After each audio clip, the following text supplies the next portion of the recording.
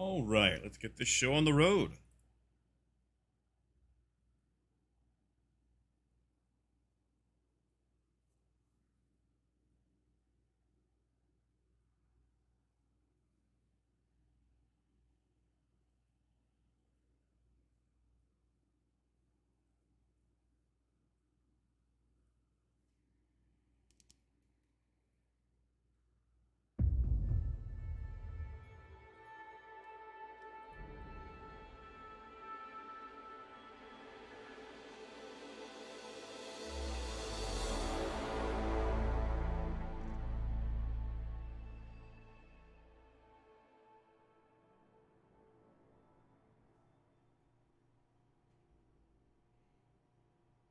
Hey, Maurice.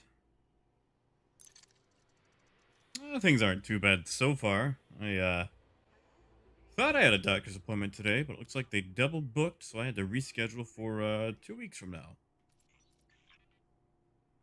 So I had a bit more free time than I anticipated, which is why we are here a little bit earlier than what I usually get started on. Tell you what, we'll go open. Why not?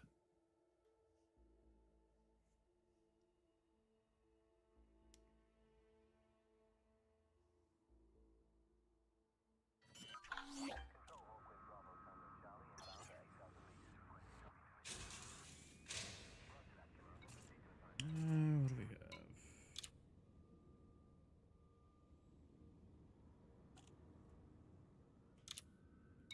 Doesn't matter. Doesn't mean much to me. All right, so let's get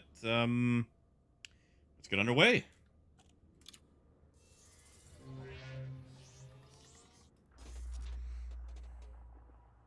Everything's in your neck of the woods, Maurice.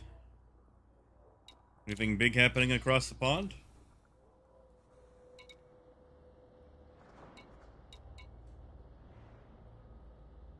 Hmm.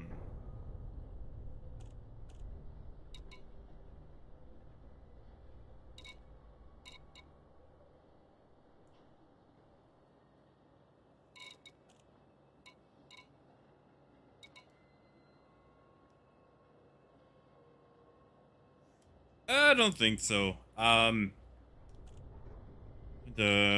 to the doctor earlier, and they want to do some tests on my kidneys, I guess, to make sure I'm not dying or whatever. But I mean, if we can wait a month, it can't be that serious, right?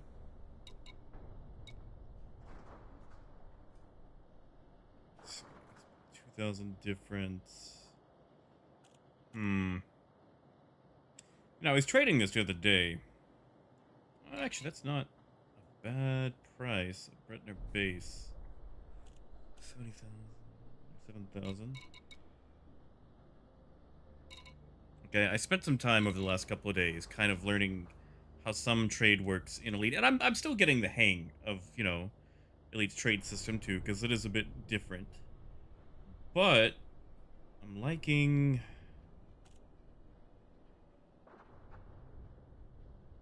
this agronomic treatment. We might go pick this up at another location. Looks like Kappadook Gelfin Lab is actually pretty. Actually, hold on. I think we can take a look at this in the galaxy map. Hey, Tio. Good morning. We are changing up today. We are going with Elite Dangerous. Checking out the trade model in that. Oh, hey, you got a rock. Well, congratulations.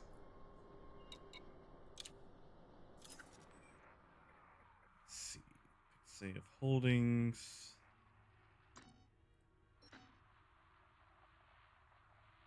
Let's see if we can fit a large ship. And it looks like we can. Okay, so it's save holdings at LHS 2494. I'm just going to write that down.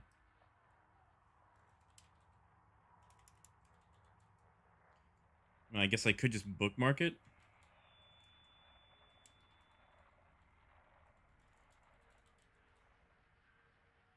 Why not? Okay, and then from there we are selling to Cartwright Station. And the question is, can we dock at Cartwright? Looks like we can. Okay, so if we can dock at Cartwright with a large ship, instead of taking the Python, we're going to take the Type 9 and make some cash. So, check out our bookmarks. I don't remember what the rest of any of these were.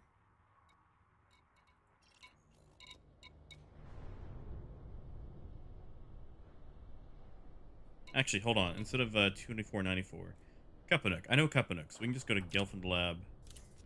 Actually, maybe. Let's make sure we can land at Gelfand.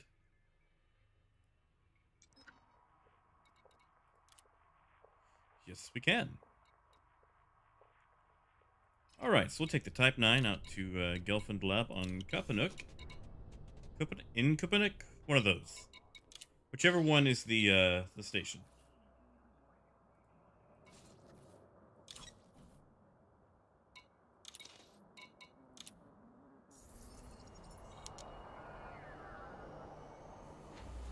Oh, Maurice, that sucks. Is the 600i still having, like, is it having the same issues as the Constellation? Where things just kind of, end up going through it?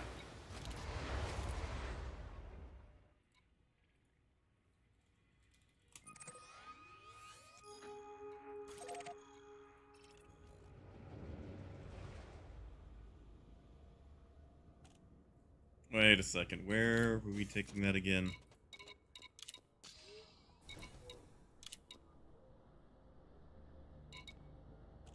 LTT 1345.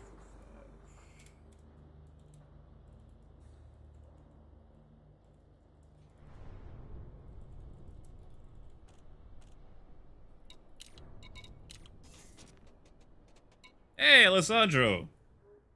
Welcome to the stream. We're doing something a little different today. Yeah, sure thing, Maurice.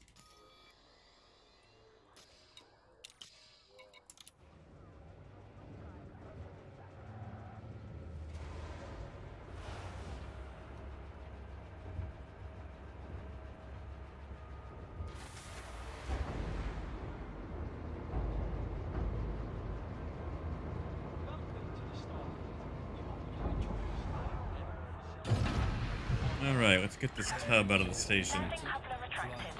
Allow for oncoming traffic in the access corridor. Flight assist.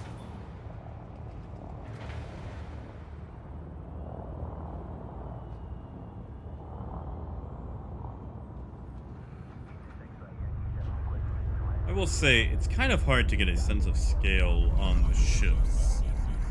Because you can't really see how big these things are from the pilot seat. Like, this thing essentially looks and handles like a horseshoe crab.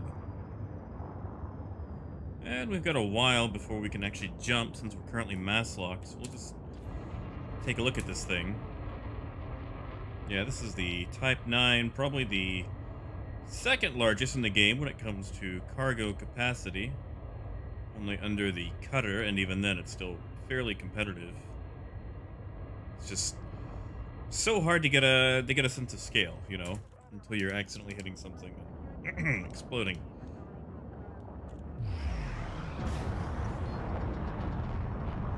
Frameshift drive charging.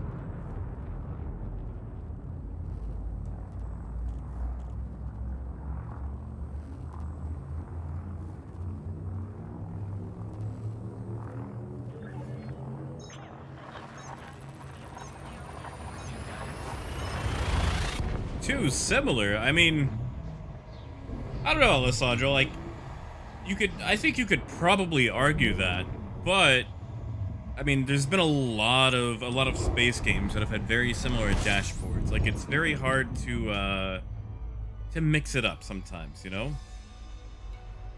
Like, technically, you know, Elite Dangerous came out in like 2014. Bondar. Are we going to Bondar?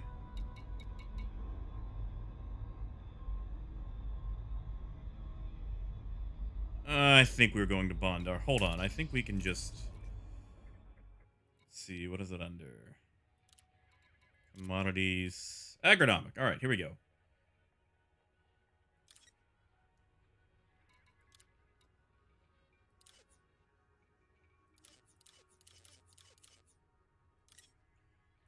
3.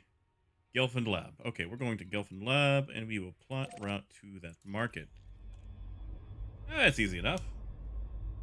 But yeah, I mean, like, Elite came out in 2014, but, you know, at the same time, it's very hard to, really change up, like, a Starship dashboard, you know? So,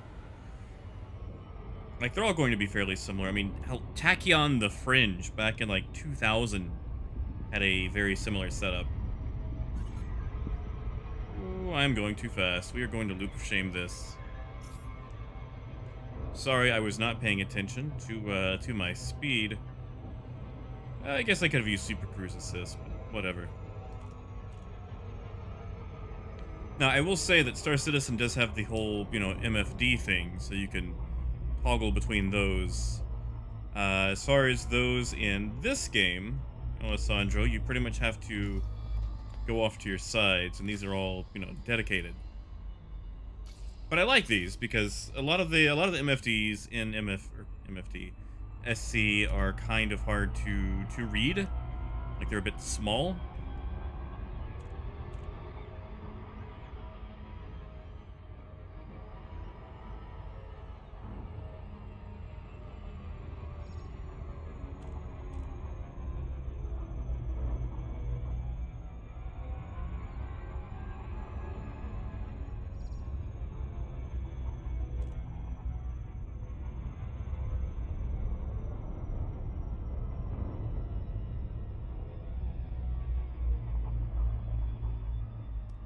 Gotta say, I do enjoy the, how you actually enter to, moons and planets.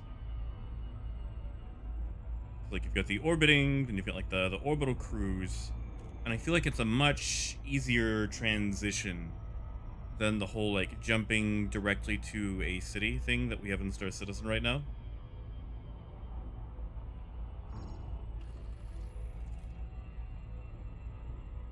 We are coming in kind of steep, though. Let's... Oh, that is very steep. Okay, we're gonna do something dumb here. We still have some time before drop. There we go. Okay. See, if you come in too steep for the glide, then you can't glide at all. I don't feel like doing 130 kilometers at 130 meters per second.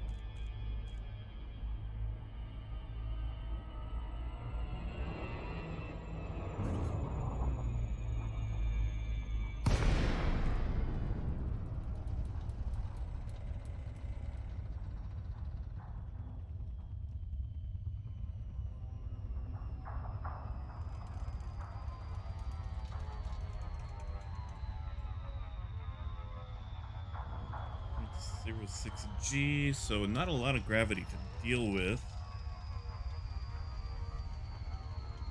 And since we're on the dark side... Oh, that's coming up fast.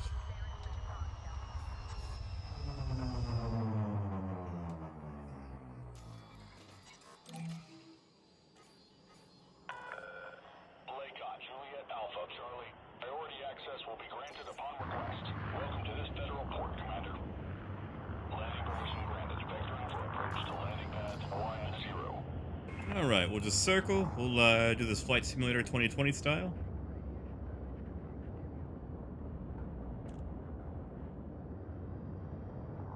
Scan detected.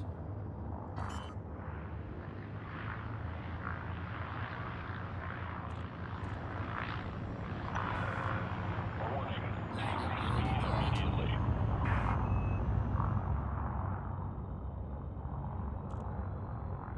We're docking at 10. Alright.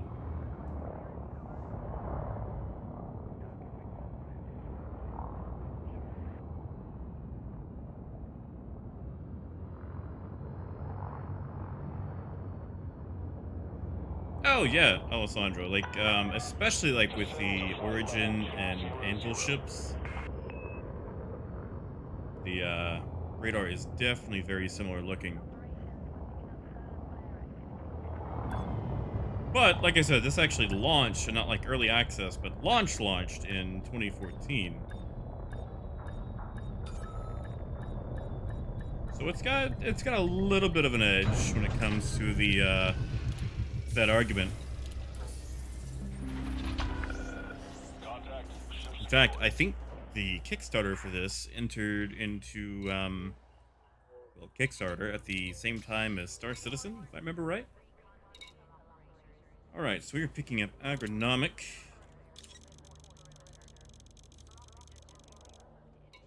It's going to be a cool 1.2 million. And I don't see it in the list. Actually, it's gone entirely. How much do we pick up? Okay, so we've only picked up 440 out of our total capacity of 752.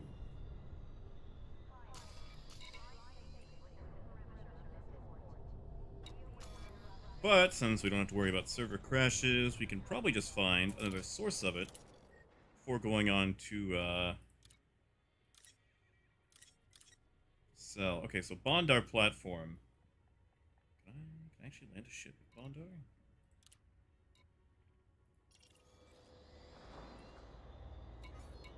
And there's probably a way to actually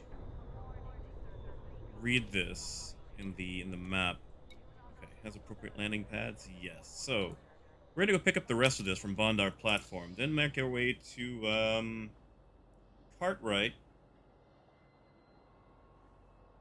and unload. And if we're lucky, no one pirates us along the way. Hey, suboptimal. Thank you, Alessandro. I've practiced a little bit in Elite. You know, I've been trying to play with it semi-regularly now. And after doing some of the missions, I figured I'd actually get into trade. landing coupler disengaged. Clear for departure. Landing gear retracted. Unfortunately, this thing is a brick when it comes to handling.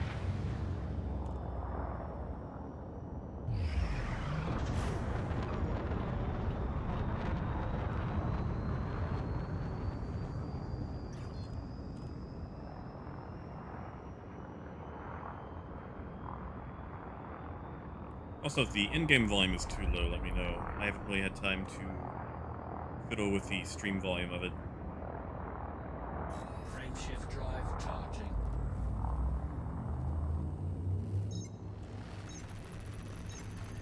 Engage. Right, we are going to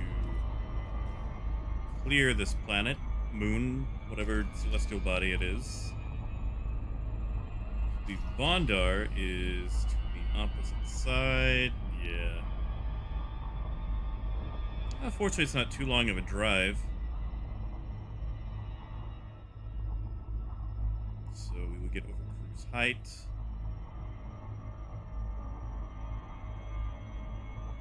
And then we should start picking up speed.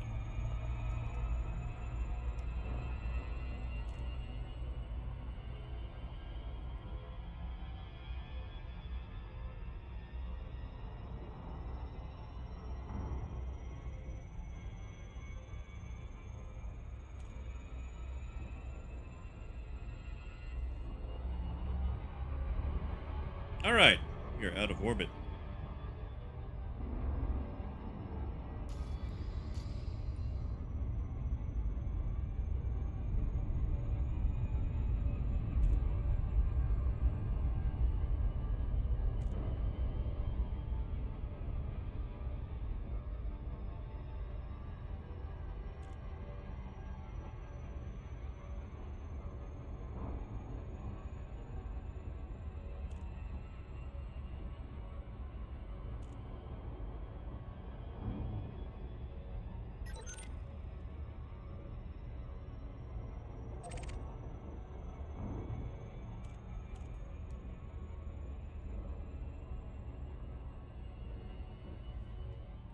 And now for the long haul.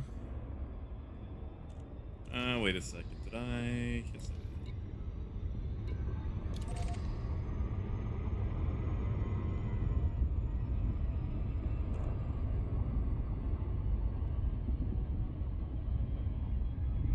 Like, I could just use Super Cruise Assist to Basically, it's automatically bring me in to range. But I've been trying to do better about just not relying on it so much. Like it's good if you have to, get up and get a drink or something, or can't quite figure out the loop of shame. Okay, so it's gonna be on the opposite side once again.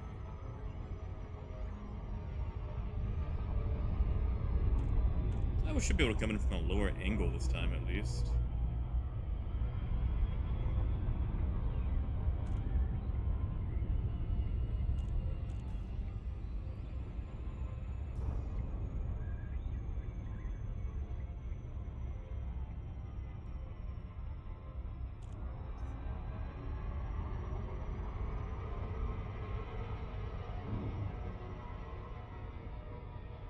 Hey, Maurice, welcome back.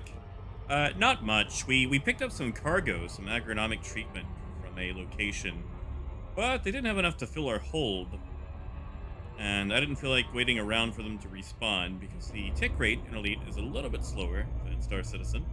So we are visiting another station and the same system to pick up some more. And once we have filled our cargo hold, we're going to go to Orbital flight engaged. whatever LTT 13415 is as far as systems go and unload them.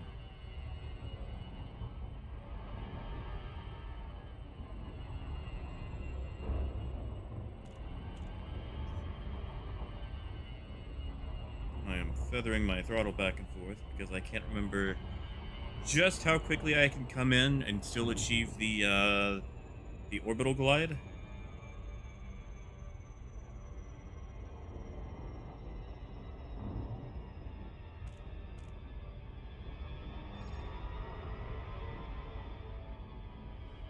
Like I've been doing some reading and research on the economy in Elite Dangerous, and it goes a bit slower than Star Citizen, but I feel like it's a lot more stable for trading. Like prices, demand, things like that, pretty much only change every 24 hours.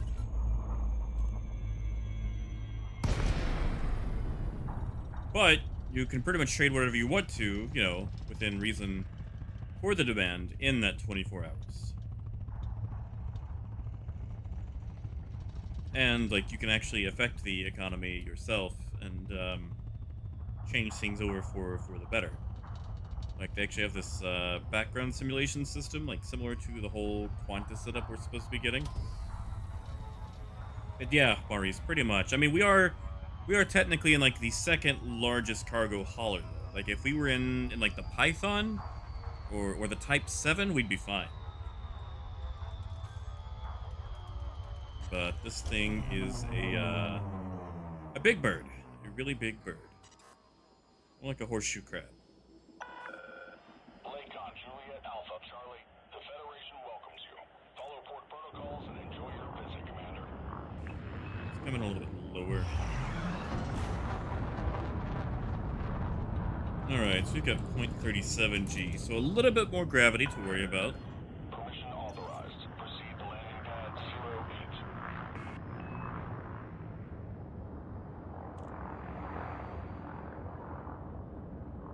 08. I could upgrade the thrusters on this thing too, it's just they're heavier. And, like, the more weight that's attached to your ship, the shorter your jump range is. Like, the weight of your cargo actually affects both, like, the handling and your jump range. 2,000 meters from touchdown. Landing gear deployed.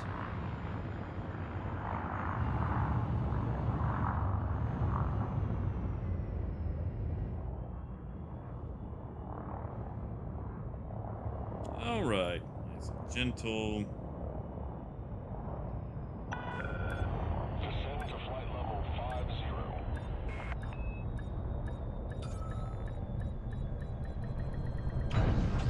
And we are down. Alright, let's apply the rest of our agronomic treatment and get out of here. Touchdown. Engines disengaged.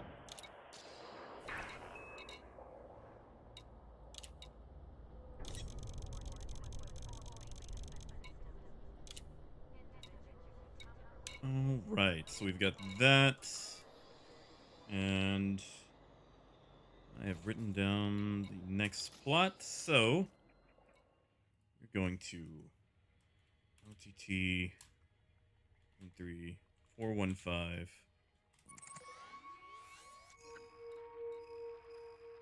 Going to Cartwright Station.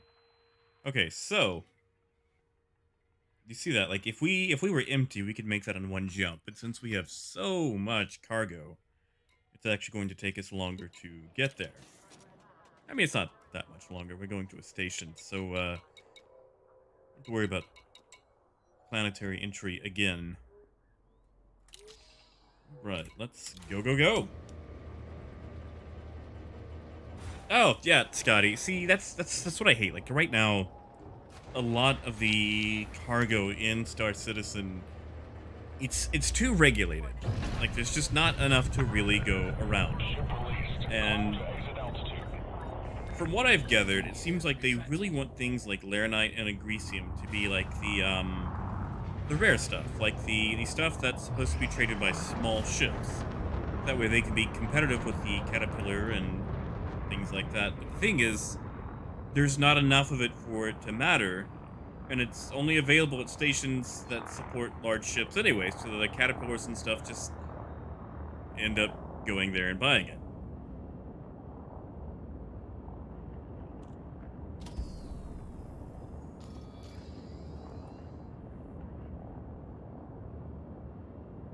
Whereas, like, I was doing a lot of reading in Elite, and they have this thing called Rares Trading, where you have to travel a long time, but you can actually make millions just trading small amounts of super high value cargo. So if you're in something tiny, you can, still be competitive when it comes to trading.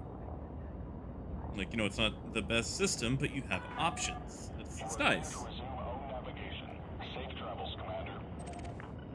Frameshift drive charging.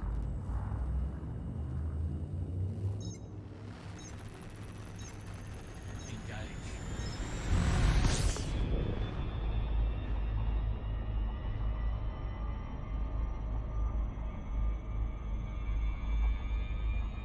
Alright, let's see. That's gonna be on the opposite side, so we've got a little bit of joy. Alright, $5 that we get interdicted before we can make the jump to Kapanuk. Or not Kapanuk, whatever system we're going to. LTT 13-4, whatever.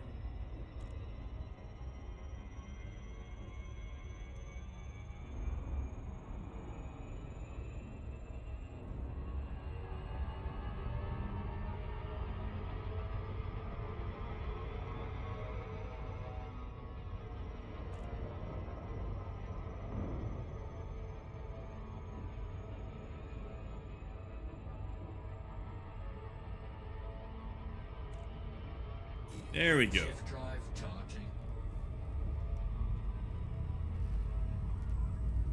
Oh, yeah, Maurice, that's a pretty good amount for half a load, but it's so tedious having to worry about all that stuff. Like, just give it air conditioning, or make the suits actually do their job.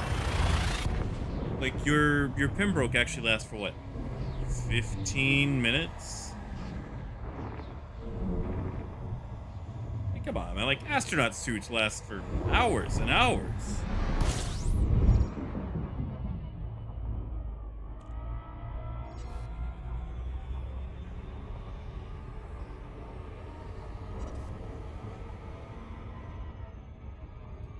Right, how many more jumps do we have? Okay, 2 jumps, not bad.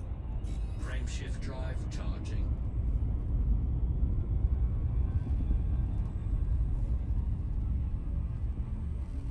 So I can clear these messages while I wait.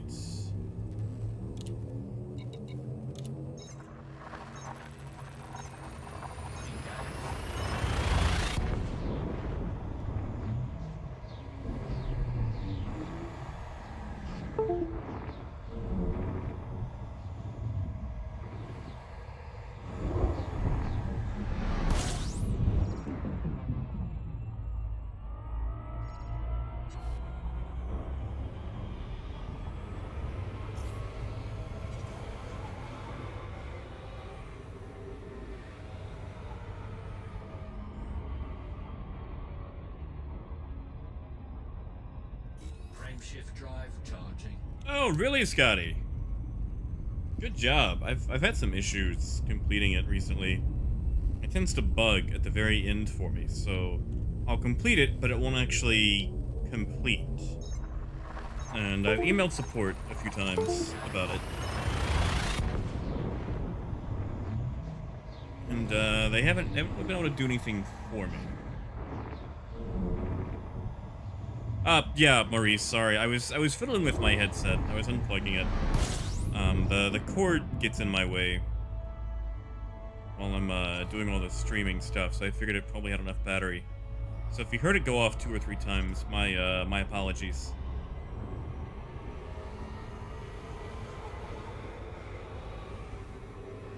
Right. Skim the sun, try not to overcook.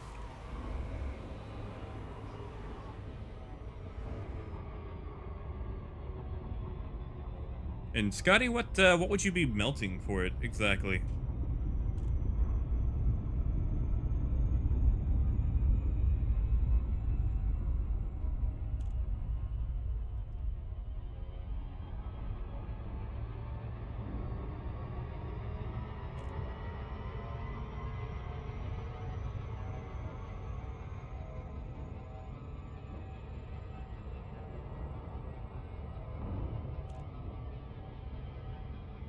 $20-minute time limit. What?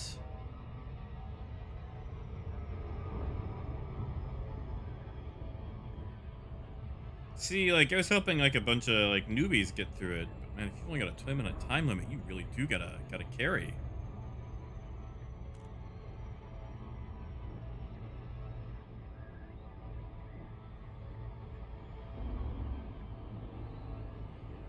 Ooh, Connie Cutlass and 3 rocks. Well, I mean, the Cutlass is cheap enough to get in game. Connie not so much. That thing's almost expensive as the Caterpillar. Which constellation do you have? Maurice, I'm sorry.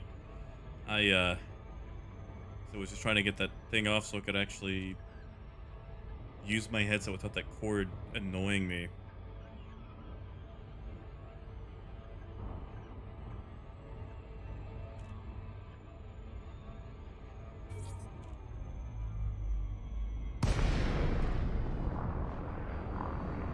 And we come out on the far side. Alright, that's fine. Later, Juliet Alpha Charlie, please submit a request to StarCom before docking. And enjoy your stay, Commander. Analysis off.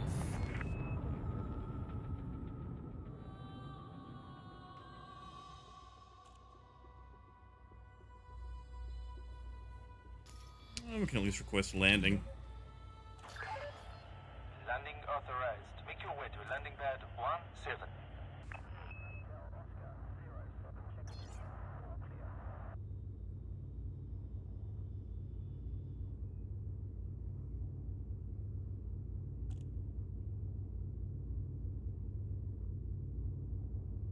Oh, good job, Scotty. Really good job, especially without the reinforcements.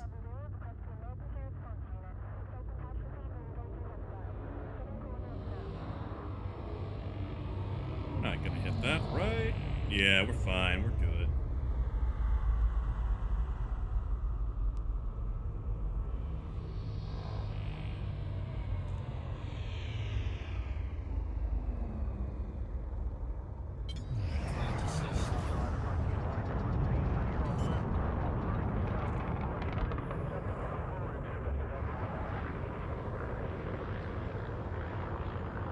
Landing gear deployed.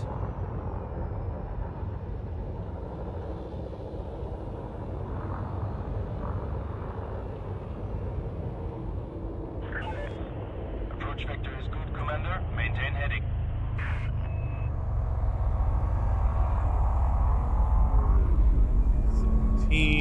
There it is. All right. Oh, we got the blue pads this time. Nice.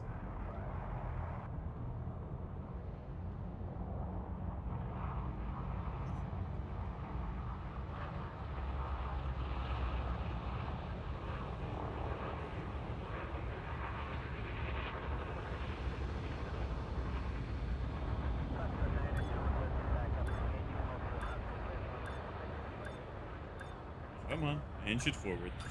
Go. Nope, nope, not to the side. And we're down.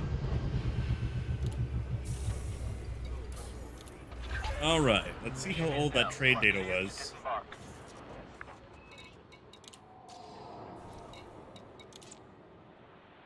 Ah, okay, so it was a little off. Demand's not that bad, or not that great. So 2,000 less. But they're reporting Evans Terminal. Hmm. Let's take a look at Evans Terminal. Can I make it into Evans Terminal? I cannot. Okay, so that's the problem. So a lot of these stations are restricted by pad sizes, so they'll pay a lot more, but you can only get medium and smaller ships into them. So that's actually a nice compromise.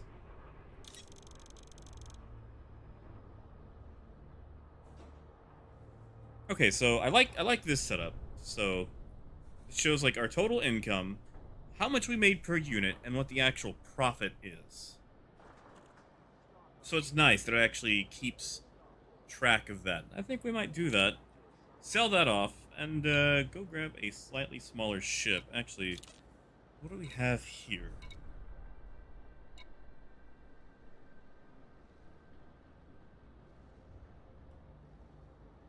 Bauxite's pretty cheap.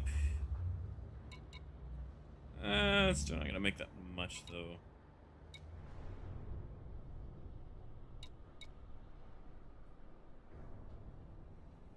We're just going to trade ships, so I guess it doesn't really matter that much. Palladium. I don't think so. So going back to Hamilton Gateway, so...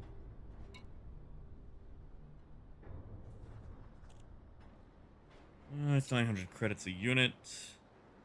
Can actually pick up multiples of that.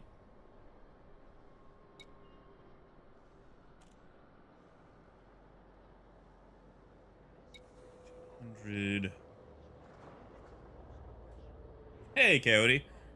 They have beryllium, which I looked it up last time I played, and it turns out it's not beryl at all. Like it just shares like the first part of its name, but it is definitely not beryl. So yeah. They don't have it that I know of. Now, I haven't really visited a lot of mining platforms. Actually, you know what? There. That's our ticket. We will buy gold. Take that back to Hamilton Gateway. Cargo hold at maximum capacity.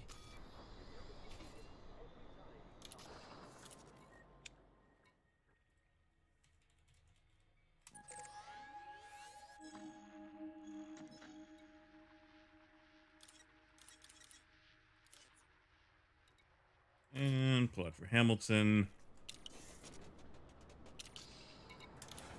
And we are off. Yeah, we'll grab the Python. That way we can actually get into places a little bit quicker. And, you know, visit all locations.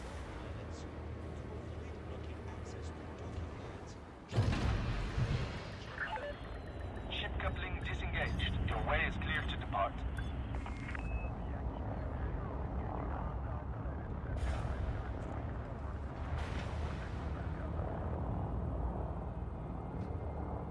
Alright, through the mail slot we go.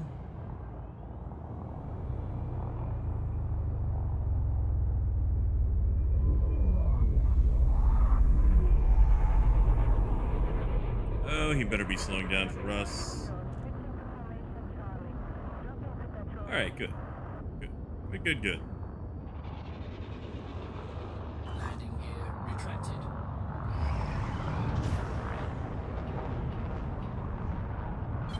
Flight assist off. Just gonna give the station a little bit of time here.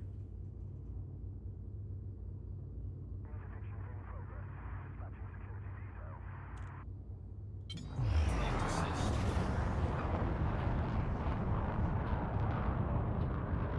And unfortunately, with this thing being just a massive brick, it takes us forever to get far enough from the station to actually jump.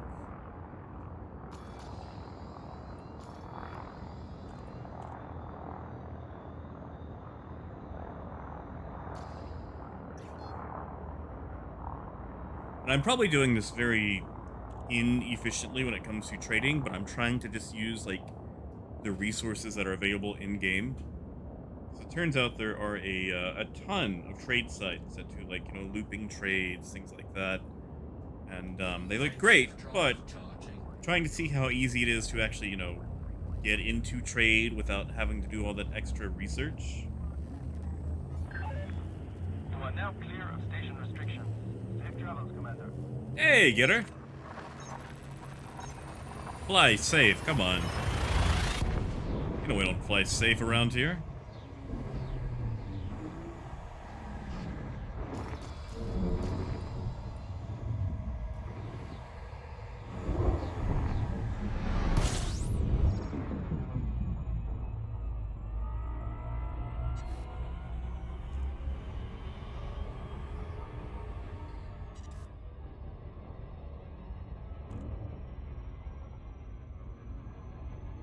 Frame shift drive charging.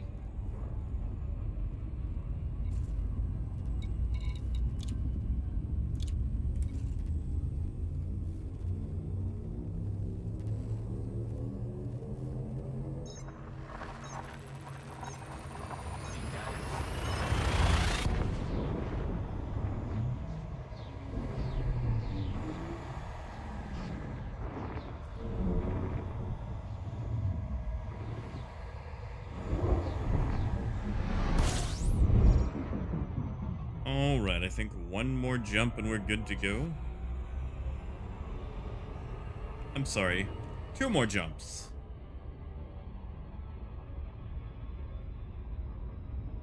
Frame shift drive charging.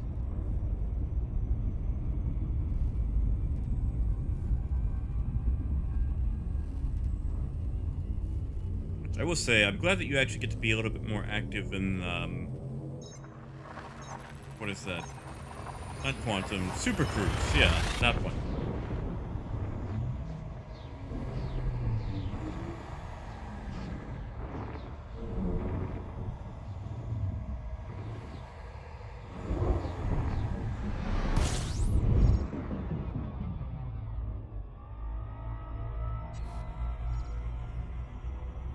Oh, Ginner, there's not going to be any safe flying.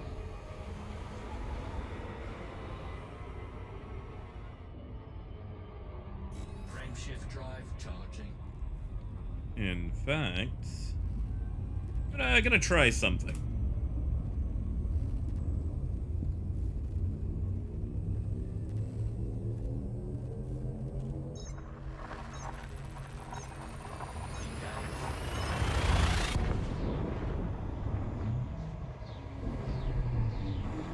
This is going to go incredibly dumb, most likely, and will probably gain a fine.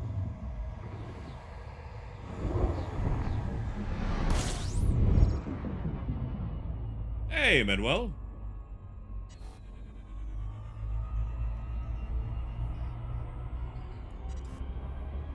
Welcome to today's edition of something completely different, as we do Elite Dangerous instead of Star Citizen. Trying out Trade on it, see how well it goes.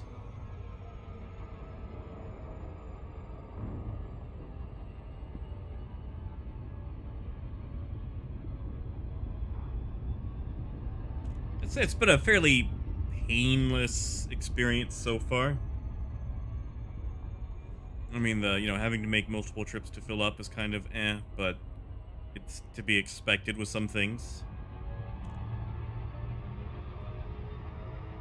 It's not like it took us a long time to get there anyway.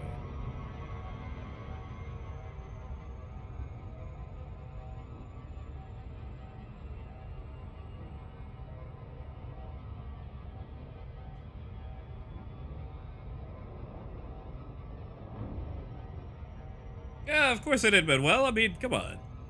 Think of like one of those hot shots that only say people's name when they donate money? Nah.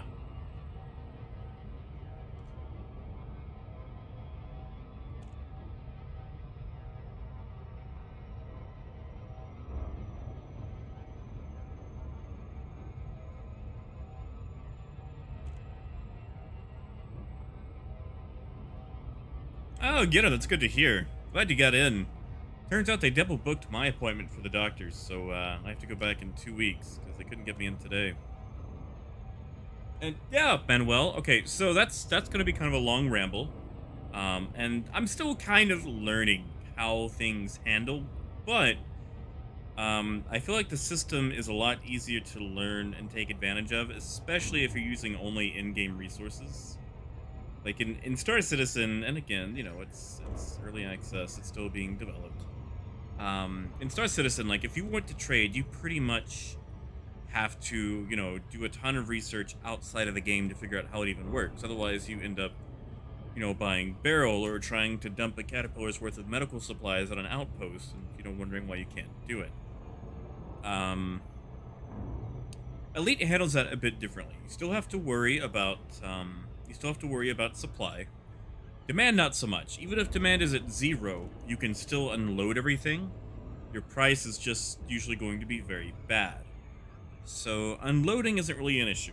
Loading can be, but it really depends on what you're buying. At the same time, we actually have like in-game resources to find out who sells what, who buys what, and at what price. Sometimes the information can be a little bit outdated, but they go off the whole, in-system information delay thing. So, I mean, it makes sense. The margins, oh my god, the margins can be a lot better. I tried trading some military-grade fabrics the other day, and I think my profit margin on those was like 90% instead of like the 20% that we get in Star Citizen. So I feel like if you pay attention to what you're trading, you can really, come out on top. And you've got a few more places to take things to. But, I mean, they've also had, 6 years to improve their whole trade system since this game is launched. So you do have to take into consideration that it is a game that is actually released versus Star Citizen, which is still in development. And since it's in development, they're not really focusing on the whole trade economy that much. So, a couple of apples here, a few oranges there, banana thrown in just for fun. Kind of, Manuel. Yes and no. So, from what I've gathered, everyone affects the economy in Elite. Like, there's this thing called background simulation, which is fairly similar to the Quanta we're supposed to be getting.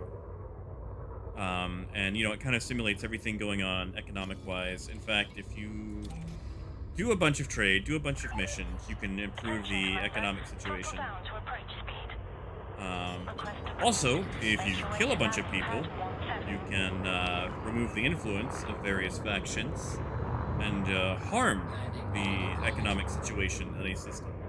And, like, the more people that are in a system, like, population-wise, like, citizens, the less one single person can really affect things. Like, the system that I've been in mostly, like, 406, is like 7 million people.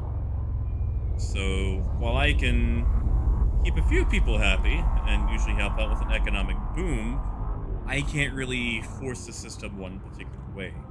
However, that's about where it ends when it comes to player involvement. So, the economy, like the prices of things, like what they're going for, changes every 24 hours, and that's affected by people. However, the actual stock is not.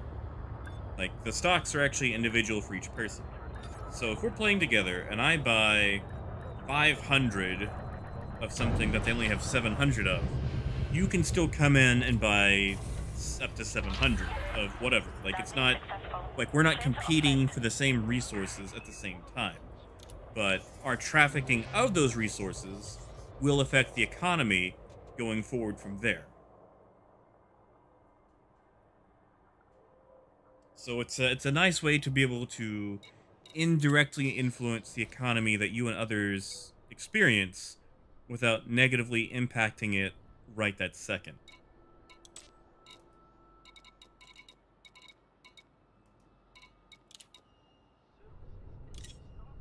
Yeah, okay. See, that one was a lot lower than last time. But it's gold, and we're just going back to our home base. So, we're going to swap shifts. We're going to grab something a little bit smaller. That way we can sneak down to those medium landing pads. We'll go with our Python. Because, like, Eve is completely different. That's a beast of its own. Like, everything is player regulated.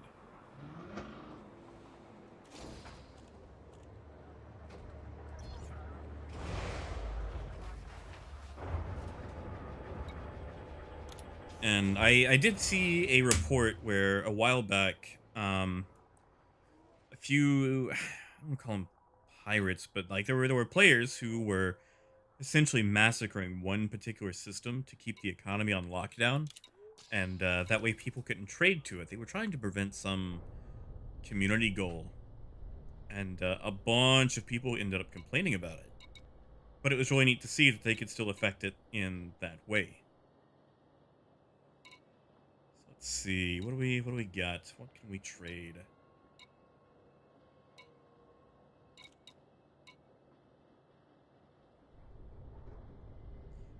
I also like this little system over here where you actually get like a small description of what you're trading. Because, you know, in Star Citizen, I had to go look up what astatine was, and it wasn't what I thought it was. So let's see. What can we trade out of Hamilton Gateway? 2,000 to 7,000. Bretner base. That's not bad. That's 5,000 a ton. Why not? Let's go try it out. Cargo hold at maximum capacity. Wait a second. Did I just see yeesh. Those are a lot cheaper. Okay, so let's put a pin in that. We're gonna go unload these, then we will go to 89 Leonis. Altman's progress. I'm just gonna write that down in my notepad. And after we unload these at Bretner, we will go buy those instead. In fact, where is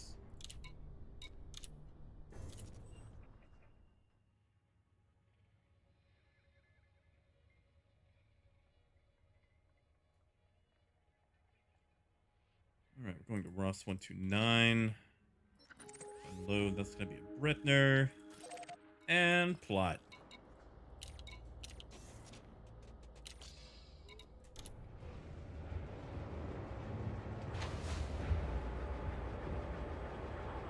Hey, get her, nice. A Casio. I think I've got one of those in a box. Not the W202. Wait, hold on. Now, when you say W202, is that like a keyboard? Because I was thinking like Casio watch. And now I'm betting that's probably not a watch. That is probably a fancy keyboard. Retracted. Oh, look at this guy cutting me off.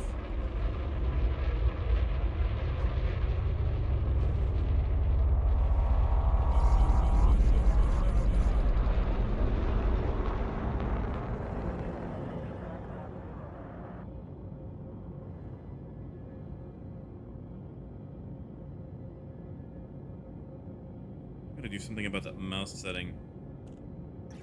Seems like no matter what I do with my mouse, I end up listing just a little bit in one direction. Actually, hold on. I think there's a setting for that. So while we're getting away from the station, I'm going to go take a look. Let's see.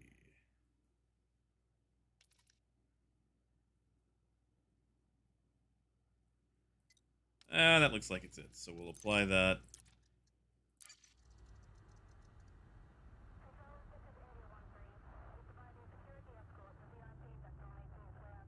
I still feel like we're slightly pitching. Like, I swear that's... I'm not crazy. I promise. Alright, so... Charging.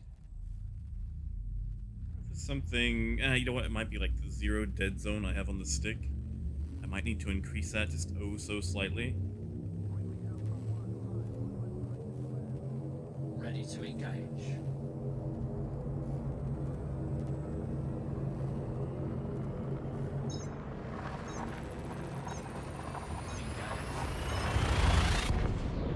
Coyote, how did he get a $30,000 ship?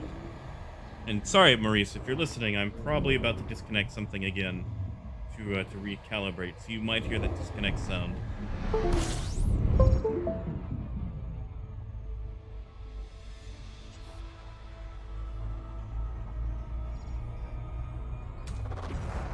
scoop. Okay, Getter, sorry, I just had to make sure. Like, I've had a few Casios in my time, but I felt like I was about to go on this long ramble about these great Casio watches that last forever, and it turns out we were, talking about a keyboard all along. So I wanted to make sure before I did. Because, Casio, they make a few things.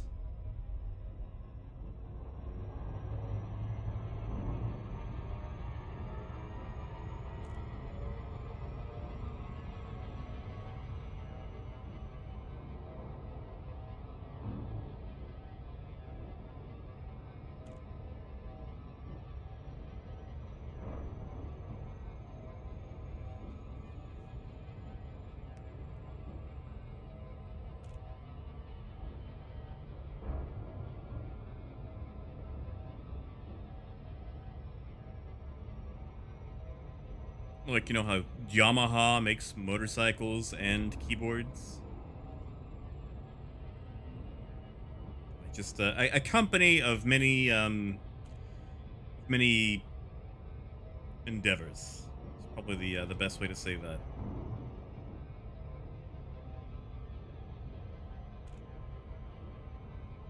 Oh wait, that's a planet. I should probably slow down.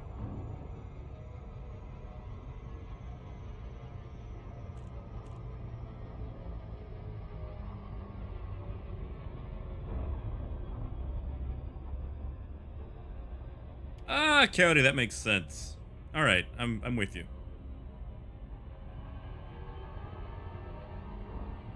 Yeah, that's one of those things that someone would take out in Eve just to do it. Because Eve has those kill boards, so you can actually obtain some notoriety just for taking something out. Like, there's nothing really to gain except like the achievement of showing that you did it.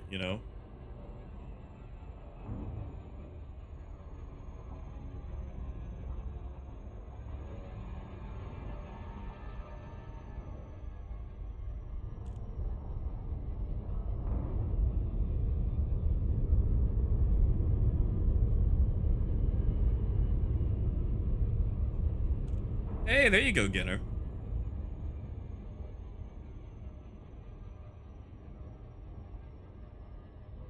Yeah, like all mine are like, beat up, missing bits of paint. I've had bands replaced, the bands were more expensive than the actual watch. The watch just lasts, so long because it's a freaking Casio. Orbital flight engaged. Coyote, I'll have to check that out. Like, I enjoy learning stuff about Eve, but I enjoy learning it from afar. Like, I feel like I would probably be too naive for Eve. Be promptly, space shanked about 20 minutes into actually getting with any sort of group.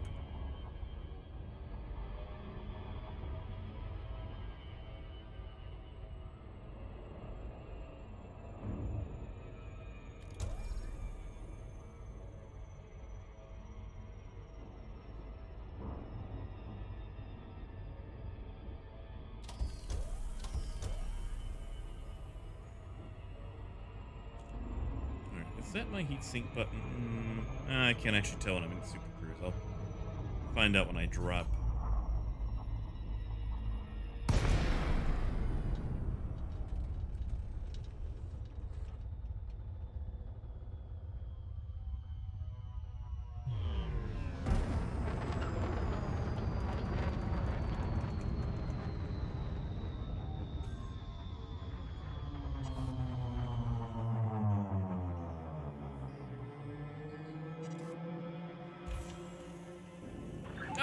That is my heatsink button. Alpha Charlie. We look forward to your arrival. The Alliance welcomes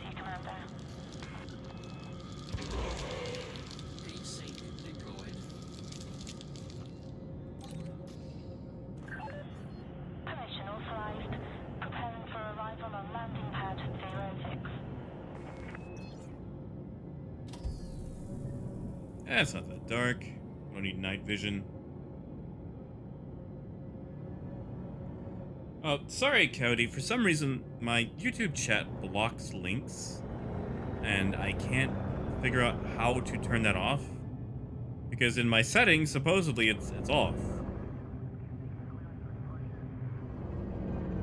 But clearly it's, you know, still having issues.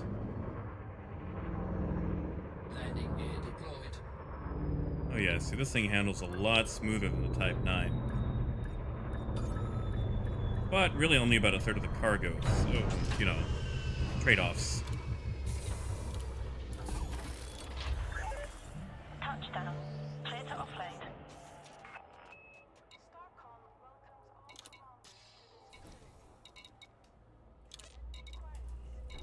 Alright, what are we selling? We are selling, military-grade fabrics.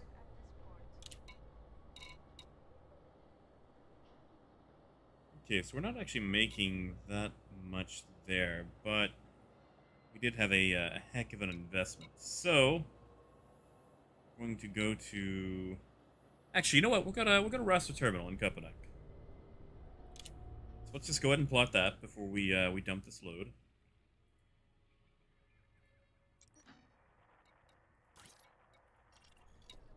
Sell that and see if we can get a somewhat better profit margin. Because if I remember right, the place we were going to go to is on a planet that's like 1.13 Gs, and I don't feel like messing with that.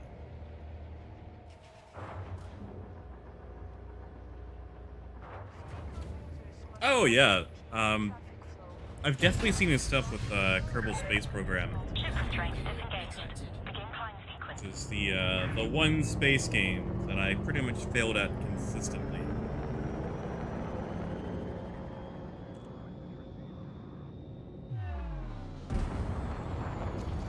Oh, actually, we don't even have to super cruise. We can just jump to that.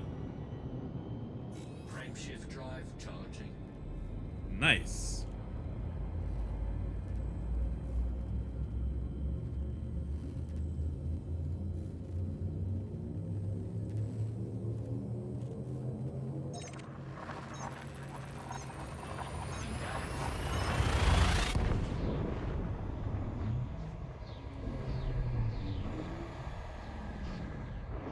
Yeah, like, see, if we just keep trading, like, the same stuff, then the prices are going to crash on us tomorrow when everything ticks over.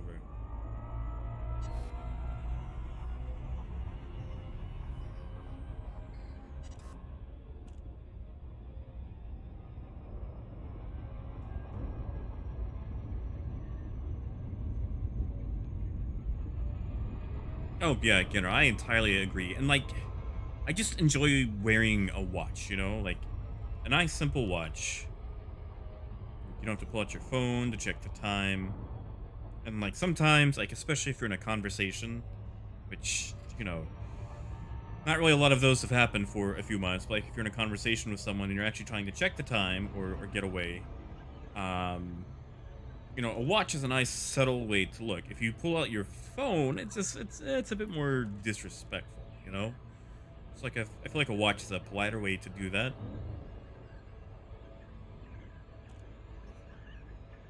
It's just always good to have a watch. I mean, you've also got some slight wrist protection, I guess, maybe. Somewhat less if you're working on an engine.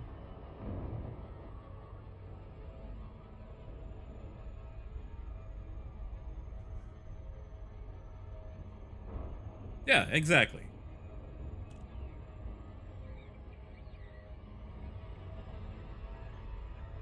Oh, that's a pretty planet. Look at that.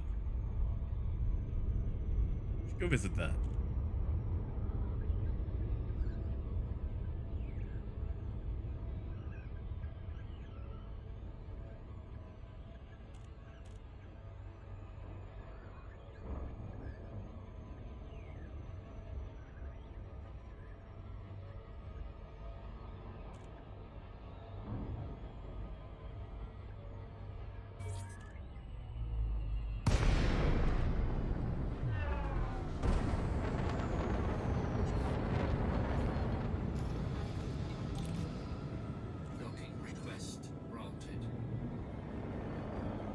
Alright, the question is, where are we docking?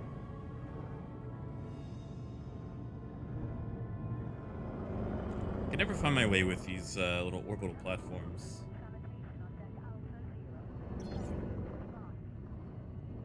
Alright, we're docking at pad 3. Must be the other side of this thing. Flight assist off. Flight assist on. Landing gear deployed.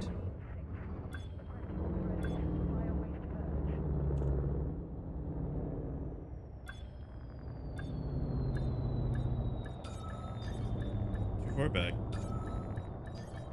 Forward, one of those. Docking successful. Engines disengaged. Alright, let's see if we were lied to. We were picking up the military grade fabrics. Hey, that is a much cheaper price. Look at that.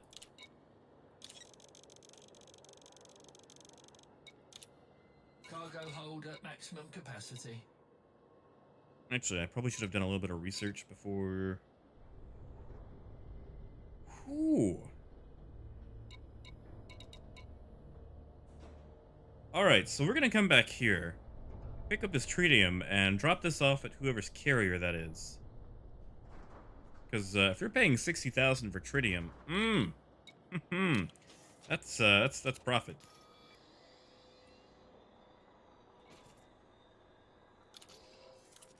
Alright, so according to this, we're going back to Ross 129 for Bretner Base.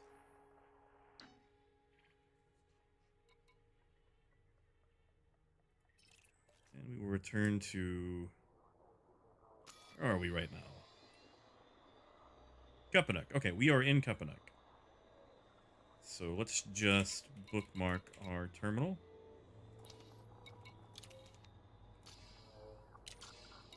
And launch.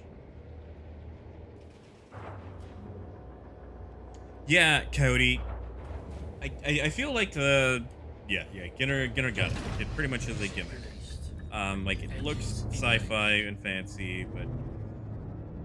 Like, you know, like when the Apple Watch came out and, you know, Android Wear. At first, it was like, oh boy, this is some sort of revolution. And then, like, you actually started using it, and it's like, wow, this isn't that great. Like you said, like, you're using both hands, but I only have half the user input. And not to mention, since it's centered to one arm, you know, like, it can move around, it's very hard to keep track of.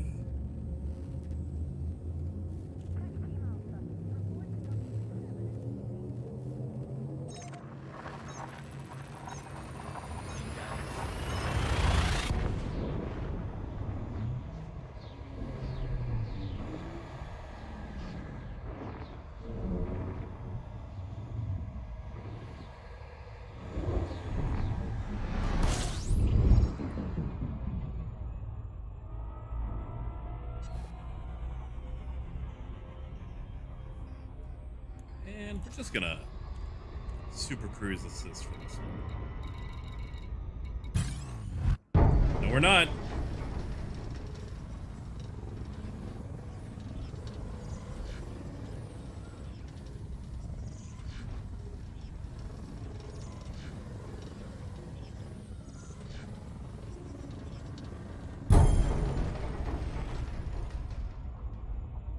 All right, let's try that again.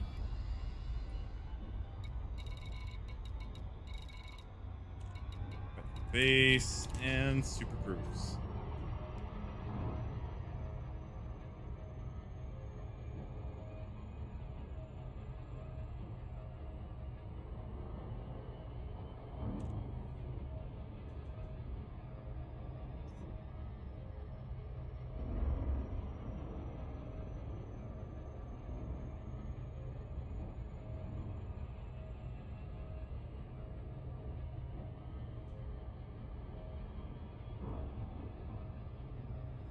Yeah, see, Maurice, I enjoy times like that. Like there was a time where I would just hang out in Lorville, Tisa Spaceport, and just watch people land, or attempt to land when hover mode came online. And no, Tio, it's actually not a loading screen. We can jump out whenever. Like for example, I'm just gonna slow our speed, and we will drop out here. Let me just slow down to where it's not like an emergency drop. Come on. All right. So, for example, we are out. We can fly around. We are in the middle of space. In fact, if you run out of fuel and get stranded, because that is a thing, you can fuel scoop if you have a scoop attached. This ship does have a fuel scoop, but you can't scoop certain types of stars. But if you do get stranded and you run out and you're out of fuel, there is an in-game group of players called the Fuel Rats. And literally, all they do is rescue stranded ships. Like, they'll bring fuel limpets, and they'll refuel you. And usually educate you on the basics of fuel scooping. And get you back on your way. So yeah, the Super Cruise, the whole quantum thing, is actually not a loading screen. You can just jump in or out whenever you want to. Frameshift drive charging. Like, really, the only loading is is when you're jumping between systems. Like when you've got that whole like weird spacey thing going on. Which, as soon as we leave Bretner Base, I will show you once again.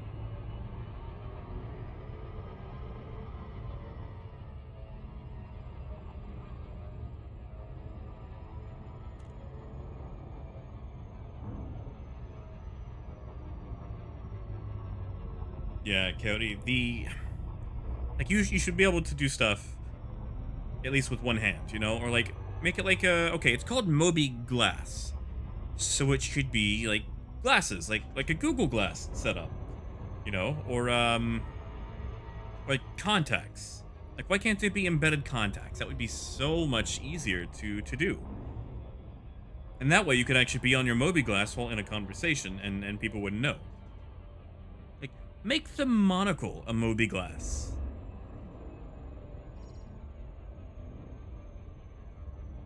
Oh, come on, Maurice. That doesn't break the immersion. That's a space elevator. That's how elevators work now. Elevators are 3D in Star Citizen.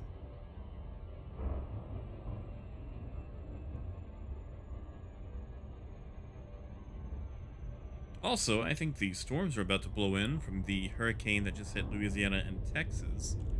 So if I disappear suddenly, it's because everything has pretty much gone out the window.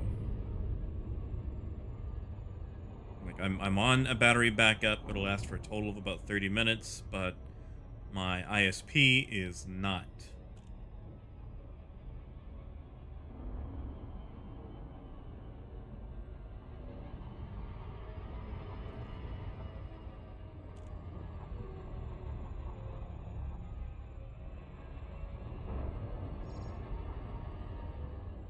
Orbital flight engaged.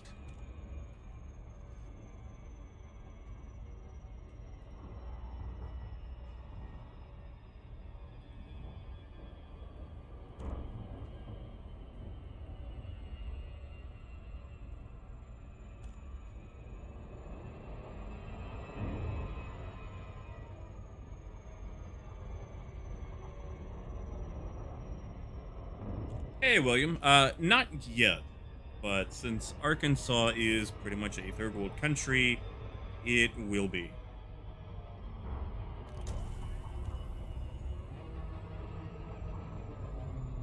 Like we had a red light that was pretty much out for 2 or 3 weeks.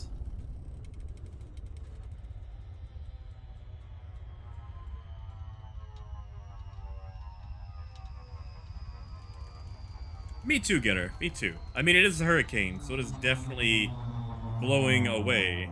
It's just blowing away everything else in the meantime.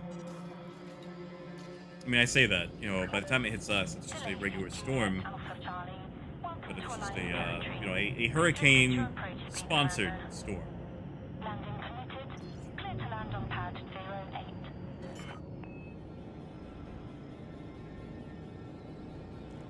Landing gear deployed.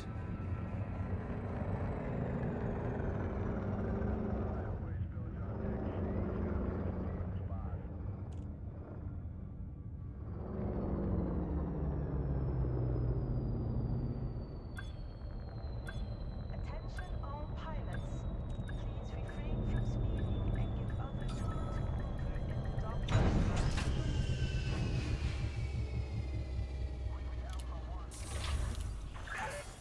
Contact.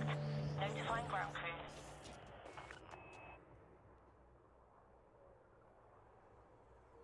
Oh, yeah. All right, I remember that. Oh, that was awful.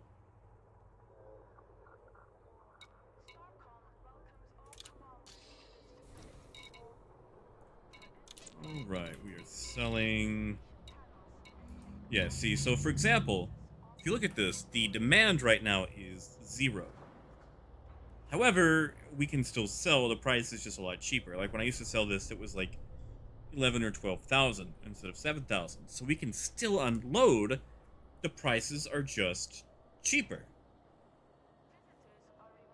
And I need Star Citizen to get the hang of that. Like I should be able to unload at a cheap price. Like don't do the whole I'm going to buy it for nothing and also I'm not going to buy it at all except for like 1 or 2 units. Like let me at least unload.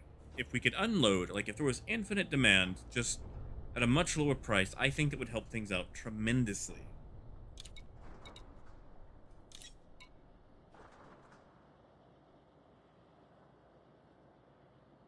Yeah, it's not that bad. We're already back up to 40K, and we had a tritium. That's what we were going to do. We were going to go back to Kapanuk and buy tritium and take it to that one carrier that was purchasing.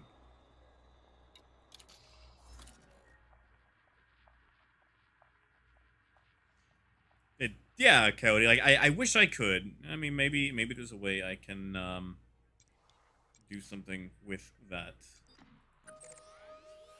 Okay, we're gonna go to Rasa Terminal. Buy up some tritium. Hopefully that's not an old price. Hopefully that person is still buying. Like I could go actually, double check it first, but we're not gonna do that. We're just gonna try it out.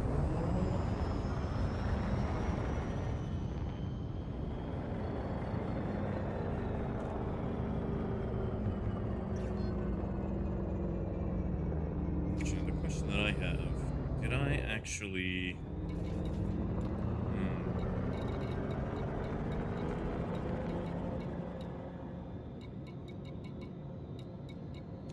I did not install that. I thought I still had my my planetary vehicle thing on here, but I took it off. So I will need to reattach that the next time I make it to a station. All clear ahead. Safe travels, Commander. Shift drive charging.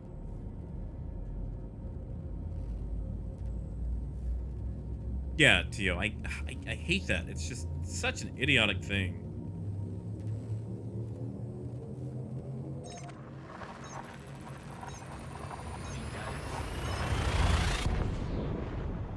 Like, it really taught me that they were just keeping to that model. Like, when they introduced New Babbage. Because, like, we got New Babbage finally.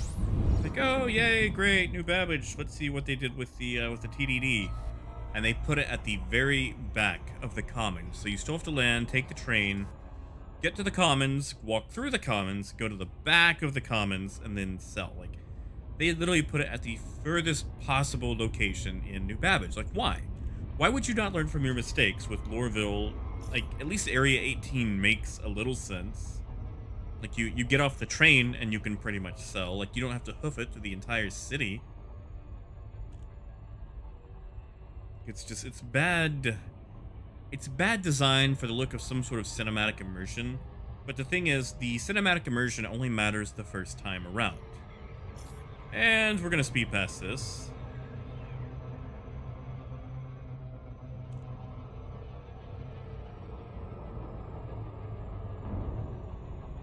Olisar is the most logical. Grimhex is, you know, still pretty good. The rest stops, the R&Rs, I mean, you know, technically they're truck stops, they're not full on like trade stations, so whatever, maybe.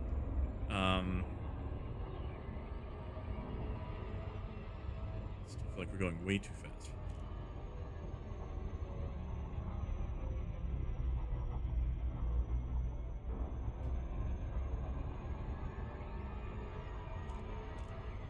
Yeah, Ginner.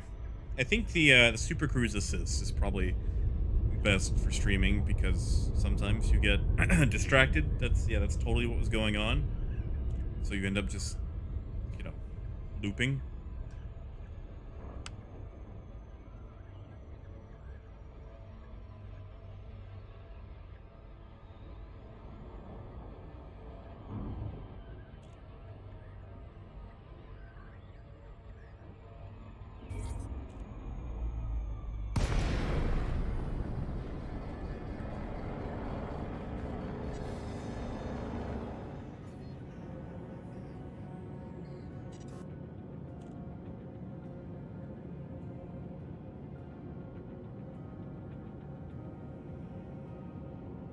Oh, yeah, Maurice, yeah. Let's build a space station with 4 struts, and by the way, not connect any of them, so you have to EVA Docking request granted. through air traffic to be able to, you know, get around. Like I love Star Citizen, but just sometimes the way they come up with things is just so baffling. Landing gear deployed. Like, I could understand that at Grimhex, like, if it was, like, an unfinished thing, but not Port Olisar.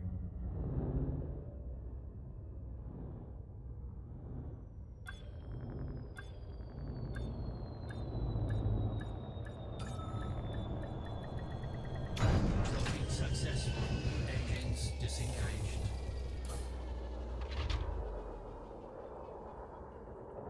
It's too late, Ginner. Too late. And yeah, Pyrite, like, if I could trade inside the hangar for, like, a small penalty tax or whatever, I would take that. I would eat that just so I wouldn't have to walk the entire way. And William, you might be right there. Ooh, that is a lot of tritium.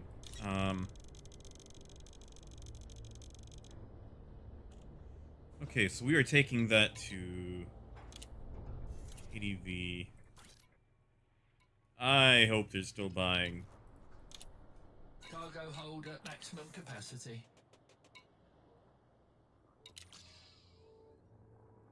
Actually, hold on. Do I have any actually fancy maintenance repairs? I did.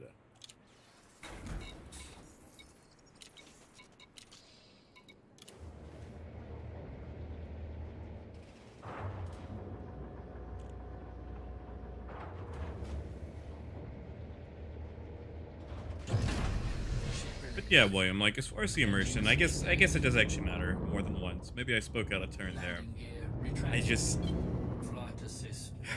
I don't know, like, I'm one of those players where the actual immersion doesn't matter that much to me, and I know that sounds like sacrilege with Star Citizen.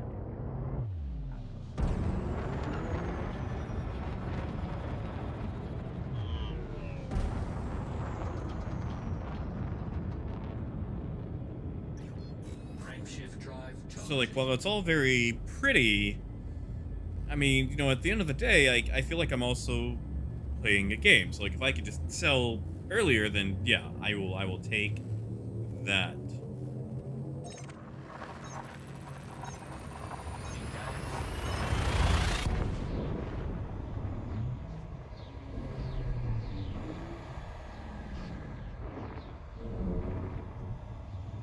That is fair too, Coyote. That they were made before with the elevators.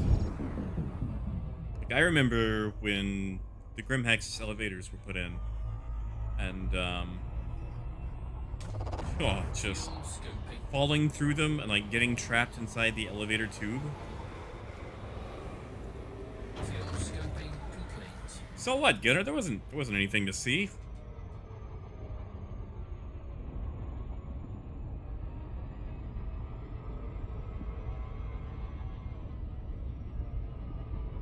Let's hope this guy is still buying. I'm gonna feel like an idiot if he's not. Actually, we should grab the Type 9 and just, like, empty the tritium into this thing.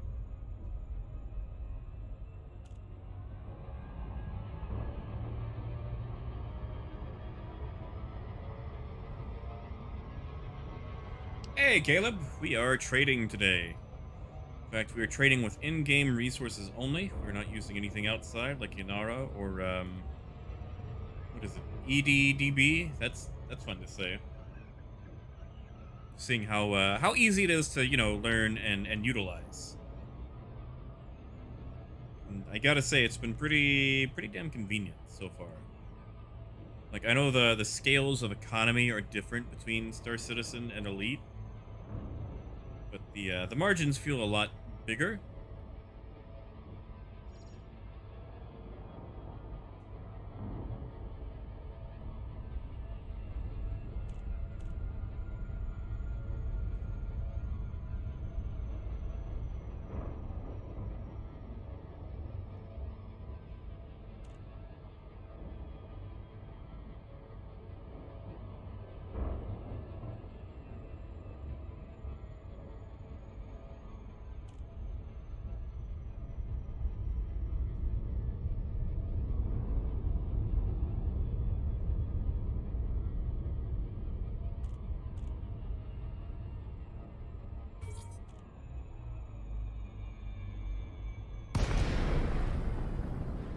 We don't need night vision.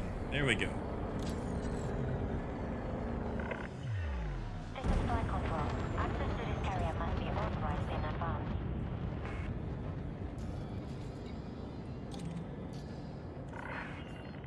Access granted. Please follow standard docking procedure, Commander. Security Patrol, X-ray 35. Flight assist off.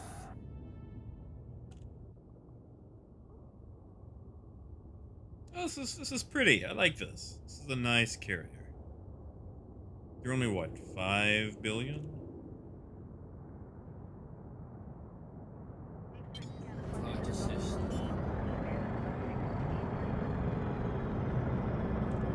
Landing gear deployed. You know, Caleb, you say that. It's just so expensive, you know? You get ranks with the Imperials, and I don't feel like doing all that. And I like the design of the Type 9. The Imperial cutter is just too pretty. Like, I want a trader that has some grunge to it.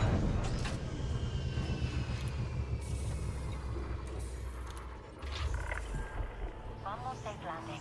Hangar crew is ready. Our services are available. All for right, use, Commander. commodities market.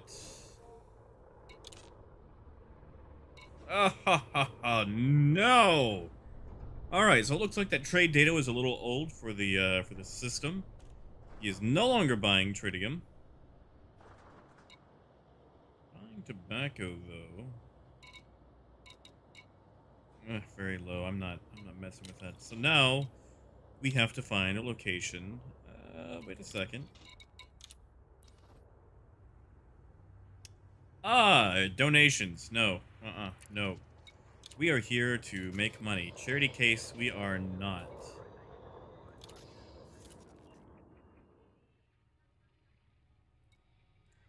Alright, commodity tritium. Who is importing?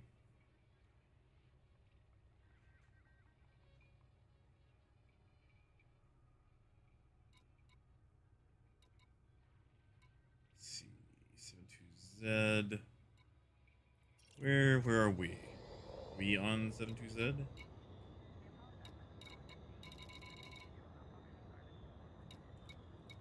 I think I have these turned off in my filters. There we go.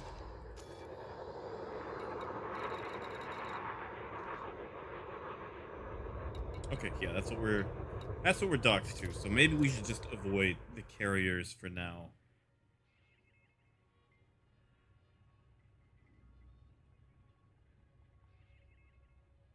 Ah, William, that's fair. Like, I felt bad for almost trying to murk that guy.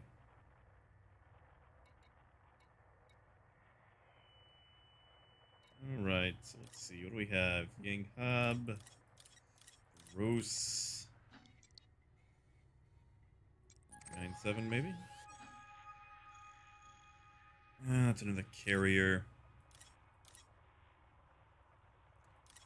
Scoring for 50k.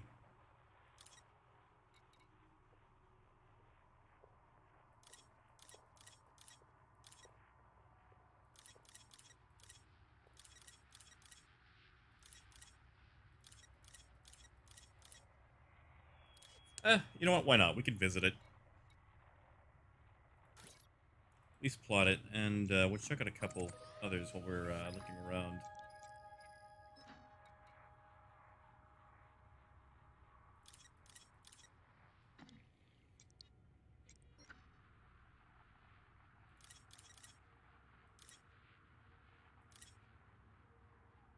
Yeesh.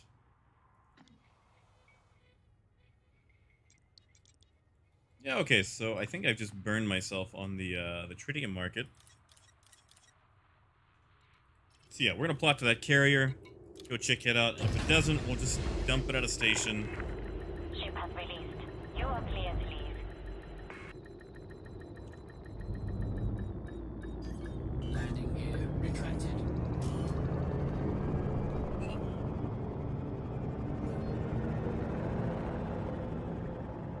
You know, Caleb, the T10 is an option.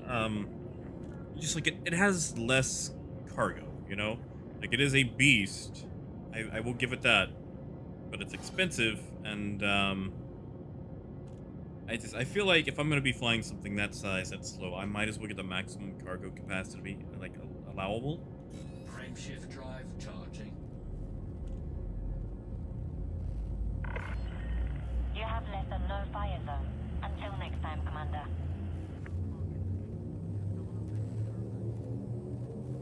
No, Gunner, I don't remember that exploit. I don't think I was around for it. Tell me more. And, Coyote, if they use commas, that would actually make sense and help break up numbers. And since that would be a decent UI option, they won't do it. Oh, right, William. Okay, so to continue our conversation from yesterday about lyrics or misheard lyrics, there was a song called Backstabbers by the OJs. You know, before the whole OJ incident came along. Anyway, like the opening line, you know, smiling in your face, as a child, I always thought they said, you know, they're smaller than your face. And I sang that for years. And we're going to loop of shame once again, because I was rambling instead of paying attention. But yeah, like, I sang that wrong for a very long time. And, you know, again, this is also like the 90s, where you couldn't just look up lyrics and...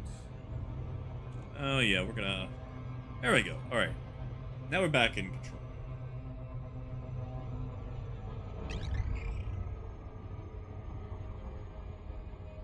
But yeah, it probably took a good 5-10 years for me to figure out that I was incredibly wrong about those lyrics.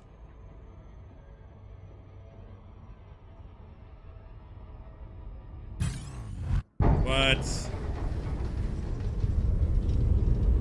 That's a lot of tritium. Whoa! We got pulled out by the planet. Jesus. Ow. Okay, so we got interdicted way too close to that planet. That hurt. That actually physically hurt our ship. Jesus.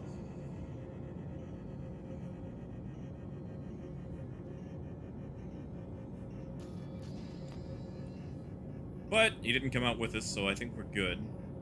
Wait for our frame shift to cool down, and we will get back on the road. Hey, Michael. Not bad. Okay, so it was great, and then I decided to try to sell some tritium to some carriers. Turns out the data was old and they are no longer buying. Frameshift drive So charging. I am now trying to unload several million in tritium. Engage.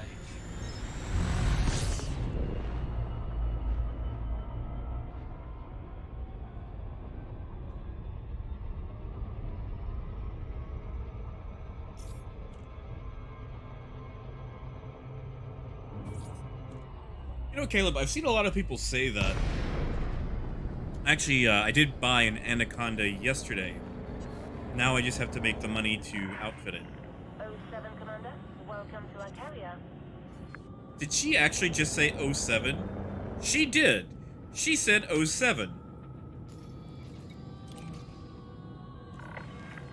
Permission granted. A landing pad has been assigned to you. Flight assist off.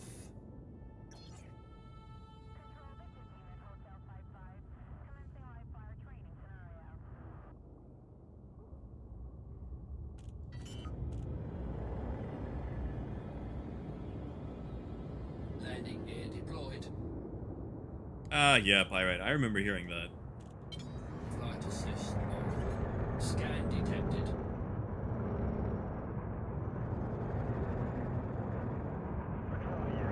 You know, granted, like, we all had, like, older radios growing up. Things were a bit fuzzier back then. Very easy to hear things incorrectly. Alright, hopefully this guy's buying tritium, because if he's not, I am going to, I'm gonna be sad. Landing successful. Clamps engaged. Enjoy your stay with us. Come on. Haha! Yes, yes he is. So, it's 406, so we can't really repeat that a whole lot. I also completely forgot to check what the profit was there. Damn it! That was the whole point of doing that. Anyway, we're gonna go do something else for trade.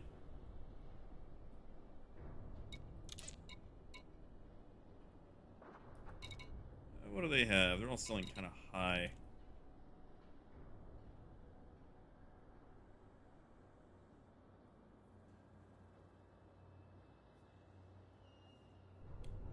Michael, there's actually a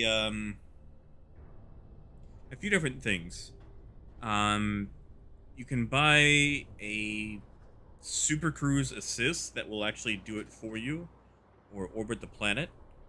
I've seen a few people say that if you drop your throttle to 75% when you're about 7 to 8 seconds away from a location, that it will pretty much, you know, steer you in automatically. You know, all of this stuff is super expensive, so we're gonna get out of here. What do we have in the system? Closest.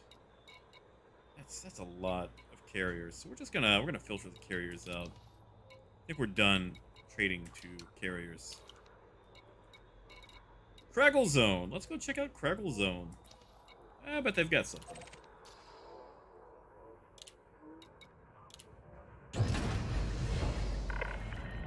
Go for launch. Departure confirmed. Retracted.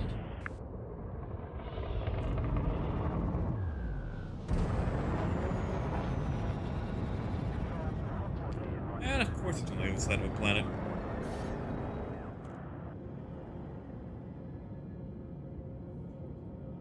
Oh, Ginner, that's, Jesus, 80,000 each? That's ridiculous. It's like mining profits. Frameshift drive charging.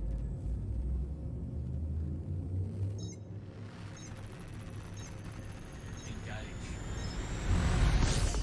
Oh, yeah, Caleb, I'm still lucky to hit it at 8.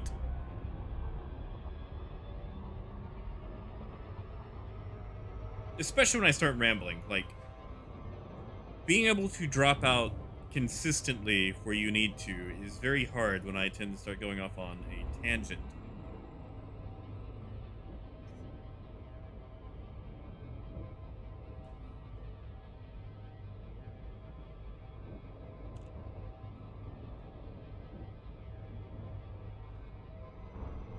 Oh, Mike, I never get to play Occupy Mars. Is it any good? Is that the what do you call that? This not the station simulator. The it's kind of like a city sim, right? Like you're building your outpost on Mars.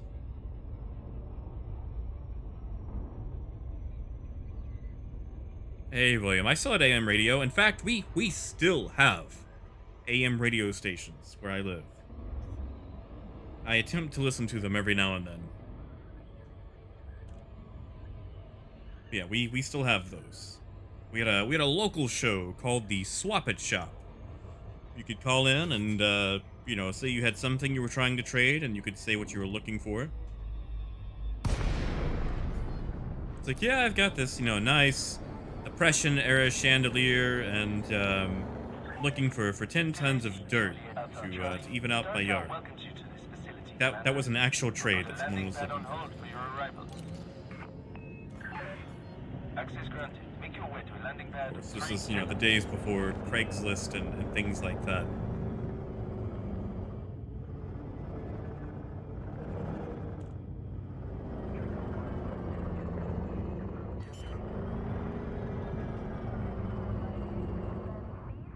Landing gear deployed.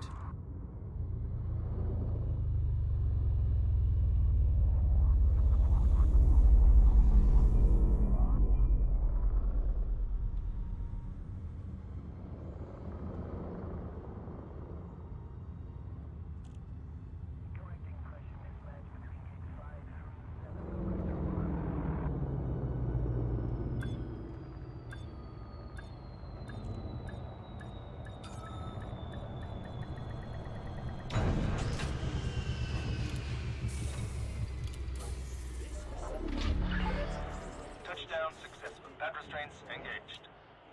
All right, let's see what we have at the Kregel Zone.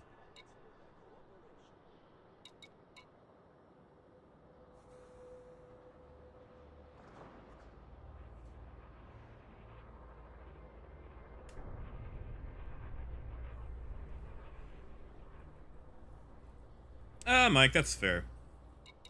I might give it a run anyway. Just to see what things are like. It's always nice trying out a new game, And sometimes you want like an actual game. Like, I feel like a lot of MMOs or things similar to them are just like not only a game, they're a commitment,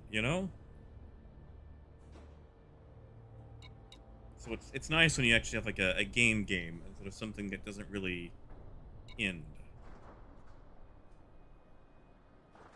Coyote, my dad actually had one of those.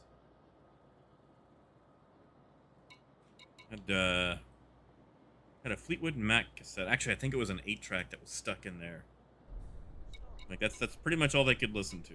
And with 8 tracks, you can't really rewind. You just have to wait till you loop back around. Oh yeah, Marie. Some of these ships actually have a bit of a rumble to them.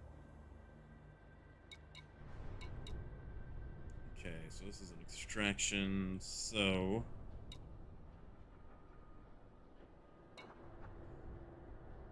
we can run, but we're not gonna have a lot of profit on just about any of these. What's the market here like? Kregel Zone. What are we in?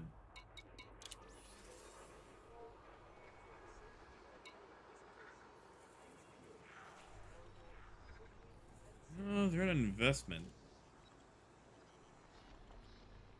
That's a pretty good price. Yeah, you know what? I'm not really liking any of these prices here, so we're gonna take this mission and go check out Kumite, whatever, and see what they have for sale. Incoming mission. Critical message. Hey, Badger. Yes, I have. I actually have only one upgrade left on the frameshift drive on my Python. With what's her face, Felicity Farseer. I pretty much had to trade my way for the chemical manipulators, and I just didn't feel like getting rid of anything else. But yeah, that is upgraded almost as far as it can be. Let's see, where are we going?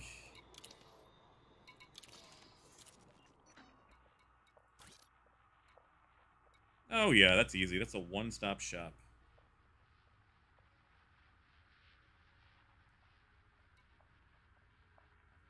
Oh yeah, we can purchase trade data. That's nice. Can I do that for? I can't do it for that one. Oh well, whatever. That's fine. We will go, we will dock, and we will see what that system is all about.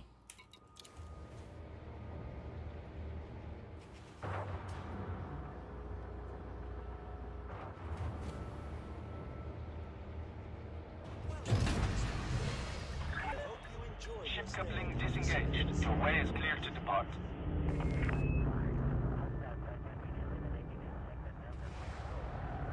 Jackson's Lighthouse. You know, I might do that just because we share a name. Now the question is, how far out is Jackson's Lighthouse? Landing gear retracted. Like, where am I going to have to go?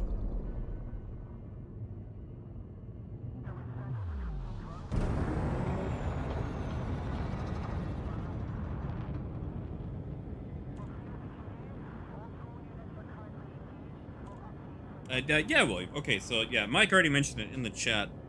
There are ways to change the HUD colors. Personally, I kind of prefer the orange with some of the blue, because it reminds me of the Fifth Element, which had a very blue and orange, you know, color scheme. But, like I've seen a lot of people rocking, like, the green and purple. You are now clear of station restrictions. Shift drive Starcom wishes you a good journey. Yeah, you can manually change it. You can't change it in game, like it's, you know, things you do outside the game, but it can be changed. I just haven't really messed with it.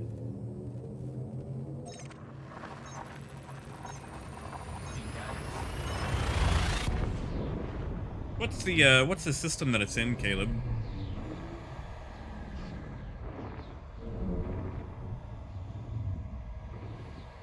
And how do I supercharge it? Like, does it cost money? Is it materials?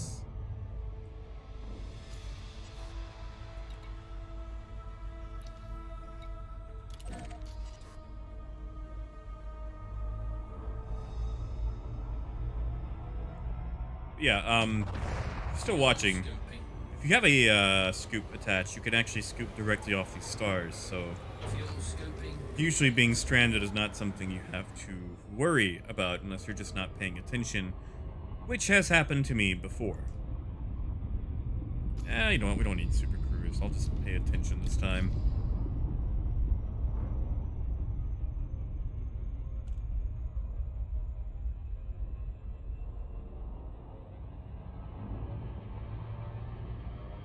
Am I paying attention?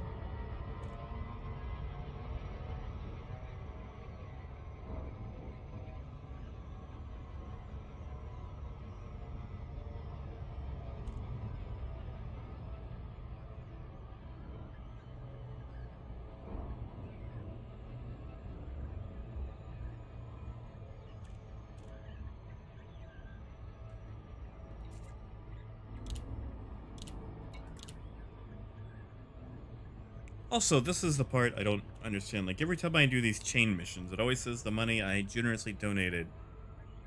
I don't remember giving them money. Like, maybe I did months ago, but I don't remember doing that.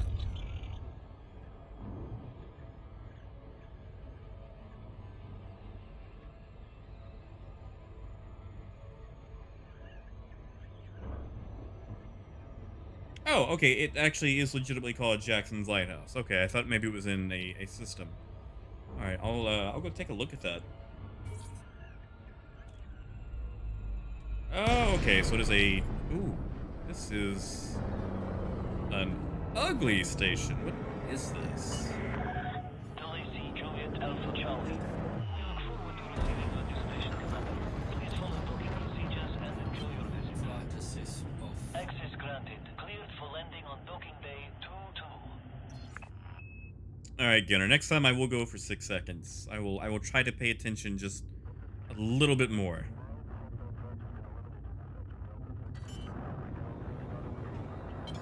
Flight assist on. Landing gear deployed.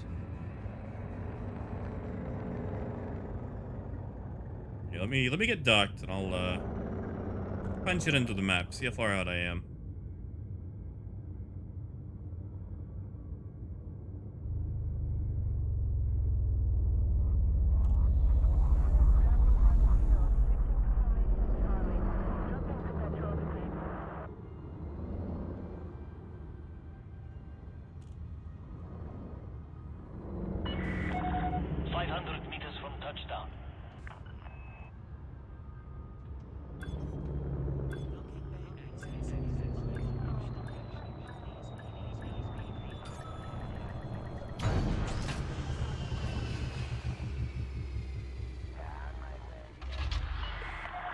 Contact. Dispatching ground crew. Report to station services for more information, Commander. I don't know, Caleb. For my first time out there, that sounds like a lot of steps.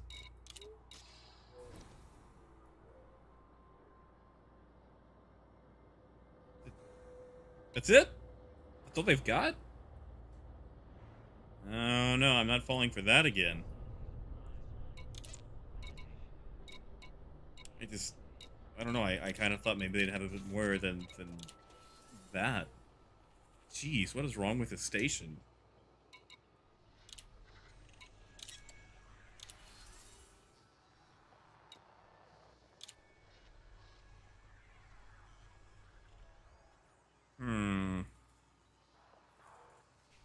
Yeah, no, let's take the regular.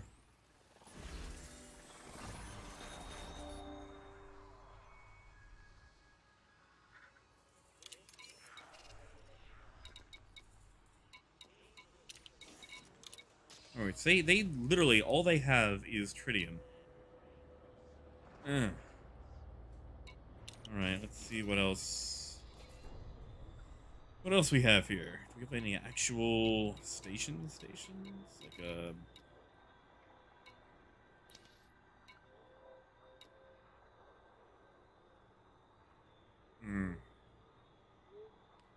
Okay, industrial economy.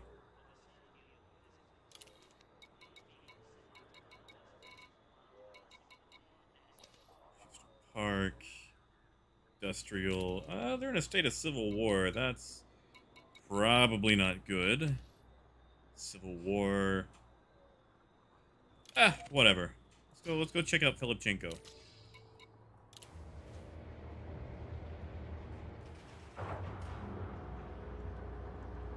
Fine. I will tell you what. Near the end of the stream, I will try it out. I mean, I've got the rebuy, so that's fine. I should be good. Landing gear retracted.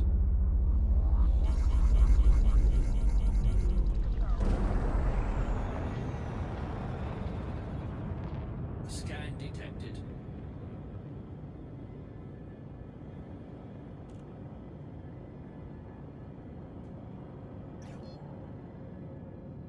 Frameshift drive charging.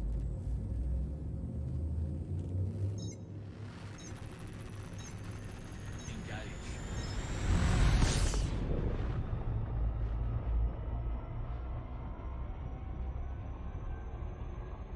Alright, we'll aim for 6 once again.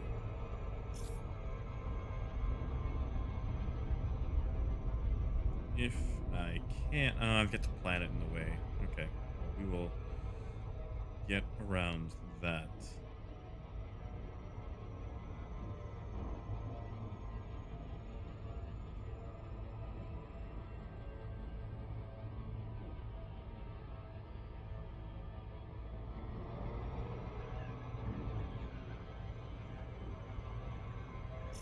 Alright, see if I hit that at the right time.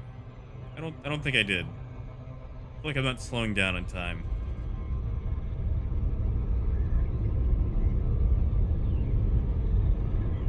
We are not slowing down in time. Nope.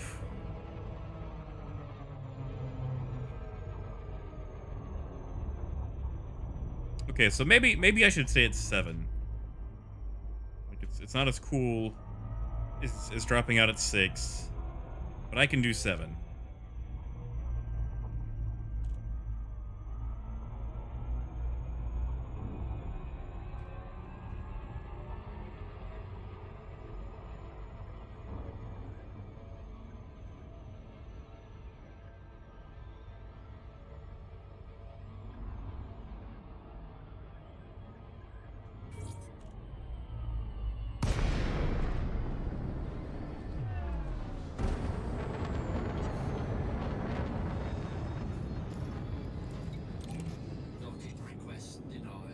What?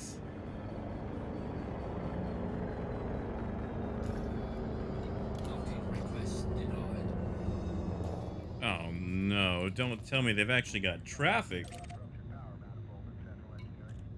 Docking request denied. They do. Alright, so looks like we're going to wait our turn until we can actually get in here. Docking request denied.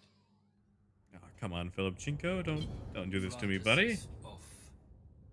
Just want to improve the economic situation of your terminal.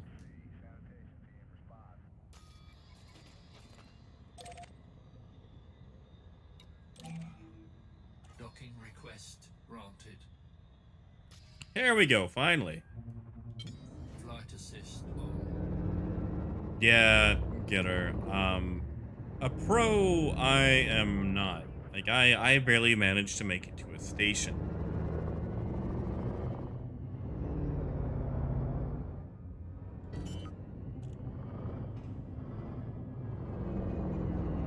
Landing gear deployed.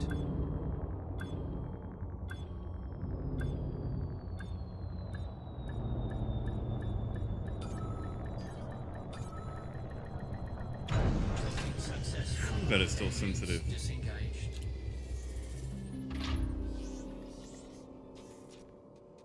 Actually, Coyote, funny you mentioned that. Supposedly, it's the same voice actor who did Holly in Red Dwarf. I didn't know that at the time when I got the voice. I got it just because it sounded like an old like hungover guy who hasn't had his morning coffee yet, and you know, spent way too long in his current job. But it turns out it's you know, someone from Red Dwarf.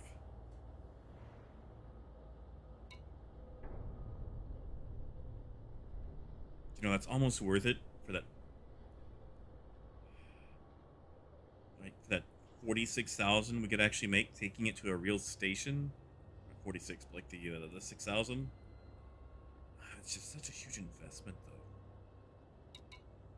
What else do we have? Superconductors.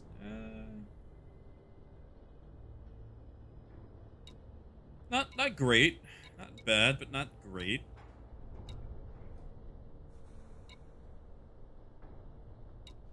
We need to find like a station that's under like famine or it has an outbreak.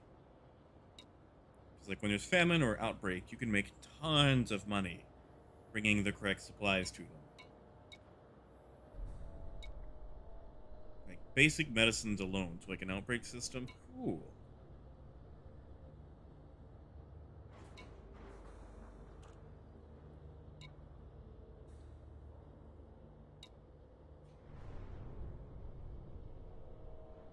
Hmm. That's actually tempting to take back to Bretner Base at Ross 129.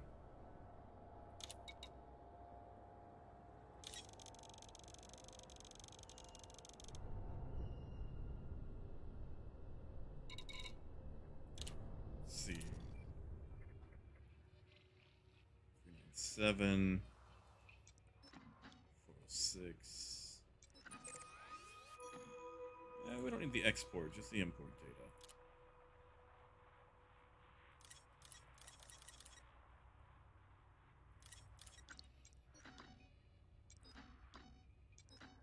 Yeah, see, Brenner Base is still taking for 7,000 apiece.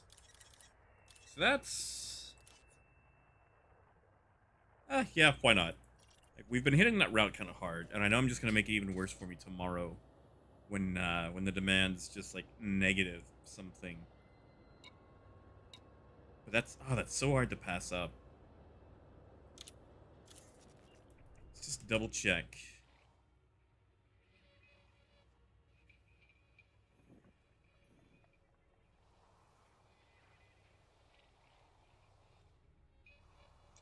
I don't see anything else in the area.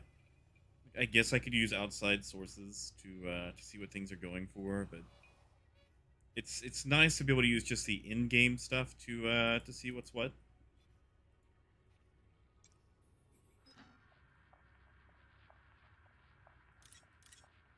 Ugh, yeah. All right, yeah, we're just gonna go back to Bretner. Cargo hold at maximum capacity.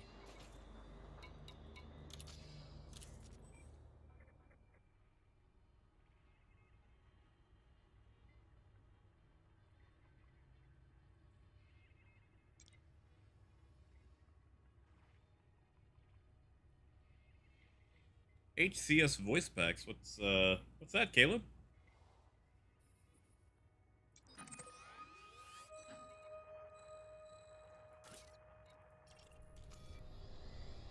Two jumps away, not bad.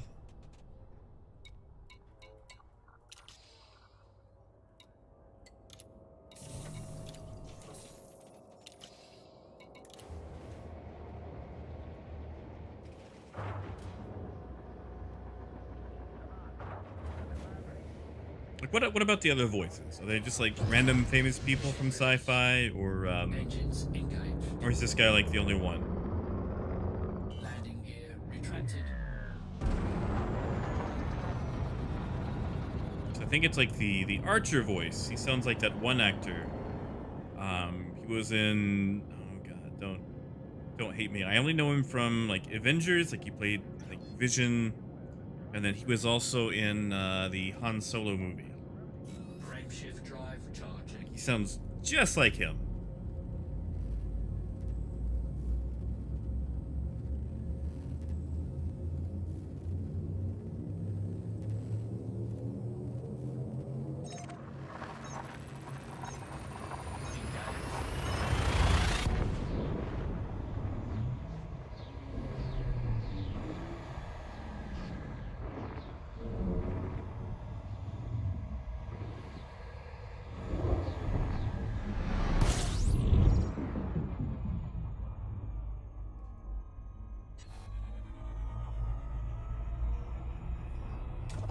And we'll scoop up just a little fuel before we move along. Don't really need it, but it's nice to have. Fuel scooping complete. Frameshift drive charging.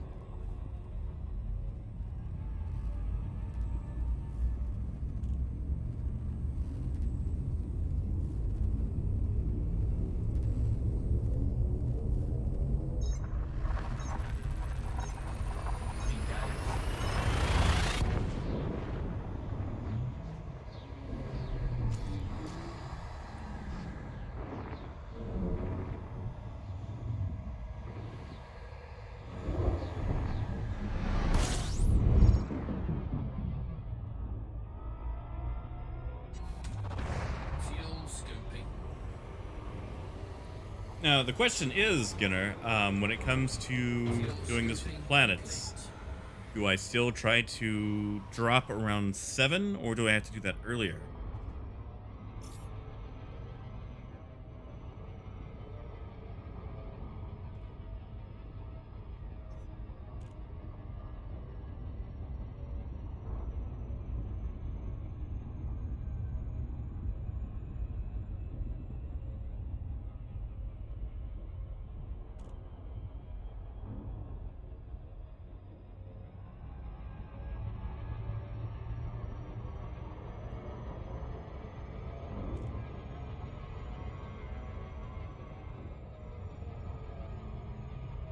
Wait, Gunnar, do they have that?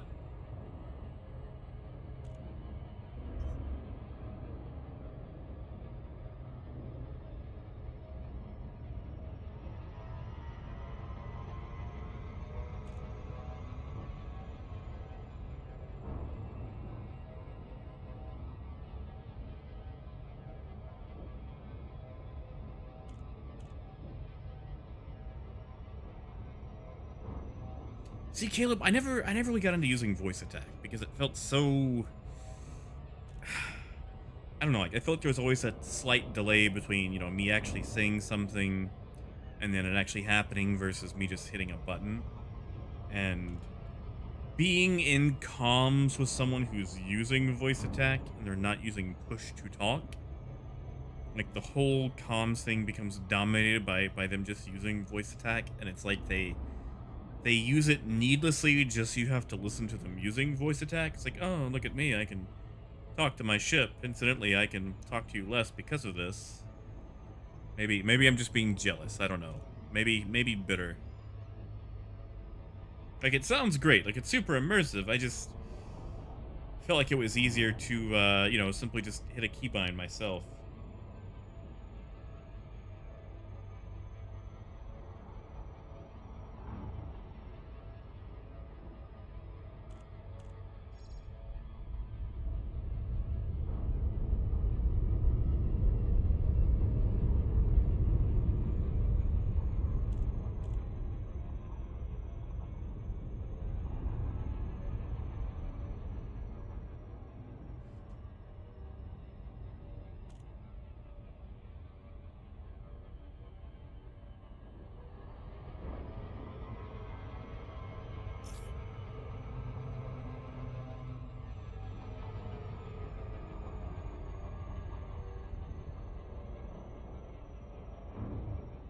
Oh, well, they Flight really engaged.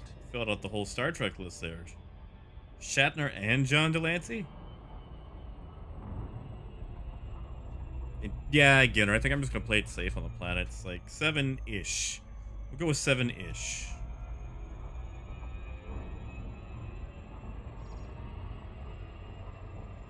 Yeah, and I think maybe I'm just being too judgmental with it, Caleb, because like the person that I do play with who uses voice attack, he's one of those people who I wouldn't say has to one up you, but they have to have like the first or best of everything.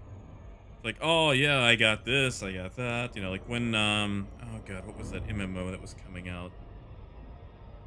Wild something. Maybe with a star. Anyway, there was like some space MMO coming out. Not even like a space MMO like Elite. It was just, you know, a standard MMO that was set in space. It's like, oh yeah, I bought this. You know, I got this before you. It's like, congratulations, you bought a game, and it turns out it just brutally bombed. Like, it just totally flopped. Like, he was so proud. Like, when he got his voice attack thing set up. And I don't know, maybe he just wanted the attention. Maybe he was just lonely.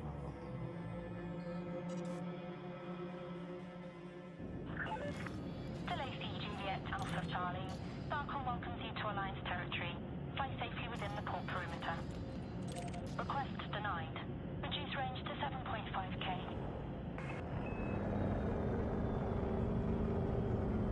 They still not give me my...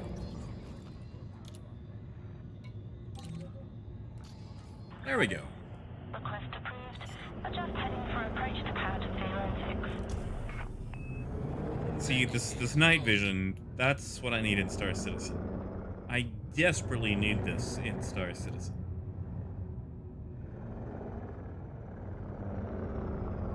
And I know, Ginner, I'm speeding.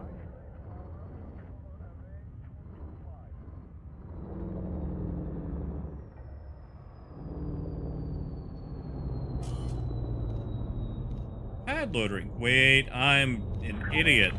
This isn't my pad. I'm going to 6, not 9. Clear this area now. Whoops.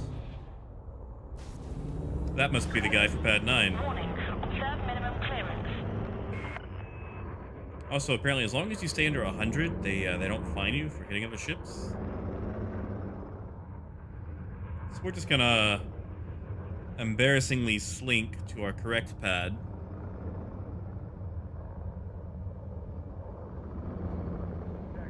Man, like, I thought we were so cool. We were sliding in, nice and suave. Wasn't even our pad. Docking area to avoid collisions.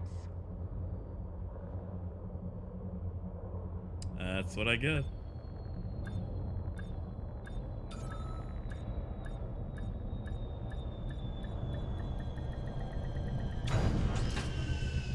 They could have gave it to me anyway. Touchdown. Notifying ground crew.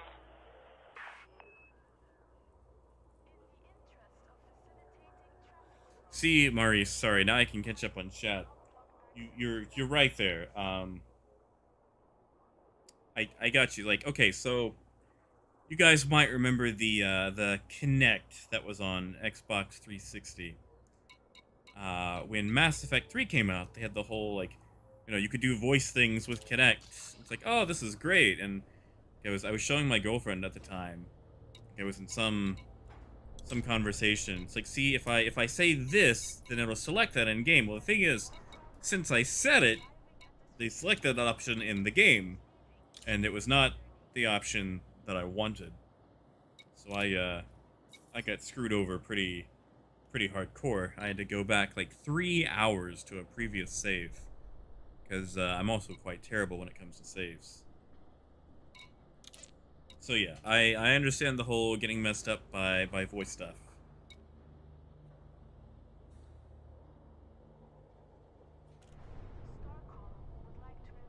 Again, that sucks. Well, I'm there with you. I also do not do voice packs.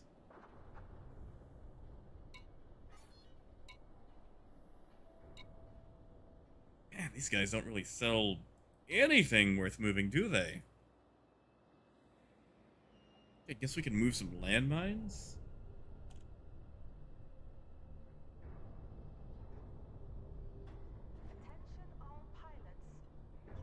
Why not? Let's go check out Dufresne Exchange.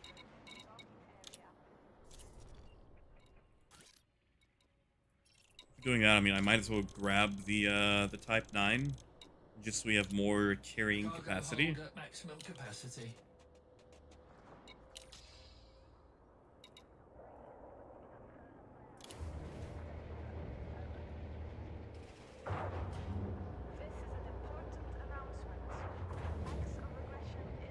Go ahead, Caleb. In the rare chance that I ever make it big, I'll do some voice packs. Begin climb sequence.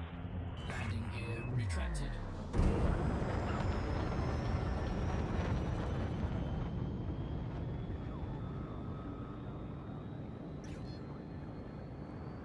Frameshift drive charging.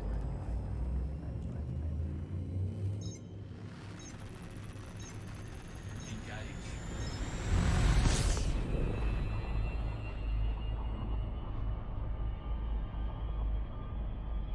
What? Contraband? That's not contraband, is it?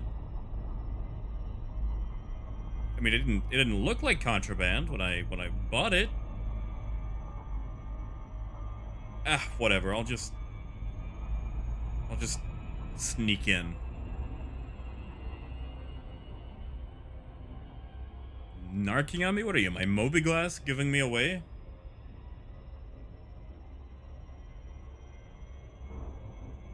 See, like, that's the thing I hate about the criminal system in Star Citizen. It's like your Moby Glass effectively narcs on you, you know?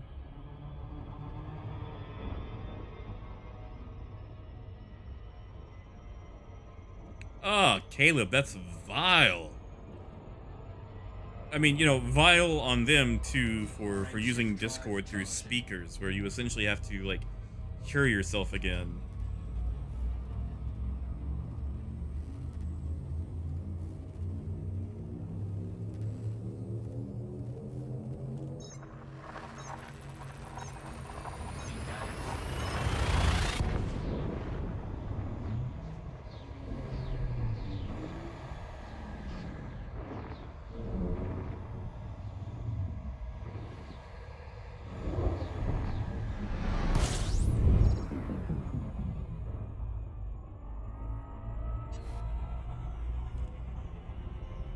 Yes, it does, Coyote. That's what I love the most. Okay, so a few days ago, got like a message in Elite Dangerous from a mysterious stranger, which is just NPC mission hook, and like they give you a planet and a system and some coordinates, and you're supposed to head down there to those coordinates, and sometimes you can find good stuff. I did not. I found an Imperial Navy base. Oh, this is not going to go good. We're going to have an emergency drop. Oh well, here we go.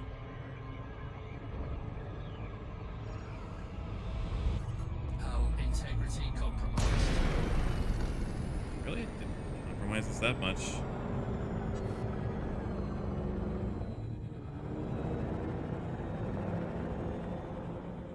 But yeah, like, we've got our longitude and latitude down there at the bottom right. I don't know if I can really zoom in on it, but right there.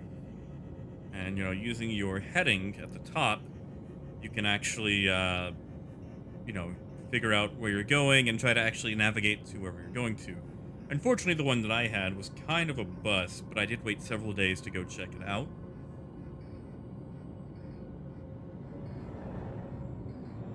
Alright, let's see if we can enter orbital cruise at least. Because I am not flying 1,000 kilometers at this pace.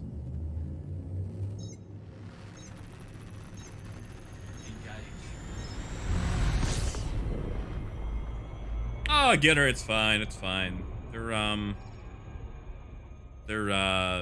dummy mines, yeah.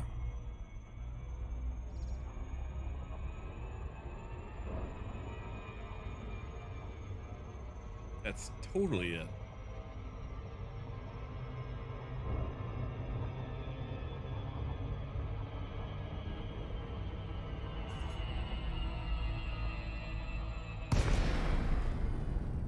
This looks a lot like a penal colony. I'm pretty sure this is a prison. So maybe the landmines are to, like, keep people from escaping?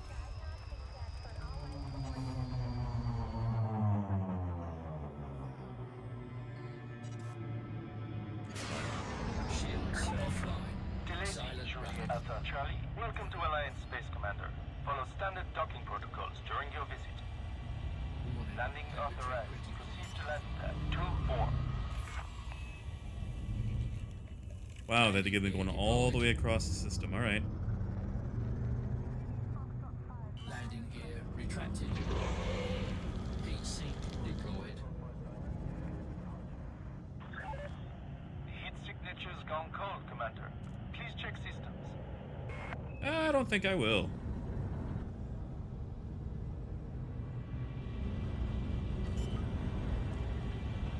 Warning. Temperature critical. Landing gear deployed.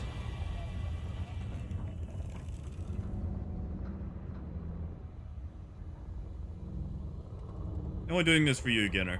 I'm spending the 50 credits for these heat sinks Deployed. because of you.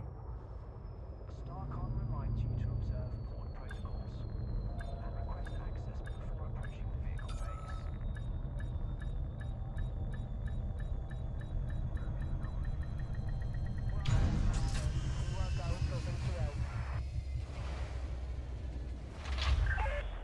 Contact confirmation. Clear for system shutdown.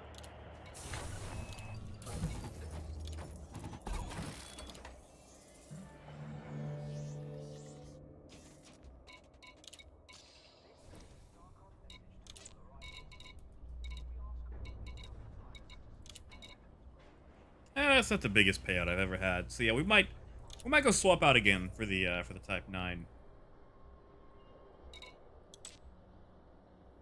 Wow, these guys are ew. You bump that. Let's just navigate back to our home system. Pick up that Type 9, and we'll get back out on the road. We'll get slightly more money.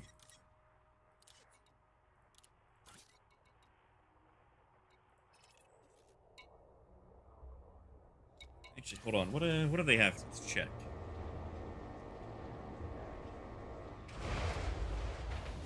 And it turns out, Cody, that it's a colony. Which is, I mean, let's be honest, in space, pretty much the same thing.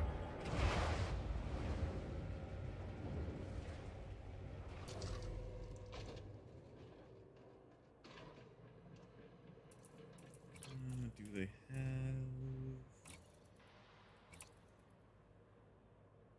have... Haha, they do. Let's throw one of these things on there.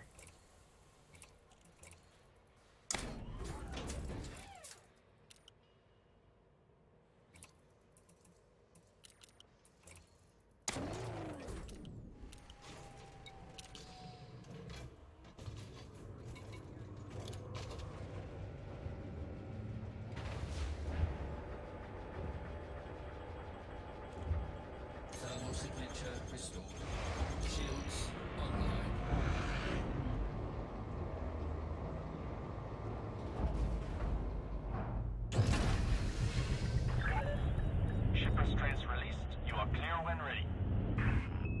We're gonna have a little bit of fun for just a second.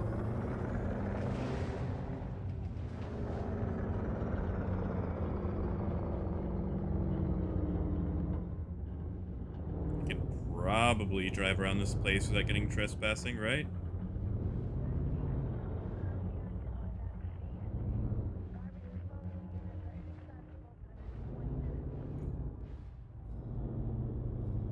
Ah, come on, the terrain's probably fine.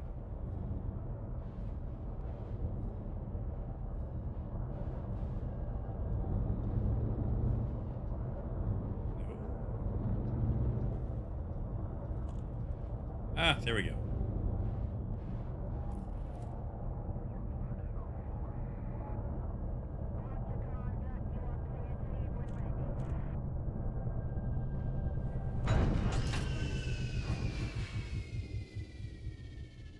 Just going to take a quick moment to see if we can Drive assist.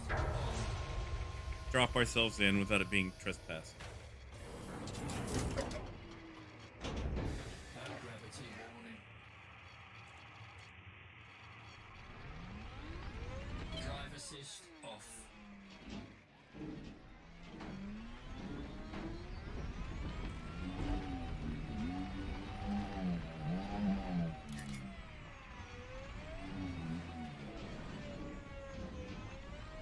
Wait a second. I am backwards. There we go. Is he gonna... I keep forgetting that with the map.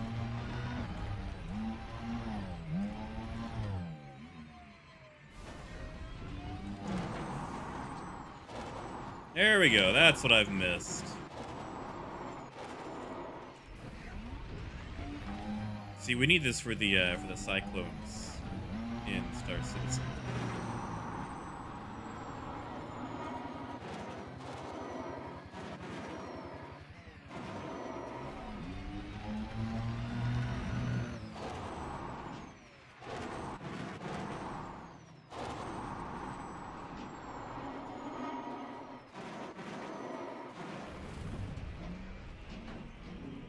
Okay, so I need to get up onto that.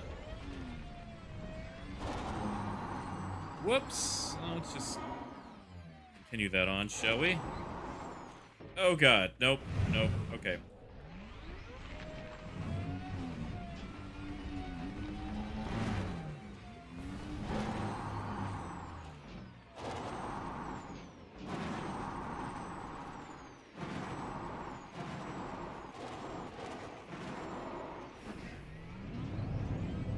I don't feel like I should be driving smoothly over that part.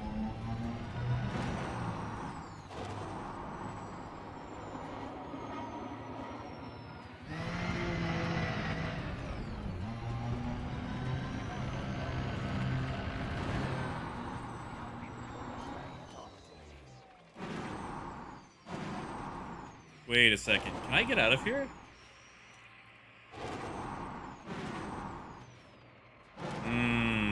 That's a question I probably should have asked before I did this.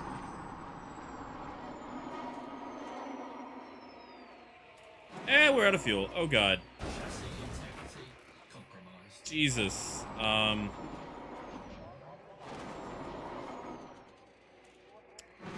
I think we're stuck.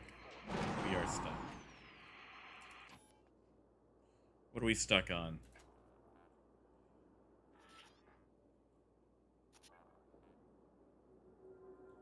Yep, that's pretty stuck.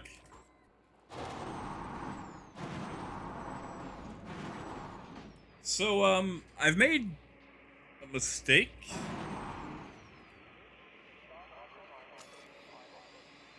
How do I, extricate myself from this?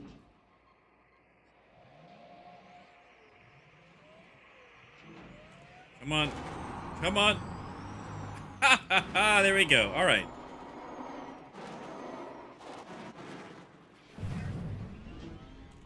Wait, hold on, Ginner. Can you actually go mining with an SRV? I didn't know that.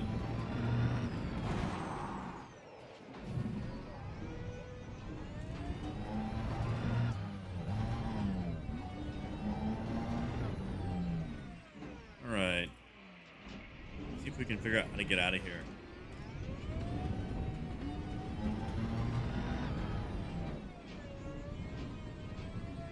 Backspace. What will backspace do for me, Kay? Oh, ha! The Star Citizen backspace. I don't think that works in Elite.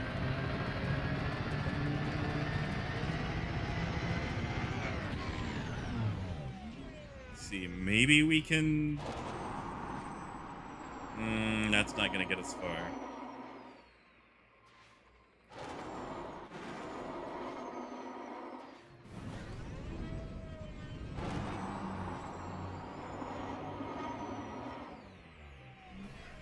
I don't think we can climb this part.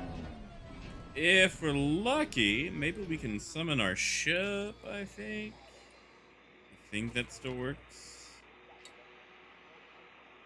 How do we do that? Is that under...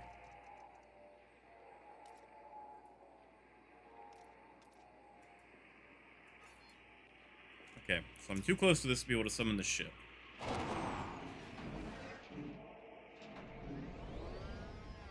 Can I climb this thing? Wait, actually, can we drive up it? I don't think so. Ow. Alright, I'm going to try to climb up it.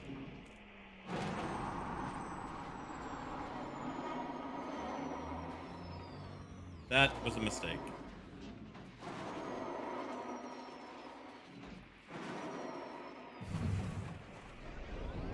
So maybe if we just launch ourselves at it.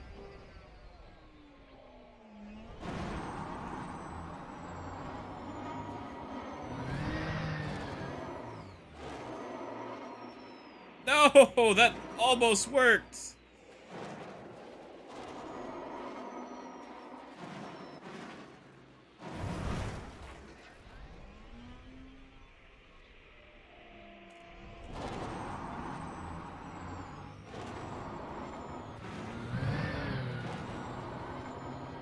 Come on! That's not gonna work. Probably going to have to destroy the SRV.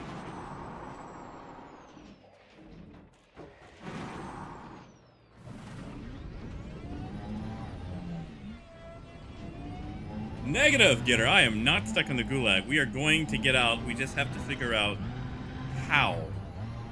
There's gotta be a way out. There's always a way out. Oh god, I did bring them landmines, didn't I? Wait! I'm an idiot! There's a road!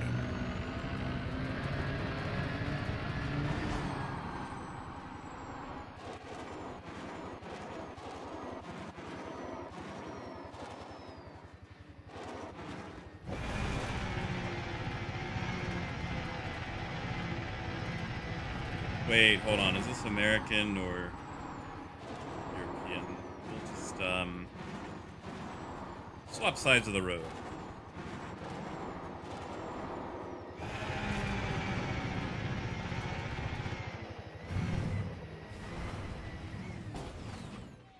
Whoops. Alright, now where are we parked? None of these are my ship. Actually, yeah, how do I find my ship?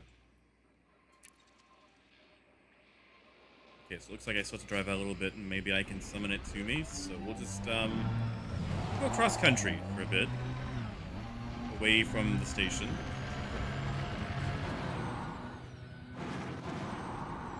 Remind me to go to those planets that are like 0.03 G, so I can just fly forever.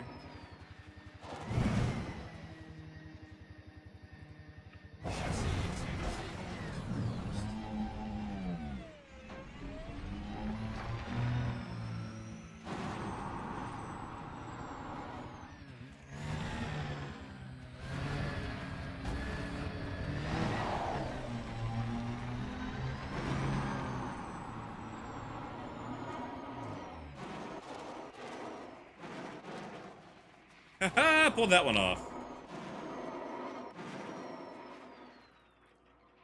Oh no.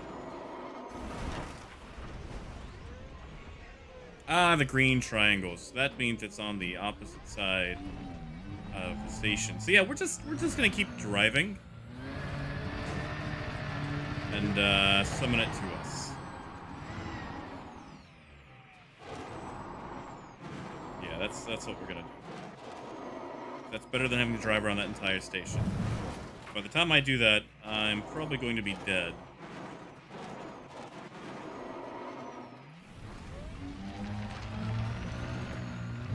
Hey, Chase. Hey, Gruff. That'll actually be on next Monday. I would have had one this Monday, but due to issues both in Star Citizen and with my ISP, I could not. Yeah, there will be one this Monday. Unless, you know, the hurricane screws things over. Alright, can we summon our ship? No, we cannot. You know, kilometers seem so much bigger when you're not flying around at several hundred meters per second.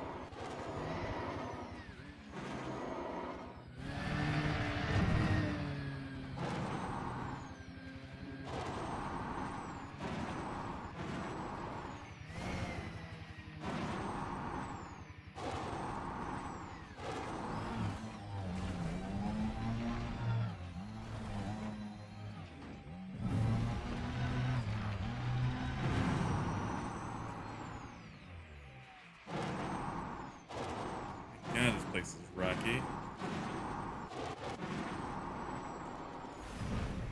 Alright, what about now? 950 meters. My god. We really have not gone anywhere.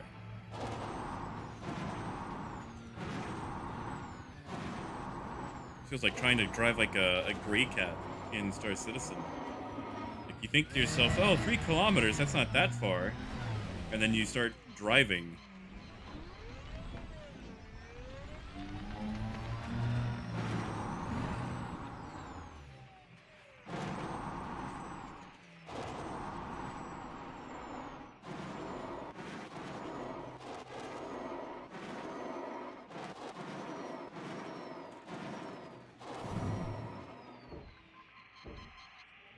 That doesn't help.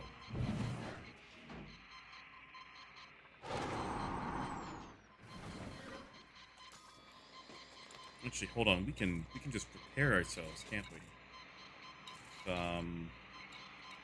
What is it? There we go.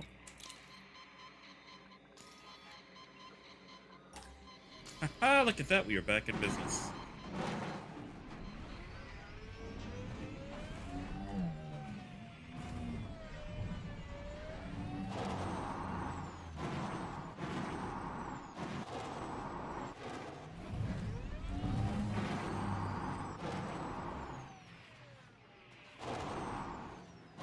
You guys ever play the game Lunar Lander?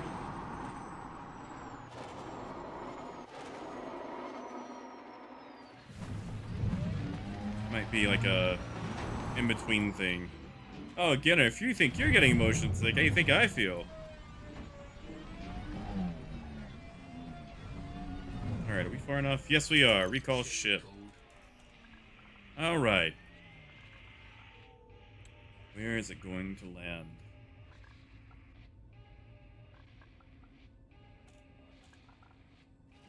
Or is that it?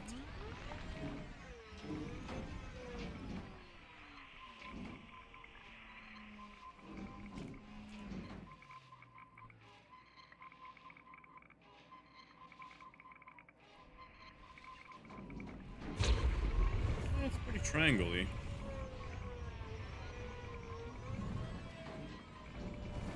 Oh, Badger, is it fun? I want to try it out now.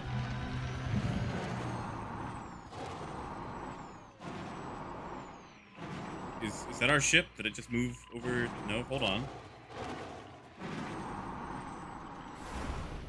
Let's see. That might be us. Right? Whoops. Yep, that's us. I see the pink.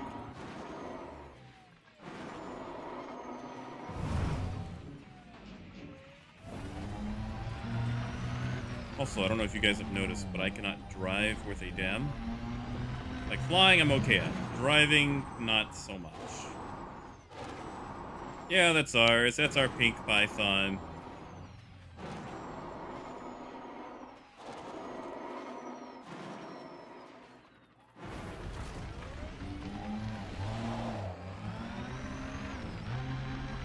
Well, Badger, now that you say that, I want to try it.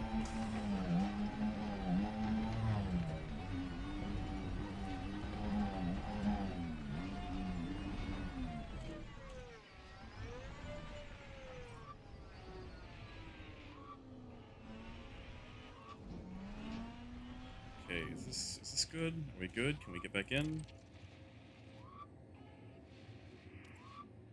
I guess not. Or am I backwards? I might be backwards.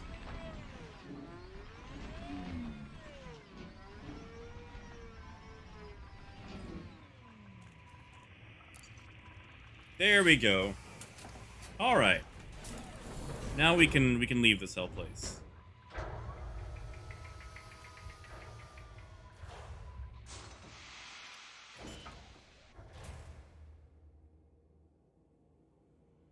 All right, and we never did that again.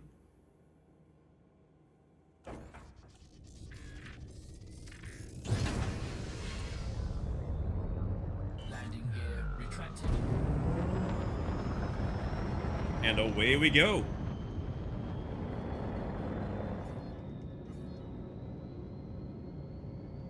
All right, so back to Wolf 406 we go. From there, we'll grab the Type 9 again and do more bulk trade. However, I do want to point out that since we have started this today, where is it? Where's our cash? Okay, so we've made about 10, 15,000, which is almost enough to buy a Type 7, which is a fairly decent trader next to the Python. See, I'd say trading is probably a bit more user friendly so far. Frame shift drive charging.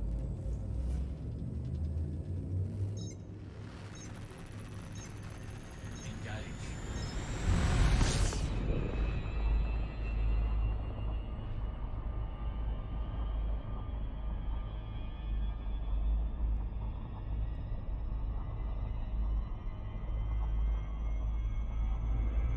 All right, Wolf, where are you? And I probably really should expand out of Wolf 406. Like Wolf and Ross 129. I've pretty much stayed in those two systems.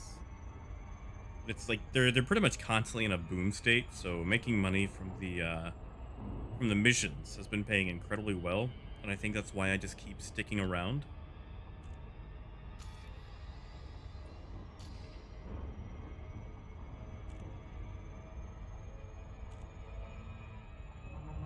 Frame shift drive charging.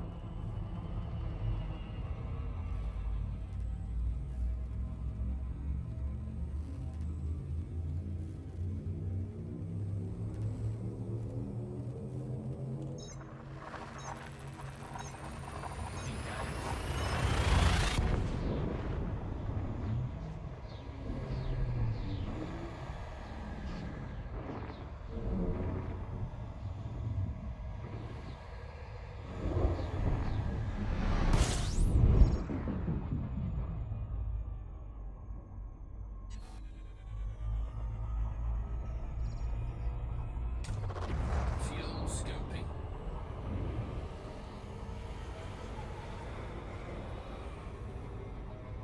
Fuel scope disengaged. All right, let's do this. We're gonna go for 5 this time. So this will be for you, Ginner.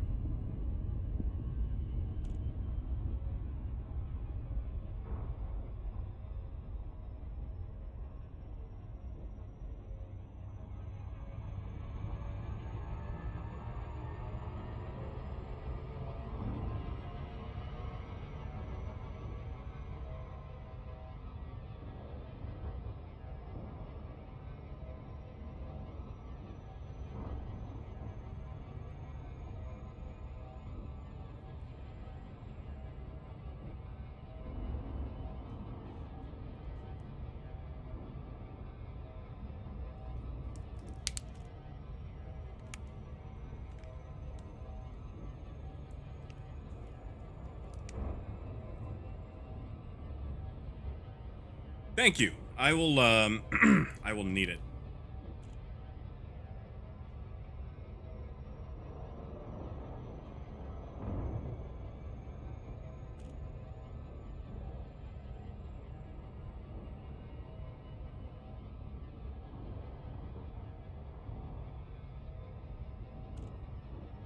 Right, getting close.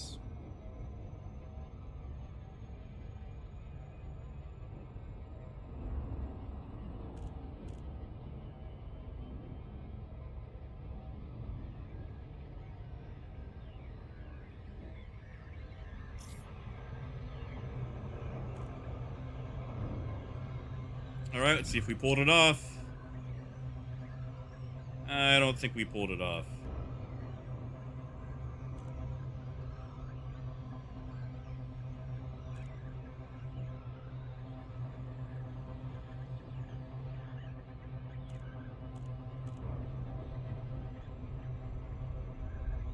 I don't know. What? Oh, come on! We were doing so well! I don't even have cargo! You know what? Let's just deal with this here.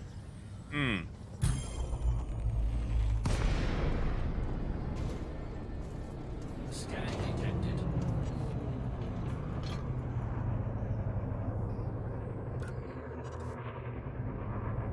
You don't see shit.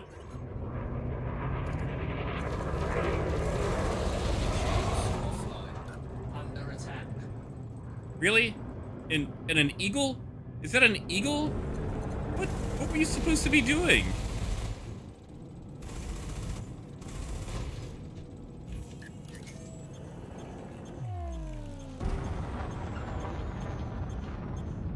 Oh, and I still gotta redo my keybinds. Target shields online. Desync deployed. Come on. Come on back. You ruined a perfect entry on a 5-second drop. I had that. And you took it from me.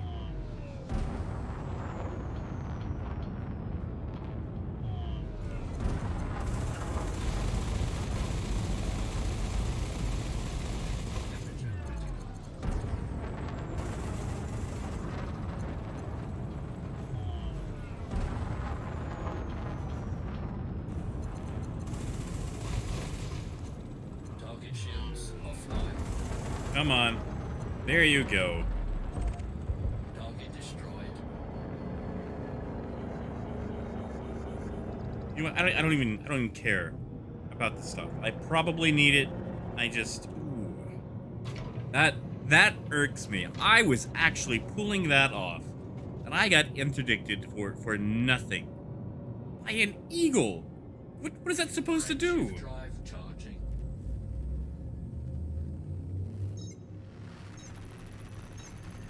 Engage.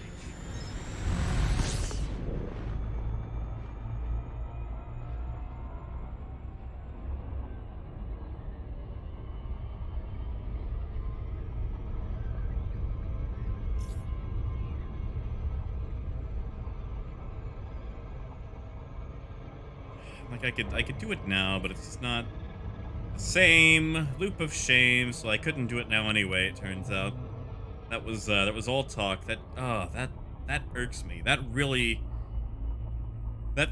ticked me off. I was doing so well on that one. Now we'll never know.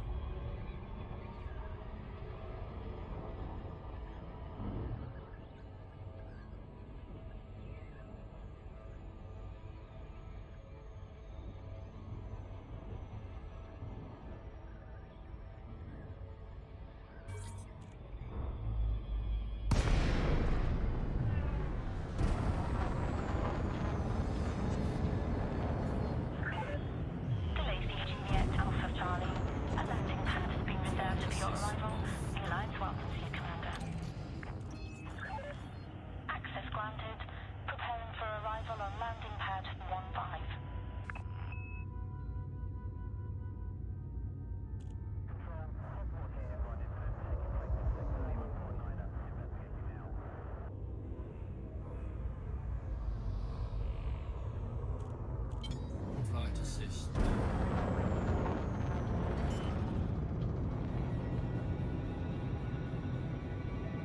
Landing gear deployed. Oh, too far down. Too far down. I am salty. I am.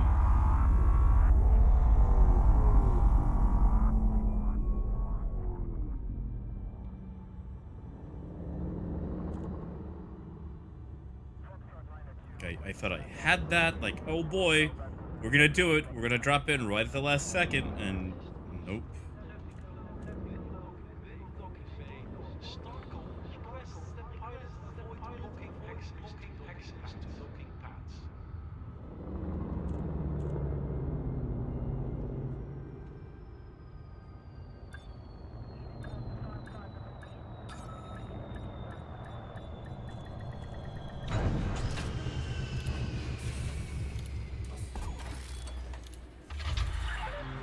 Touchdown. Engaging pad restraints. All right, let's get into our Type 9.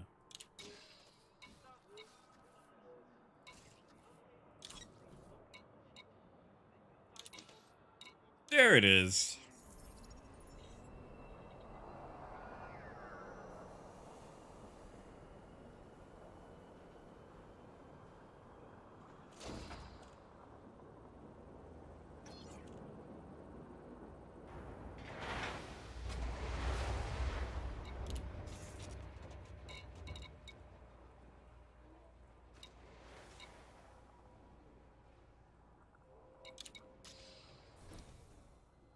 What do we have? We can go military grade fabrics again. I feel like that's going to ruin though if we just keep going that route.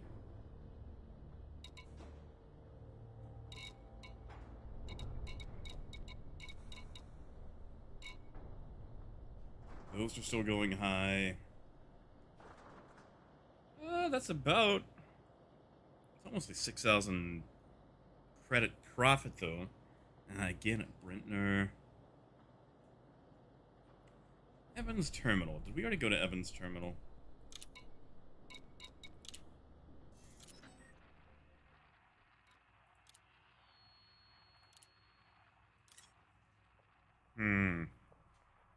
Evans is 13,000 versus 11,000, but we can't get the Type 9 in there.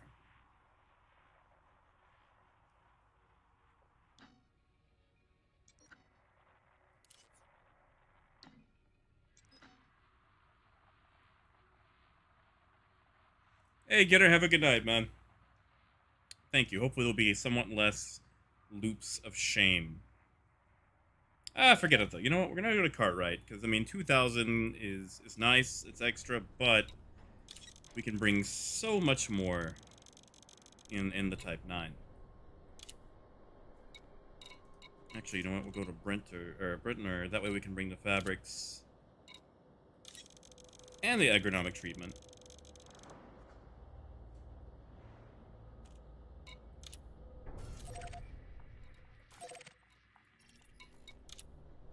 Cargo hold at maximum capacity. There we go. That should be profitable.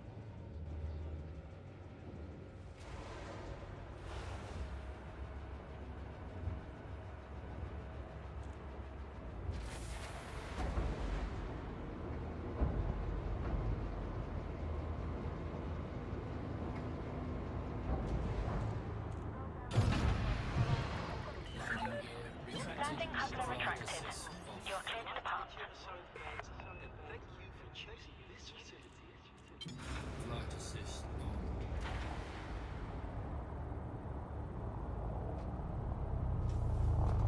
There we go. There's that brick handling we're used to.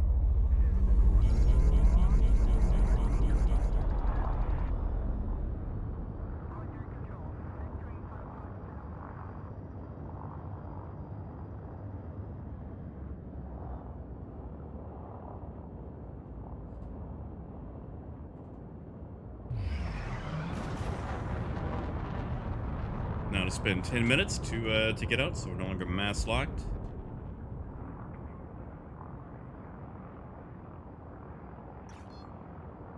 And there we go. Frameshift drive charging.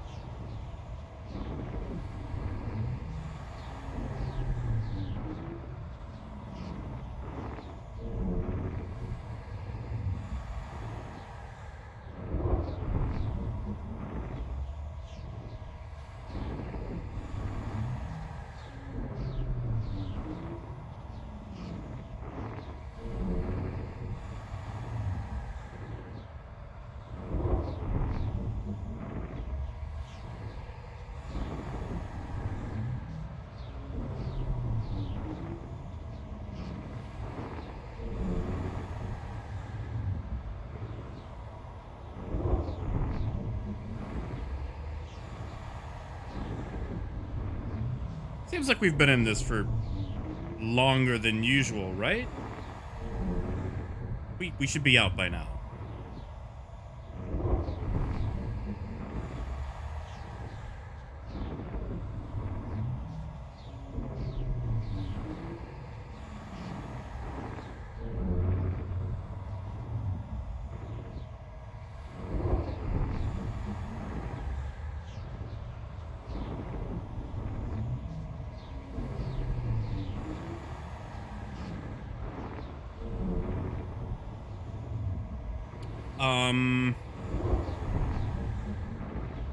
Are we stuck? I think we're stuck.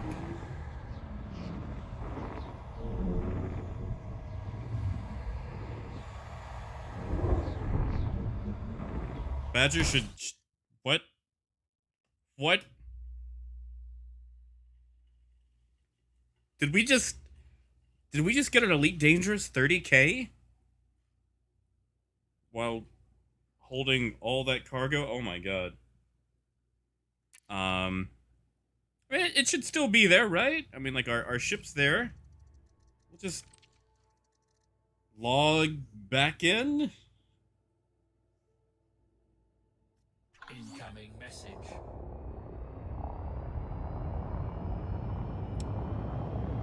Alright, the question is, do we still have our cargo? Yes, we do. And where are we? Oh, okay, so we made it. We made it. Yang hub, bump that. We are looking for Bretner base. There it is. Yeah, Badger, that kind of gave me a scare. I'm not gonna lie. Frameshift drive charging. Yeah, look at that. We got a 30K in Elite Dangerous.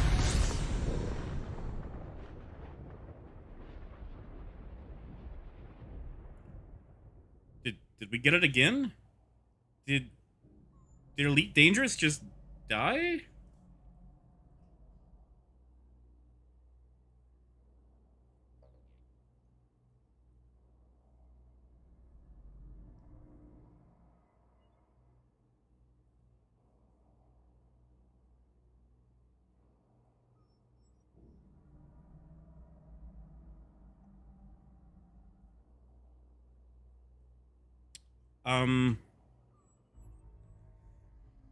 I'm gonna let it die again to see if we're just getting like back to back, I don't know, 30Ks.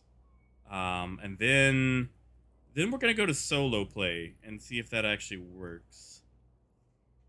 Cause if this is gonna keep happening, I want to get this cargo out of my ship.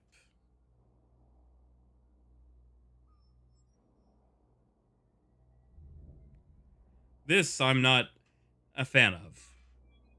Like, I think if I hit escape now, we can probably just exit out of the game. No, I can't even escape. Okay, so we are frozen. We are stuck. Maybe if we Alt F4? No. Not even then. Okay, so we're going to close the game and relaunch. All right, give me a second while I get this client back up. Actually, I'm just going to log out of the client, log back in.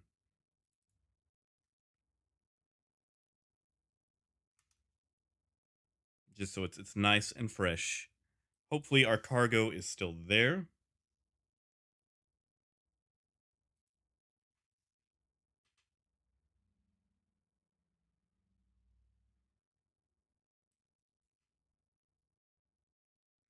We'll go to solo play. See if maybe things will rock just a little bit easier in that.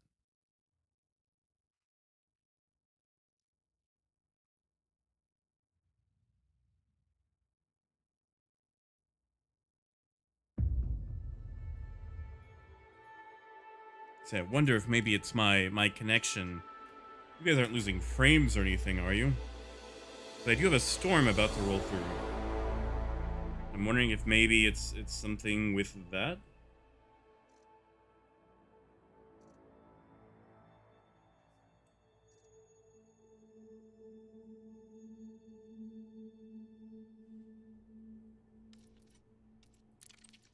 All right, yeah, we're gonna go solo, just to see if we can avoid that.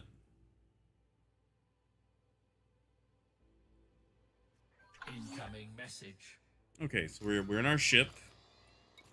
We have our cargo.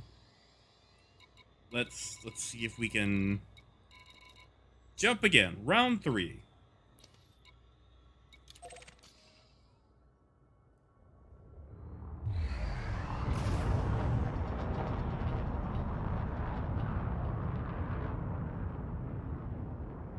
Frameshift drive charging.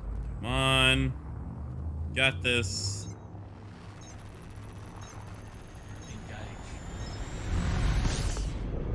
Engage. Hey, there we go. All right. We are back in action. We can actually move now.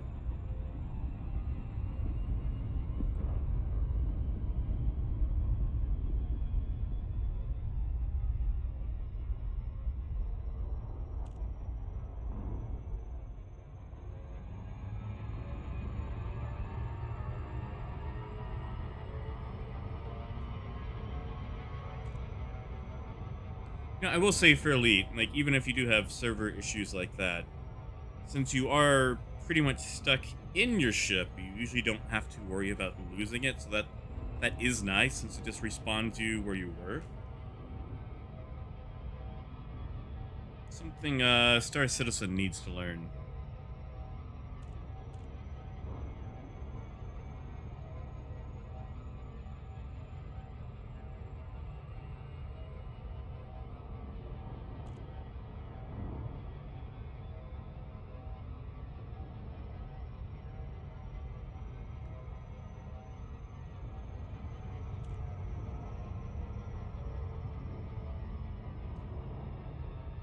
Yeah, William, I don't know what that was about. Maybe there was like some sort of server hiccup, but that was annoying.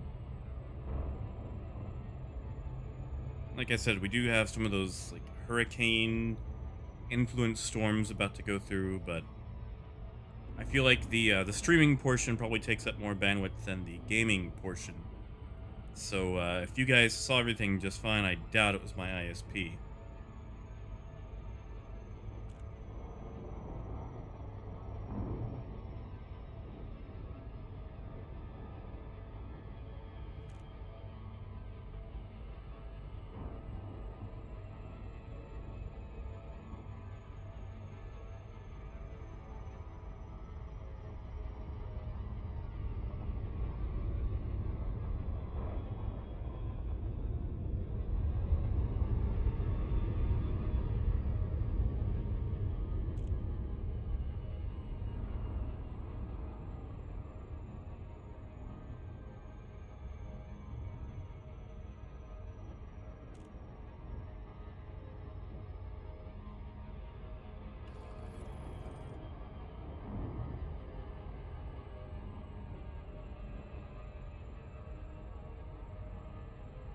Orbital flight engaged.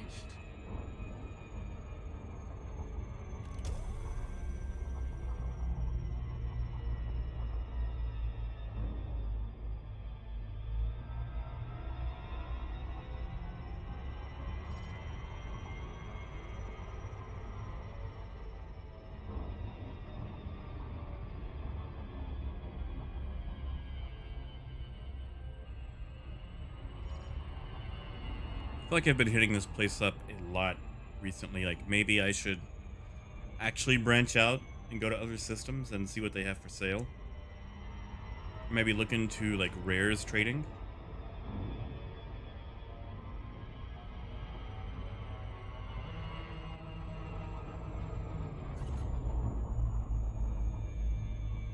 I appreciate that, William.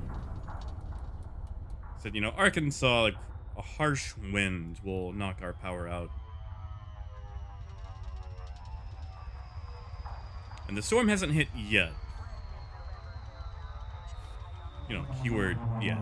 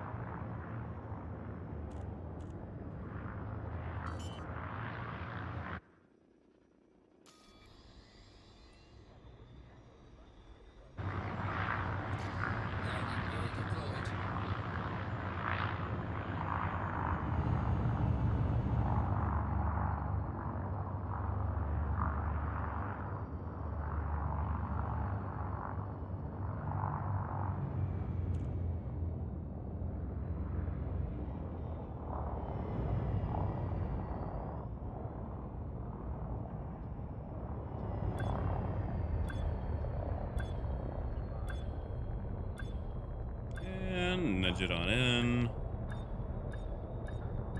And bingo. Now we hit a little hard, but the shield ate it. Contact. Commence system shutdown.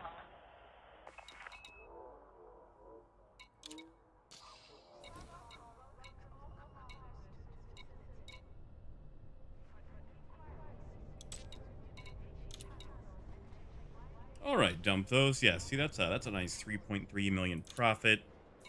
Much better than what we've been getting, just because we could move it in bulk. And that's 821,000. That's close enough.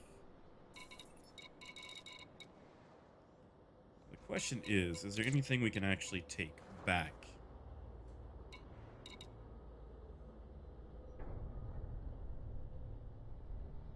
I don't think there's anything else that they sell that the station will actually take. I mean, hydrogen fuel, maybe? Like, I doubt that Hamilton Gateway needs landmines since there's no land.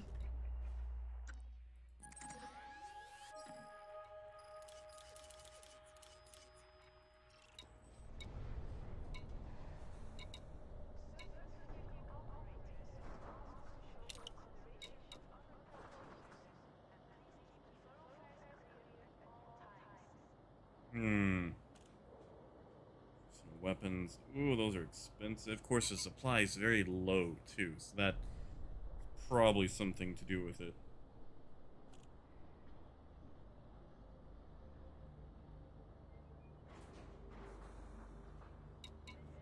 Ah, well, we're at Ross 129. Let's go see what Yang Hub has. They've probably got something nice.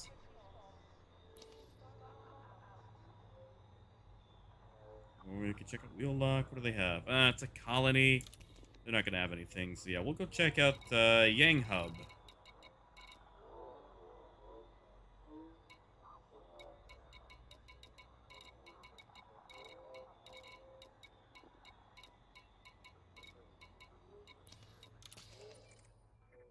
Wrong button. Whoops.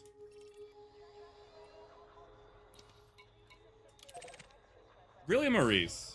That is pretty good. I'm actually almost upset how well the Rock makes money in comparison.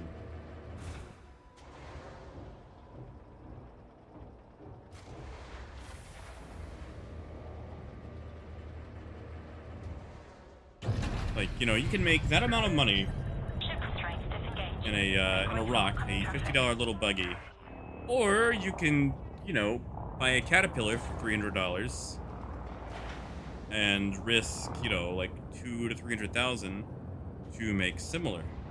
Landing here. Hey, Vlad, how's it going today?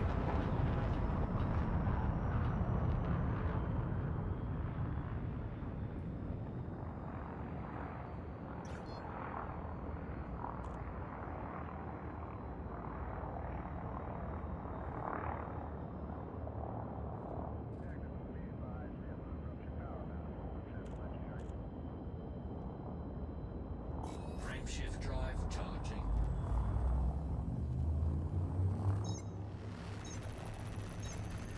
Engage.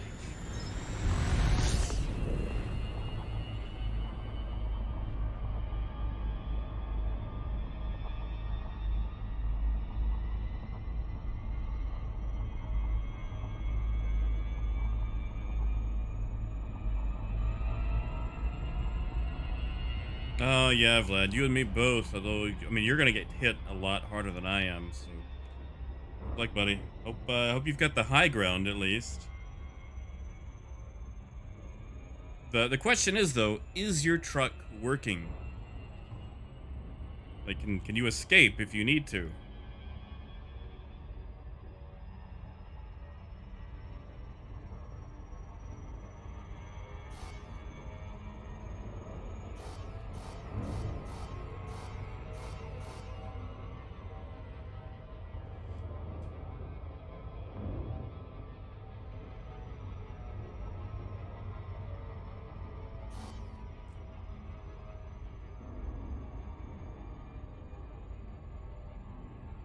And you say that prepared to, you know, not have power for several days.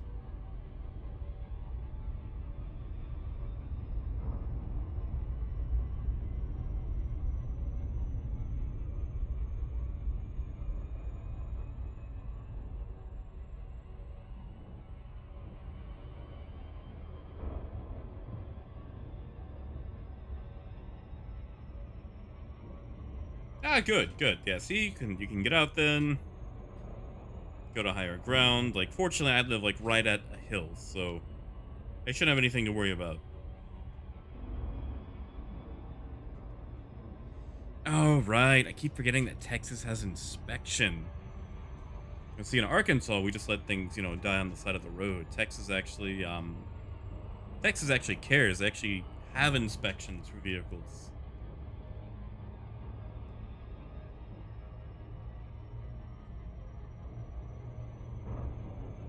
Of course, Texas also has that thing like on the back of the driver's license where you can like call and they'll actually send someone out to help out, right?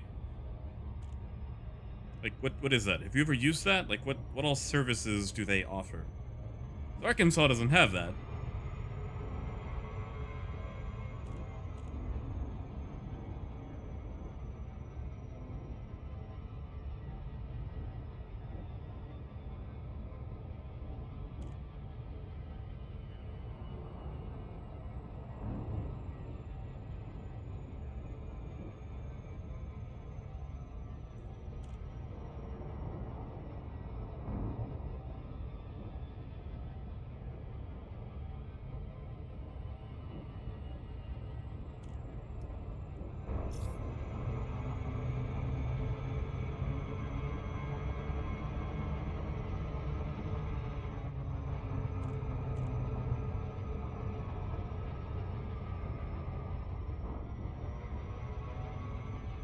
But not like okay, so if you look on the back of your driver's license, well, Texas driver's license, there's like a number you can call for like roadside assistance.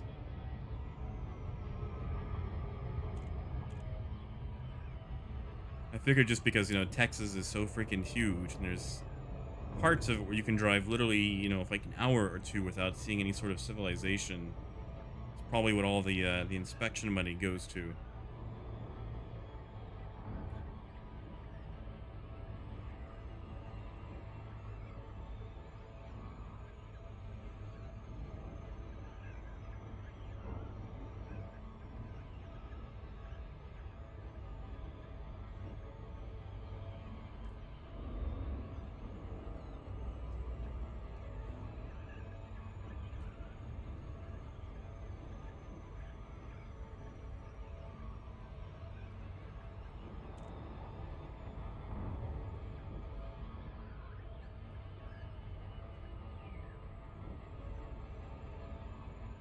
See, you're probably about to go check out your driver's license now, aren't you? See if it actually has it on there. Yeah, check the back of it if you do. Dayton Juliet Alpha Charlie. A landing pad has been reserved for your arrival. The Alliance welcomes you, Commander.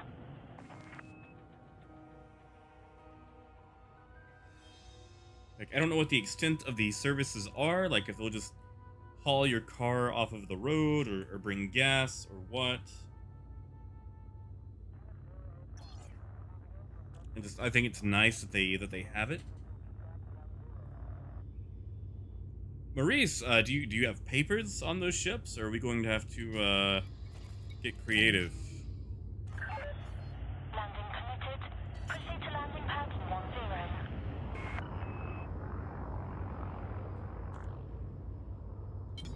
Flight assist on.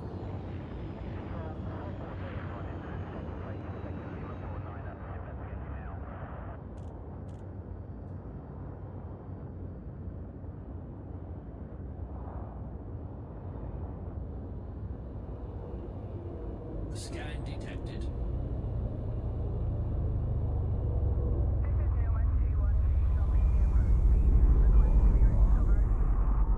Roger that, Commander. Proceed to assign landing pad. Flight assist off. Ah, okay, Pyrite. Well, that's Not as cool as I was hoping, but that's something, I guess. So it sounds like you still have to pay.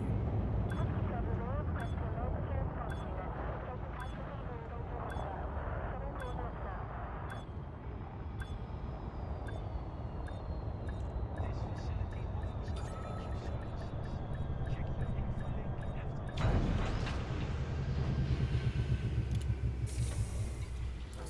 Ah, that's fair, Maurice. Hey, we'll save them for when ship buying and selling comes in. Then we'll scavenge a bunch of them. All right, Ross, what do we got? Survival equipment. That's almost double. Going to Bretner Base. Always with Bretner Base. Like what is going on at that place? Like they're always buying stuff. Cheap. That's not a bad margin to Shelburne Service Station. 293 versus 1518. Let's see what that is profit wise. That is, I mean, the actual profit itself isn't going to be that great, but that margin alone is pretty nice.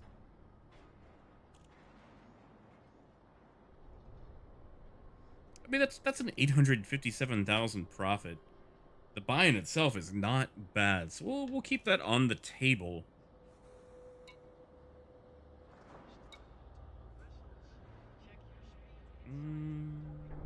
Not the best. Not that great either.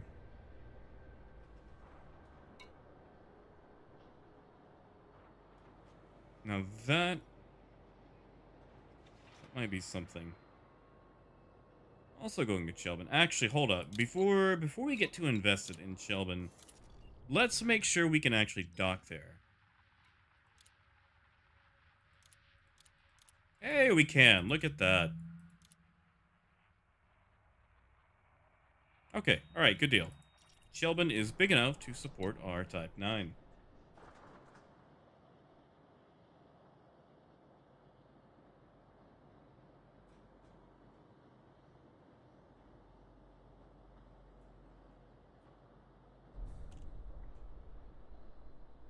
Yeah, Vlad, if you ever have to use it, let me know, because I'm curious now. Okay, so the marine equipment is a no-go. Power generators, eh. Skimmers, eh. And I could probably make a ton more money if I actually got out of the system and tried something long range, or actually did some research on a few websites. But like, I'm trying to get used to seeing what's in game, to see how easy it is to transfer like from using Star Citizen setup to this.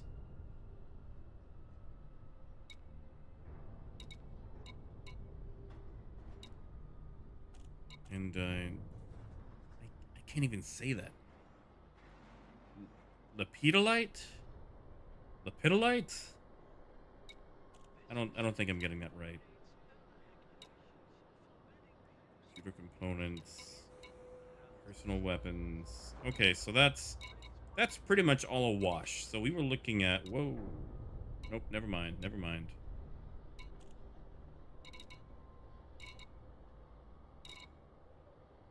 I think we were on marine equipment. No. Let's see what that's going for. So Shelburne 5113 minus 3847. So that's 1,200 profit a ton. That's still about where we were though. Okay, yeah, it was the atmospheric processors. That's a much lower buy-in. So that's 1518 minus 293. Yeah, okay. We're just gonna do that because that's still going to be about a million-ish. I mean, it's gonna be more like 800,000, but the buy-in is just stupidly low. So I think it just makes more sense to go that route. So we're gonna go and plot to Shelburne, whatever. Cargo hold at maximum capacity.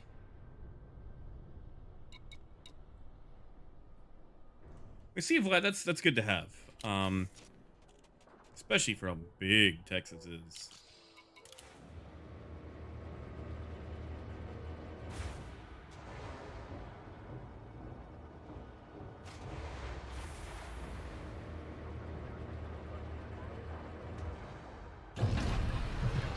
Like around here, if my car dies, I just usually end up, you know, walking Allow for home. oncoming traffic in the access corridor.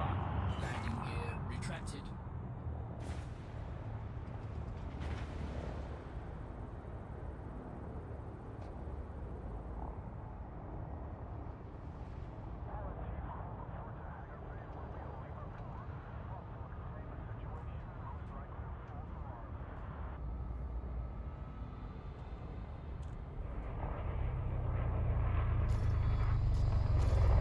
I should probably scoot over so I can actually get out.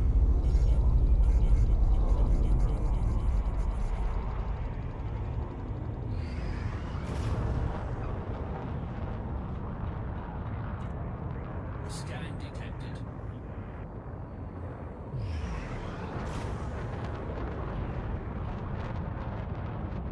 All right, we are on our way to Wolf 397.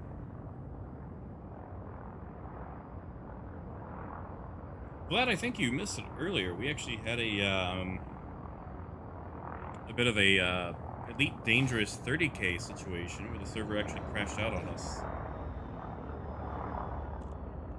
It was scary.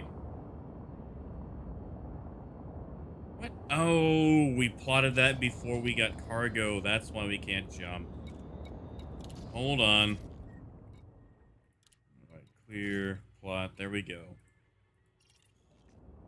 Like it's nice how cargo weight actually affects your handling and how you can jump. Frameshift drive charging. I mean, it's also annoying too, but it's nice. Like it's realistic.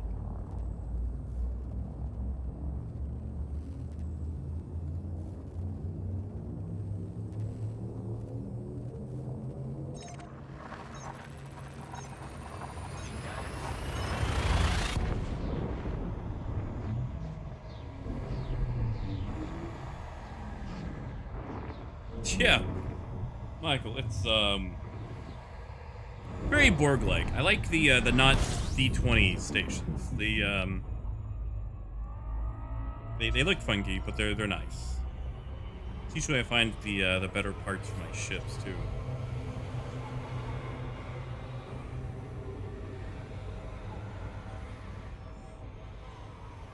So Michael, how far along are you in Elite? Are you still in the Sidewinder? Frameshift drive charging.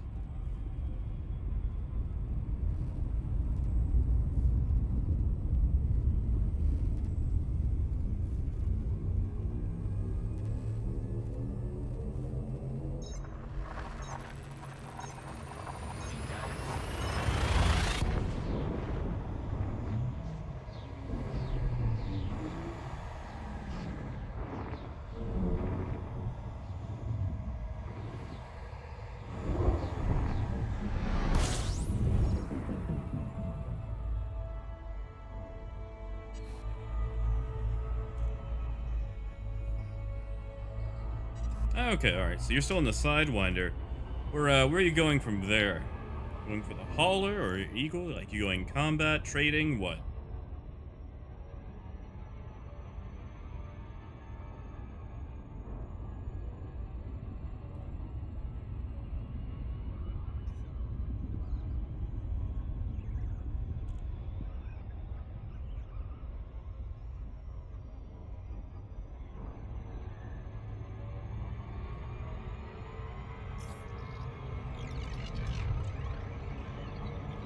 Whoa!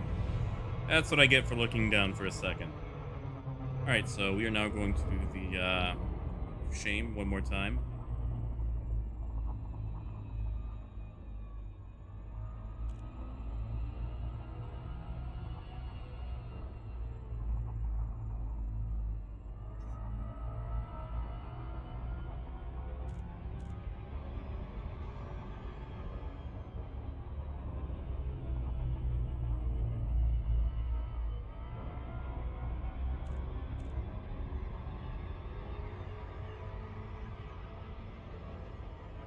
If that's the case, like combat isn't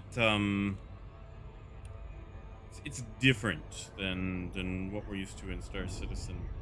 I would definitely check out the combat tutorials. They're pretty decent for getting a hang of things. Of course, in that Sidewinder, you definitely got your work cut out for you. But it's not the worst thing in the world. But yeah, if you're gonna go for hauling and scanning, check out the hauler. That's a nice little fun ship. Should be pretty cheap too.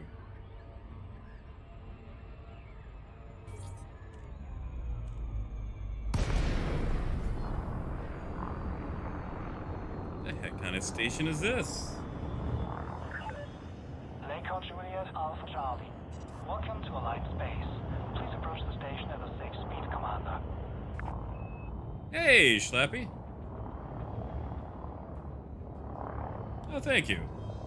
Yeah, like, there's a lot to do in Elite, and you know it has pros and cons compared to Star Citizen. You know, I love Star Citizen, but I'm trying to expand a little bit.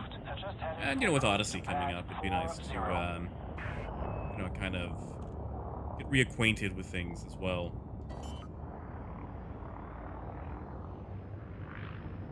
Really, just trying to see what the trade economy is like in Elite. Landing gear deployed. Landing gear You know, we can get detected. speed. We don't need landing gear just yet. Because, like, I actually passed on, well, Scan detected. back when it was in Kickstarter for Squadron 42, I actually passed on it. Please conform to Alliance Because they protocol. originally made it out as if Star Citizen was just going to be a very limited multiplayer version. And then when it came back around on my scopes 2 years later in 2014, like, oh hey, they're actually going to make this into like a full-on MMO. Like, I didn't even care about the single version part. You know, I just wanted a space MMO. And at the time, I had never actually heard of Elite Dangerous. Otherwise, I probably would have played more of that than, you know, waiting on Star Citizen.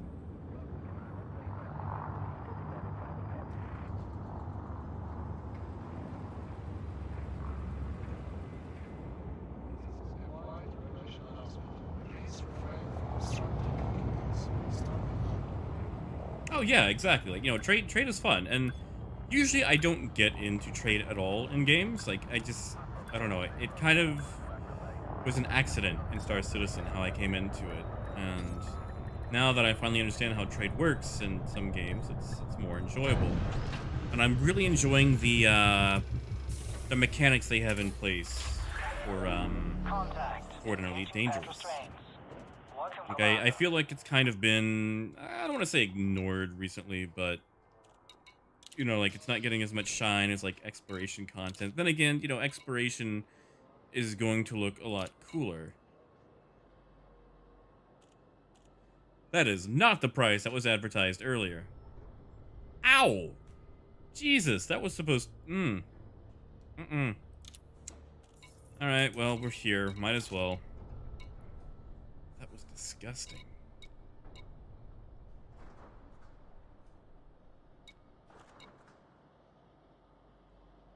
All of these prices are disgusting. Jesus, what is going on? What is the state of the station?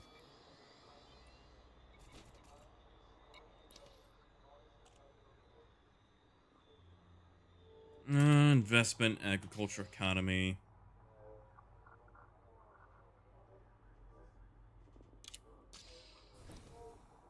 Let's see. Maybe we can turn a decent profit somewhere.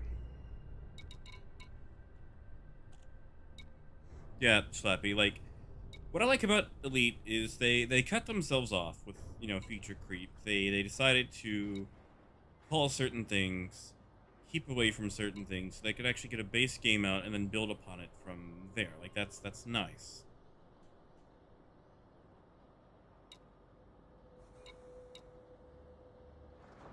William, I would have to say, I definitely enjoy the,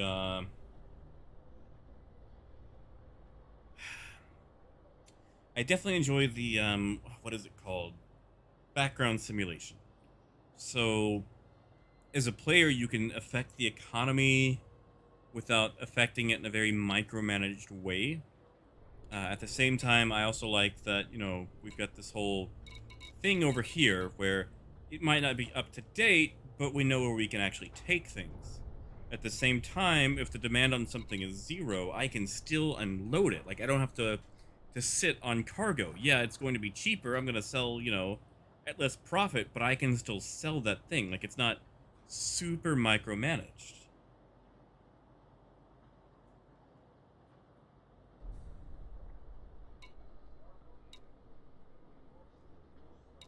So yeah, we'll probably end up taking some of this, not coffee. Fish du frizz.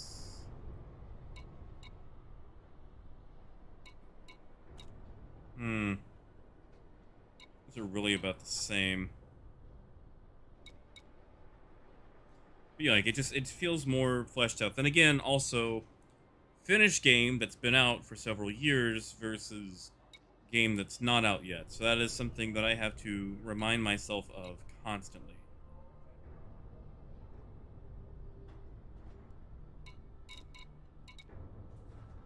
So yeah, we're gonna pick up some fish, and we have just recently been to Dufres, so those prices should be accurate.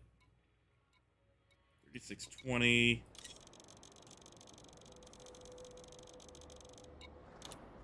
Cargo hold at maximum capacity. Ah, thank you, Caleb. Yeah, I should do that.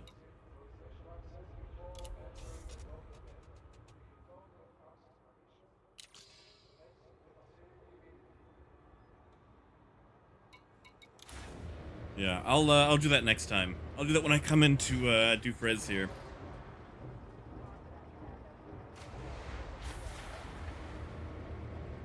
Yeah, see, I also like that the prices update, you know, once an hour. Like, in Star Citizen, it's every 5 minutes. Regulate your speed when exiting the docking So, like, I can go to a station 3 times in an hour, and the price just constantly just keeps going up and up.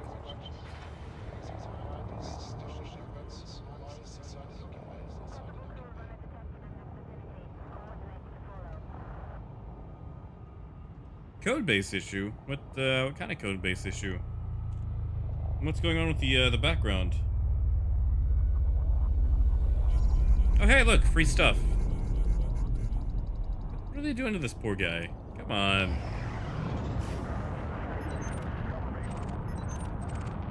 Wow, I can't even target him. Whatever.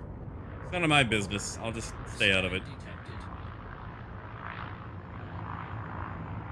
Oh, wait, that's literally the same system. We don't even have to jump.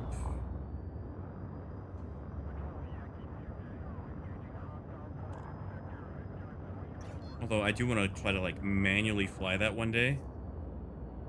Maybe get like a mamba and just load like one piece of fish and just fly it. See how long it actually takes me to get there.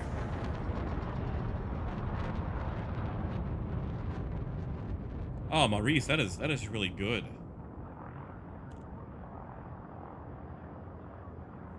Shoot, I can't even manage that. That is nice. Drive charging.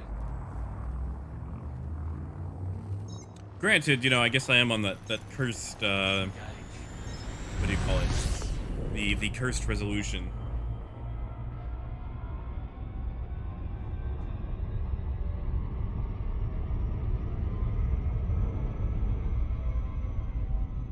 Yeah, Caleb, what happened to the background simulation?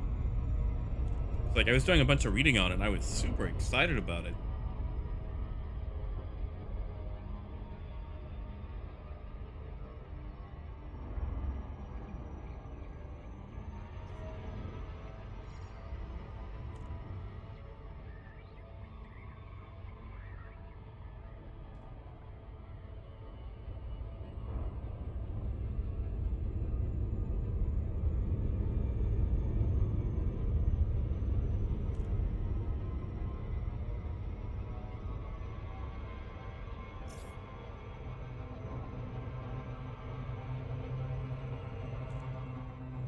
We are coming in hot. Tone that down just a little bit. Engaged.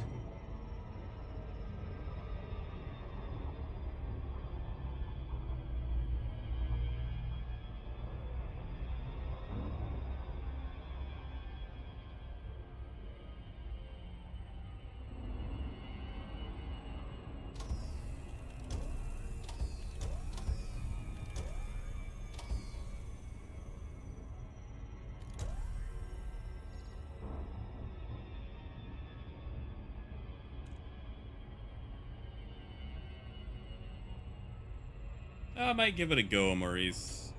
I really like, the pretty resolution that I have. Like, it's not, 4K or anything, but it looks nice. Looks better than the 1080 I was coming off of.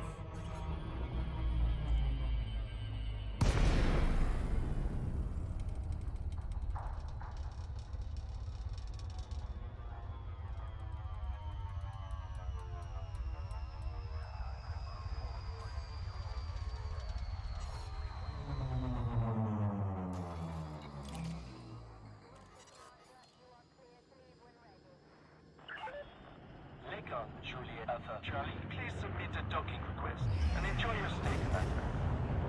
Approval granted. You are cleared on pad 01.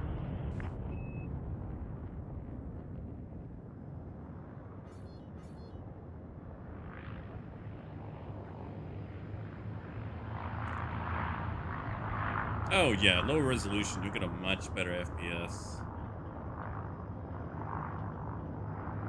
Like, this is going to sound, blasphemous on PC, but like, I'm not super concerned with my frames. Like, as long as I'm around 30-ish, whatever, I'm okay, 1,000 meters from touchdown.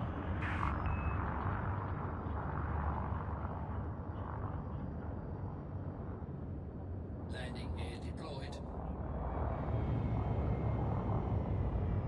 Ooh, we are overshooting that bad. There we go. Let's just trim that down a notch. Put a nice and soft landing. And we're down.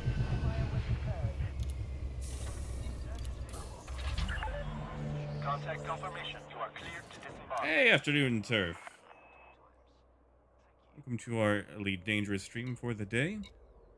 Something a bit different than what we normally do.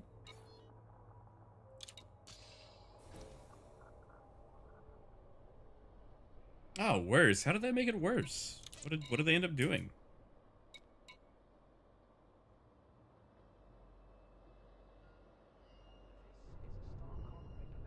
Hey, look at that. Agronomic treatment's going for 30,000 right now.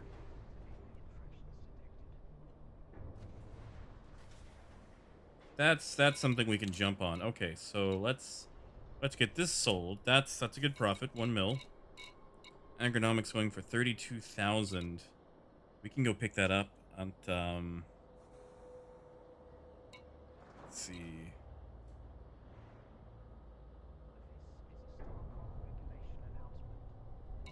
Maybe Gilfand Lab. I think Petsiev is where we went last time. Let's just double check.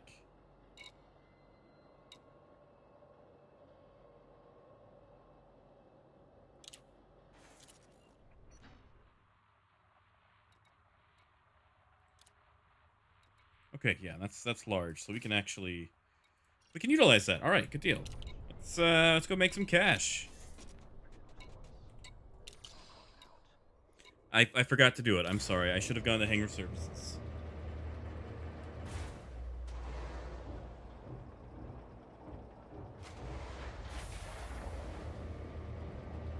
Ah, okay, Maurice. That makes sense. Yeah, because I did not have any options like that in Star Citizen. That definitely makes sense. Roger, clearance granted. That's right, Turf.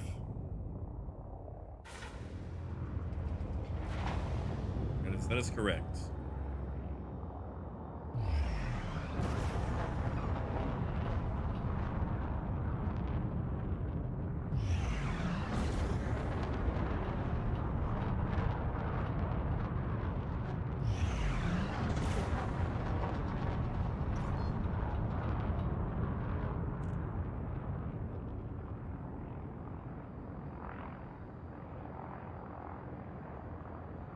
Ah, okay, Caleb. I got you. So that was the previous system, right? Or is that the new system? Station restrictions lifted. Best of luck, Shift Commander. drive charging. Oh, hey, that's a nice crater. We should, later. We'll play in the crater later.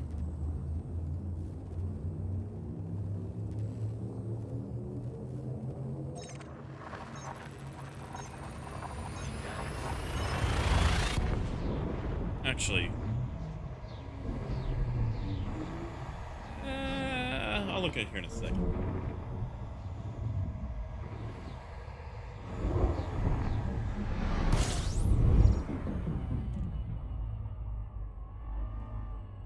Okay, well, we're in system. Let's just look at the market data right quick.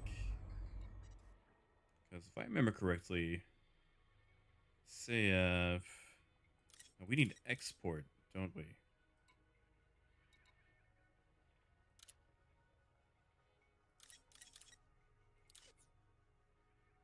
Okay, yeah, but say if holdings doesn't really tell us how much they stock, but whatever. It's cheap, we'll go for it. So how did it become worse? Did they just not really attend to that, or what?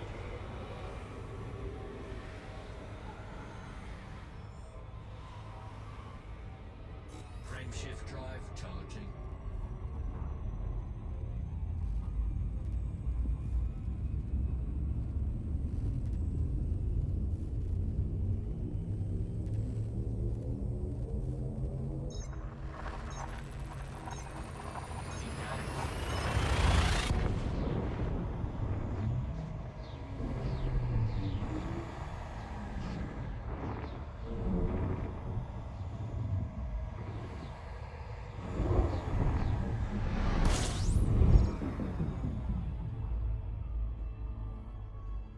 Oh, Maurice, no. Were you holding cargo when it happened?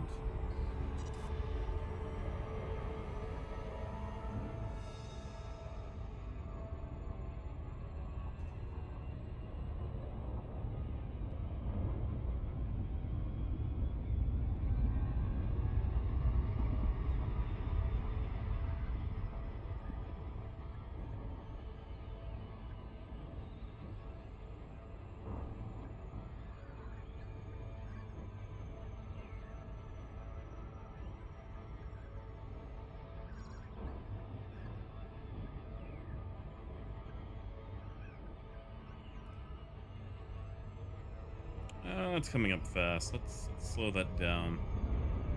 I did a loop, but I just want to come, face first into orbital dropout. Yeah, you lose anything, Maurice? Or was it just time?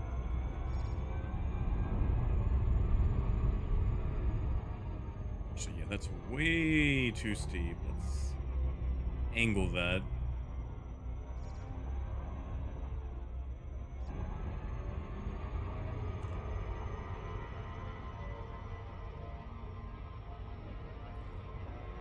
And still a bit steep. Let's see if we can get that under 60. Orbital flight engaged. There we go.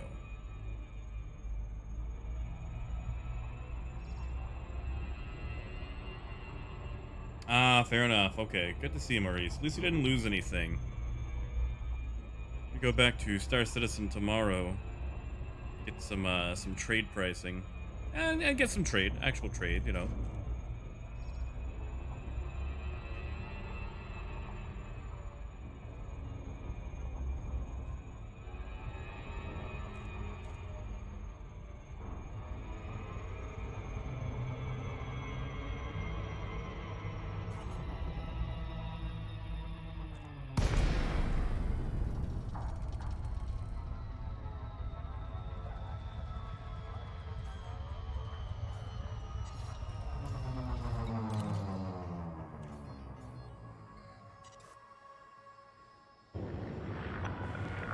Lakon, Juliet, Alpha, Charlie. You are approaching a federal port, Commander. Please submit a docking request. Okay, Commander. Make your way to landing pad 0. I feel like we're still kind of dropping a little fast.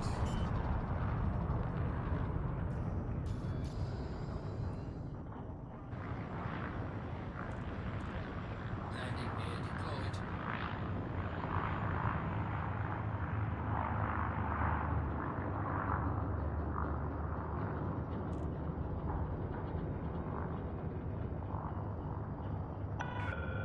Descend to flight level 200.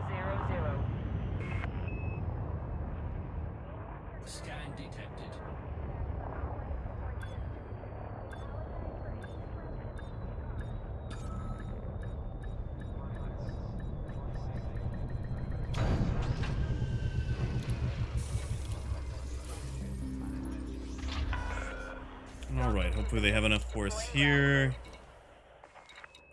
They do not. 392. All right. And that's going to update again. So let's see. What's the next closest place?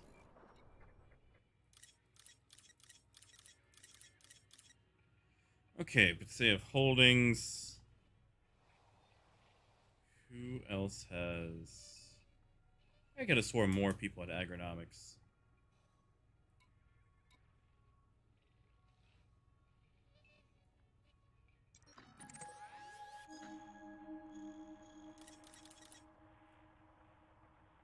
Export for 5,000.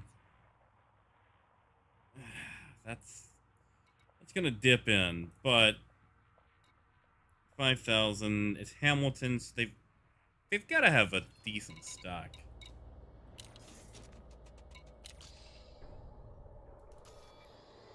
It's only 2 jumps. Whatever. Go check it out.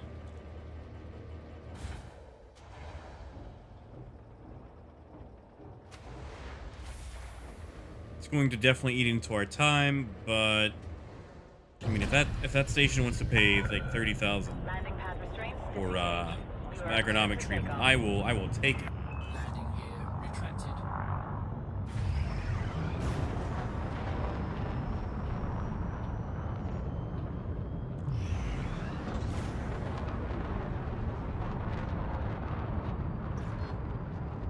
And then after we dump that cargo, we will probably call it for the day. Frameshift drive charging.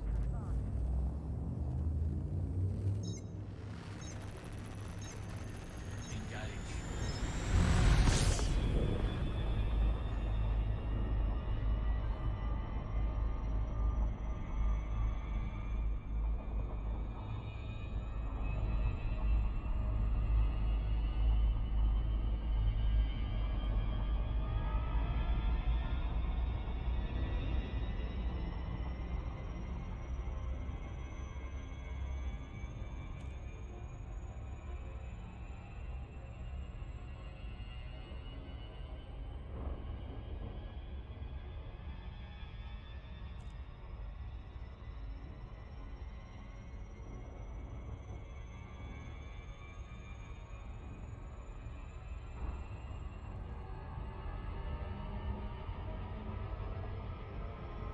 Ah, Caleb, I'm sorry. I totally forgot about Jackson's Lighthouse. Let me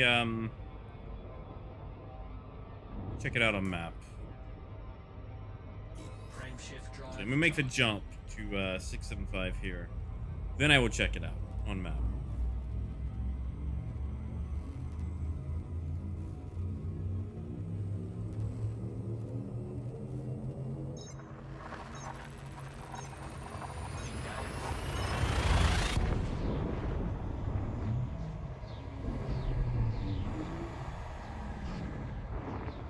Maurice, I have no idea. I want to say yes. There's like a head motion thing where you can look around. I know it works in VR. I don't know about the head tracking. Hopefully Caleb or someone else in chat can chime in and tell us. Scan complete. All right, let me check out Jackson's Lighthouse on the map. See just how far away that is. What? There we go.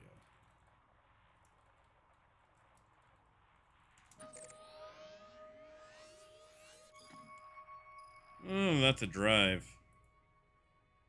Actually, hold on. Let me disable this. 175.14 light years. Okay, so in the Python, it's not bad. That's probably 5 jumps. Frameshift drive charging. And like I'm just going there to jet cone away from it though, right? Like that's it? That's all I'm doing?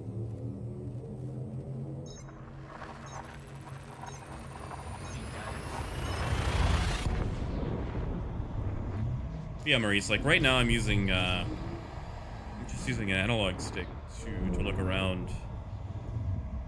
I don't know if there's actually head tracking, but I feel like since it has the same option in VR, I mean, there could be, you know?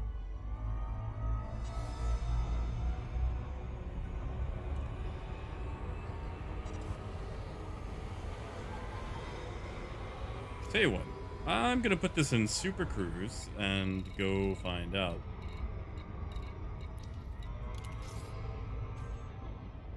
So I know if I try to look this up without being in Super Cruise, I'm just going to blow by it.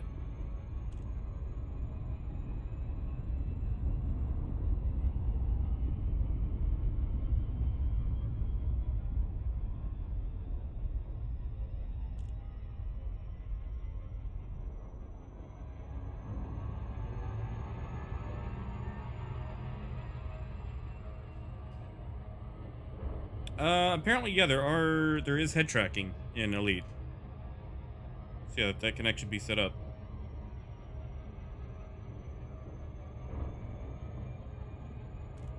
I just have no idea how, because I've never messed around with it.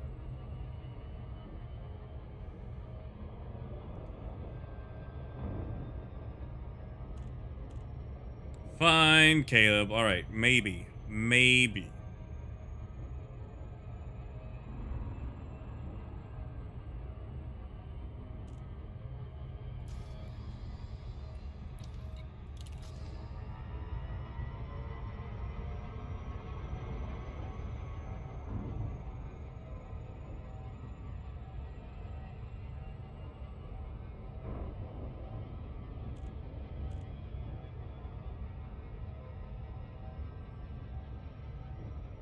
Yeah, no, the Python won't be that far. This thing, however, especially laden with cargo, that's like, what, 12 jumps?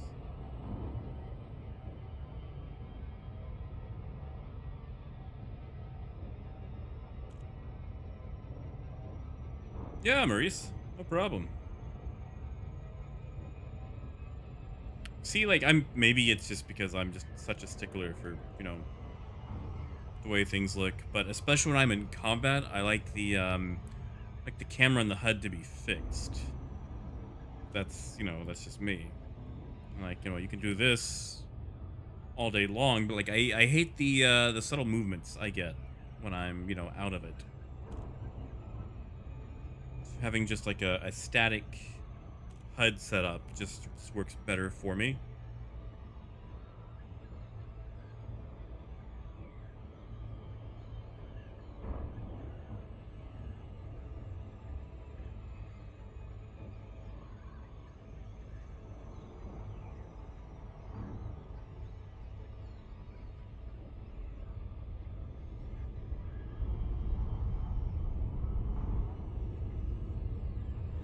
Hey, Schlappy, have a good one, man. Stay dry from the path of the hurricanes coming through.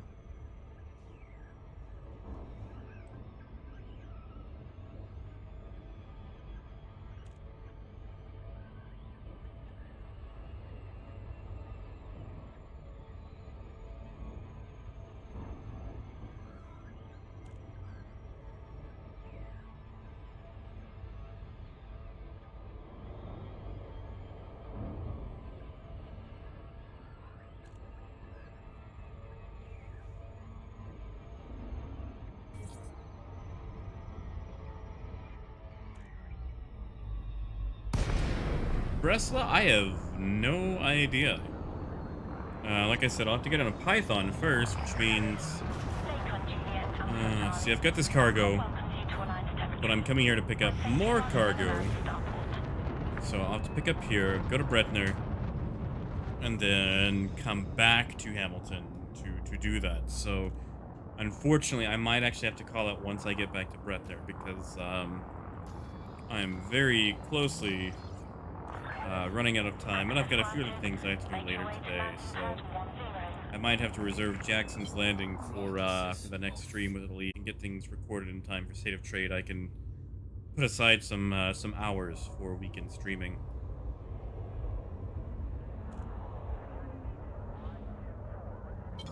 Flight assist.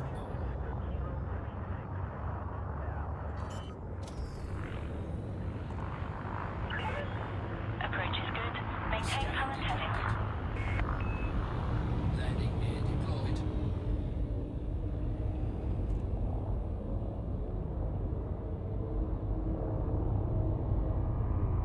I'm sorry, Caleb.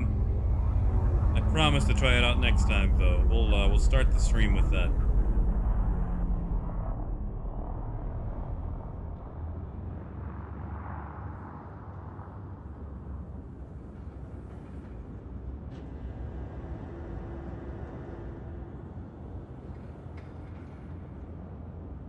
So I'm wondering if the prices change every hour, if those prices for the agronomics are actually going to be destroyed by the time I get back, since it's just changed over like 5 minutes ago.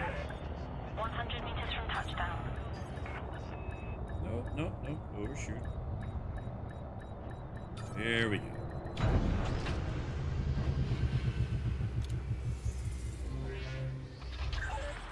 Touchdown. Clear to offload. Alright, agronomics, they've got 392. And we can buy it. Alright, so we are full up.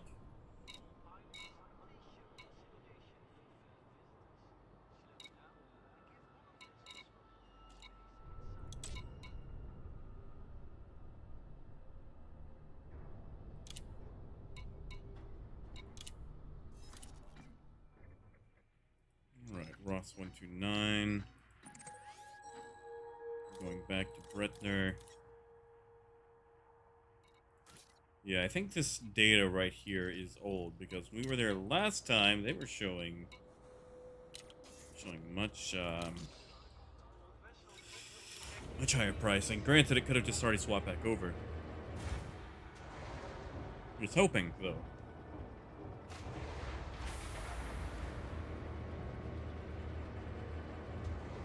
Landing gear retracted. Detach sequence complete. You are clear to depart.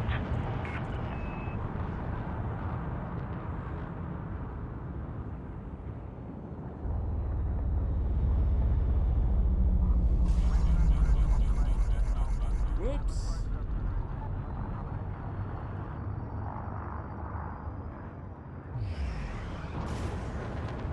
Yeah, that was careless of me. Hey, Porco. Ah, get some sleep, man. Don't stay up on my account.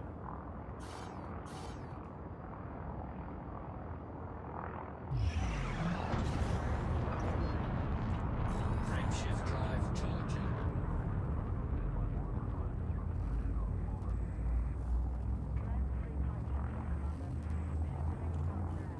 I mean, I appreciate you tuning in, but, you know, sleep's important.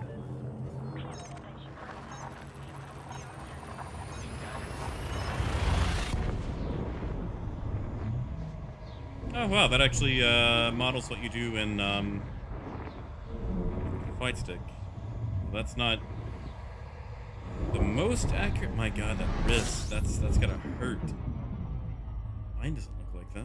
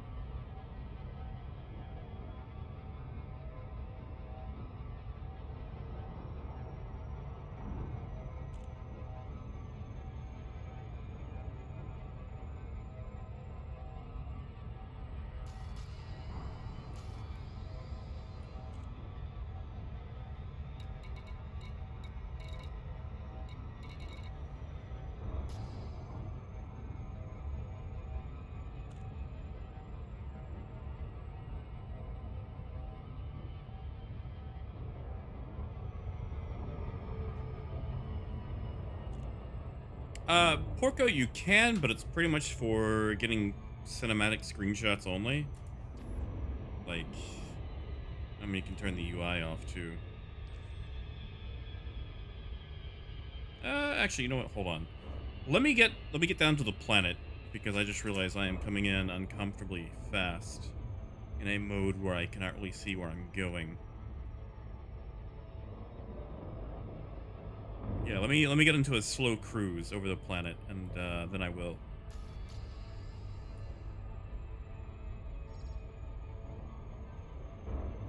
But yeah, it's pretty much like Star Citizen, where third person is for glamour shots only, or for checking out that sweet new paint job that you just bought.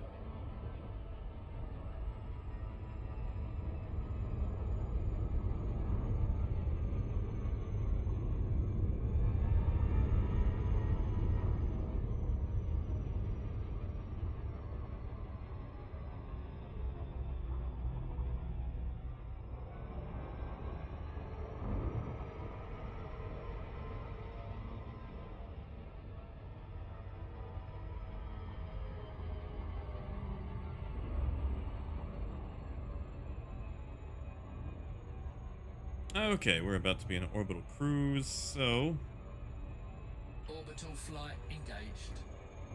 I'll just knock that back just a little bit.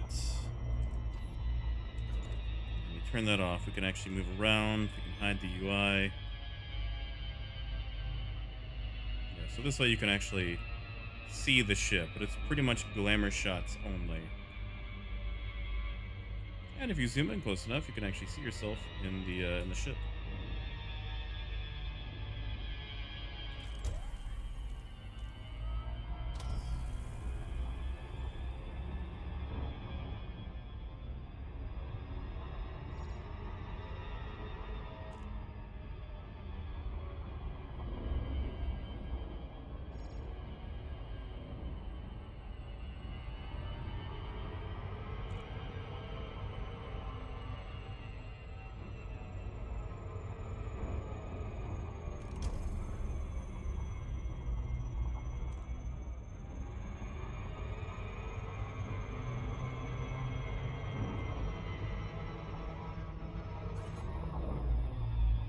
Yes, it is Porco. It's actually the exact same voice actor.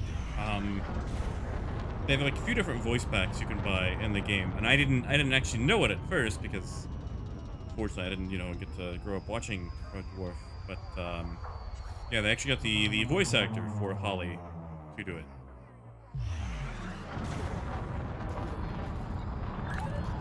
Daycom Juliet Alpha Charlie. We look forward to your arrival. The Alliance welcomes you, Commander. Access denied.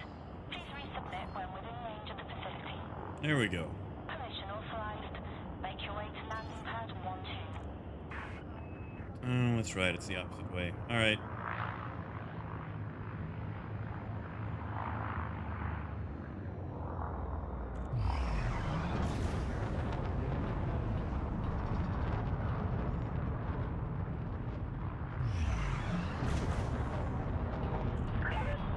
Please pay heed to Alliance speed restrictions. Slow down. Yeah. Landing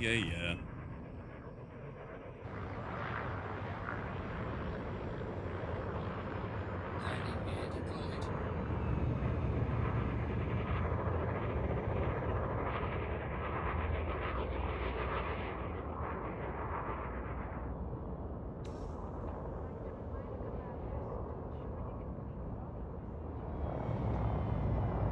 Actually, I probably just came in a bit too hot for this landing pad, but no, we're good. We're good.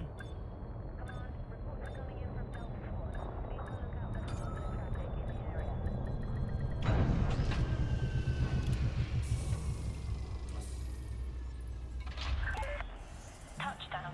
Notifying ground crew. All right. If we are lucky, those prices have not changed over. No, they did. No. Oh, that was going for like 30,000 last time we were here. All right. Well, it's still 5 million profit. It's not what it was going to be, but it is decent. So I will take it. So yeah, that's actually a really decent profit. I say that for me, it's a decent profit because we started the day at like 30,000 ish, 32,000 maybe. So we've made about a 25,000 profit. sorry, not 25,000, 25 million profit. And we've pretty much stayed in the same couple of systems. So, yeah, I would say trading is actually fairly decent. We got burned a few times on some old prices that we're no longer reporting correctly. But overall, I'd say it's enjoyable. It's comparable to Star Citizen with a few caveats that make it more user-friendly.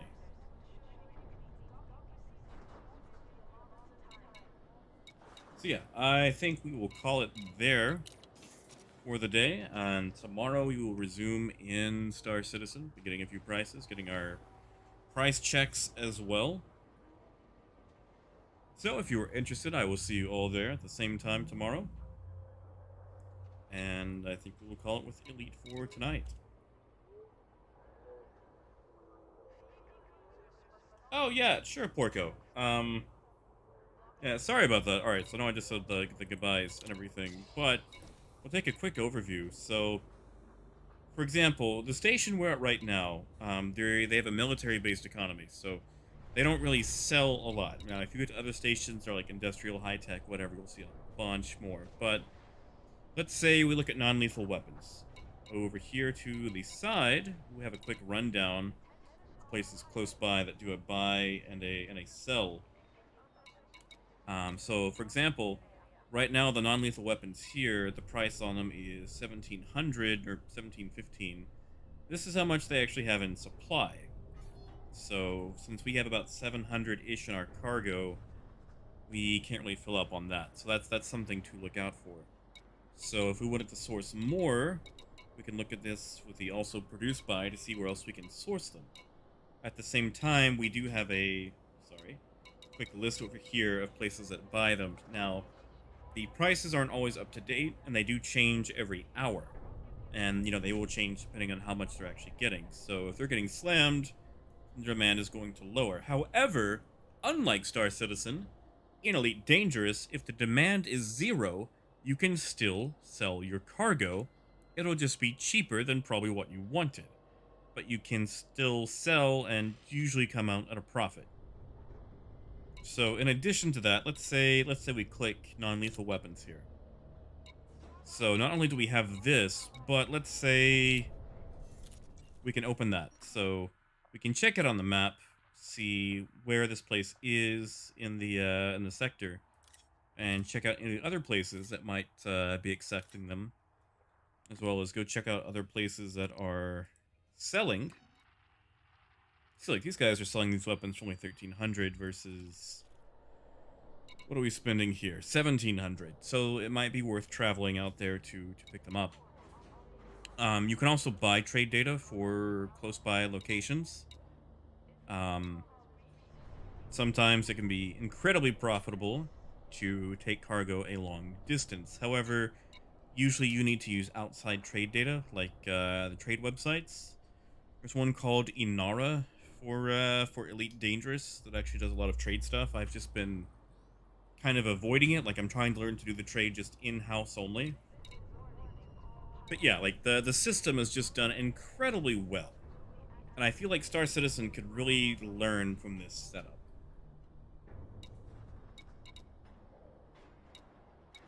And, you can actually do looping trade routes where you pick up from one place, then go to the next, go to the next, go to the next, just do one giant loop. Like, they actually have working looping trade routes. Like, for example, the route we were just doing when you came in, Porco, they were looking for agronomic treatment, which is for some sort of agricultural thing. And it was selling for about 30,000. Unfortunately, we were too slow in getting back with it. And I guess everyone else was selling there too, because by the time we got back and the prices had evened back out, they were only buying for 11,000, or selling for 11,000 here instead of 30,000, because the demand is 0. However, we were still able to unload the entire ship.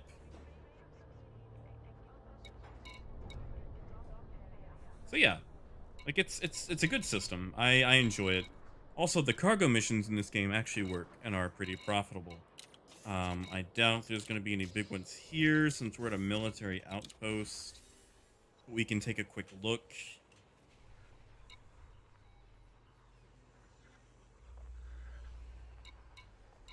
Was it Maurice? Now I really feel like Star Citizen should have paid attention.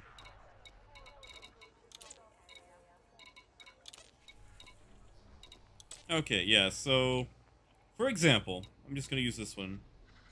This mission is deliver 90 units of non-lethal weapons, so it's essentially they load the cargo into your ship, you go to point A to point B. If you have a ship that holds less than 90 units of cargo, you can actually make multiple runs. So you can actually just go back and forth multiple times on a ship. Like technically, you could do this mission in a starter ship. It would take you forever because you'd have to make like, 20, 30 runs, but you could do it. And they actually have wing versions of these missions too, where it's like transport 5,000 units back and forth. And, that way you actually need like a group to help you. I mean, you could do it solo, it just takes forever. Also, the weight of your cargo actually slows you down and makes it where you have a shorter jump range. So it might only take you one jump to get to a place on an empty cargo, but if you're full up, it might take 5 or 6 jumps. So yeah, like it's a really nice system. I think they did a great job with their cargo, and yeah, like Maurice Caleb, I feel it's nice that they actually had that back in the day, like 36 years ago, is incredible that they would actually have that, even if it was a more simplified system. So yeah, we are going to wrap it here for now. I hope that explains some of it, Porco, and I didn't cover all the different economic situations, like the faction states up here where it says boom. That means that prices are going really well right now. So there's tons of money to be made, I think, like the missions and economy and stuff. And everything you do can actually affect that. Like you could, kill a bunch of people to make them descend into anarchy.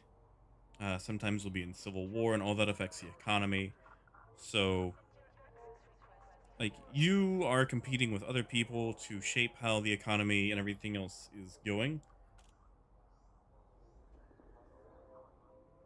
But yeah, I think that covers some of it. There are definitely more in-depth and more well-researched explanations out there. It's just what I've learned so far with my time with it. But yeah, we will call it there for now. Caleb, have a good one, man. Have a good night. So if you guys are interested, we will be doing Star Citizen tomorrow once again, and I will catch you guys around. So until then, have fun, stay safe, eat your vegetables, and keep on trucking.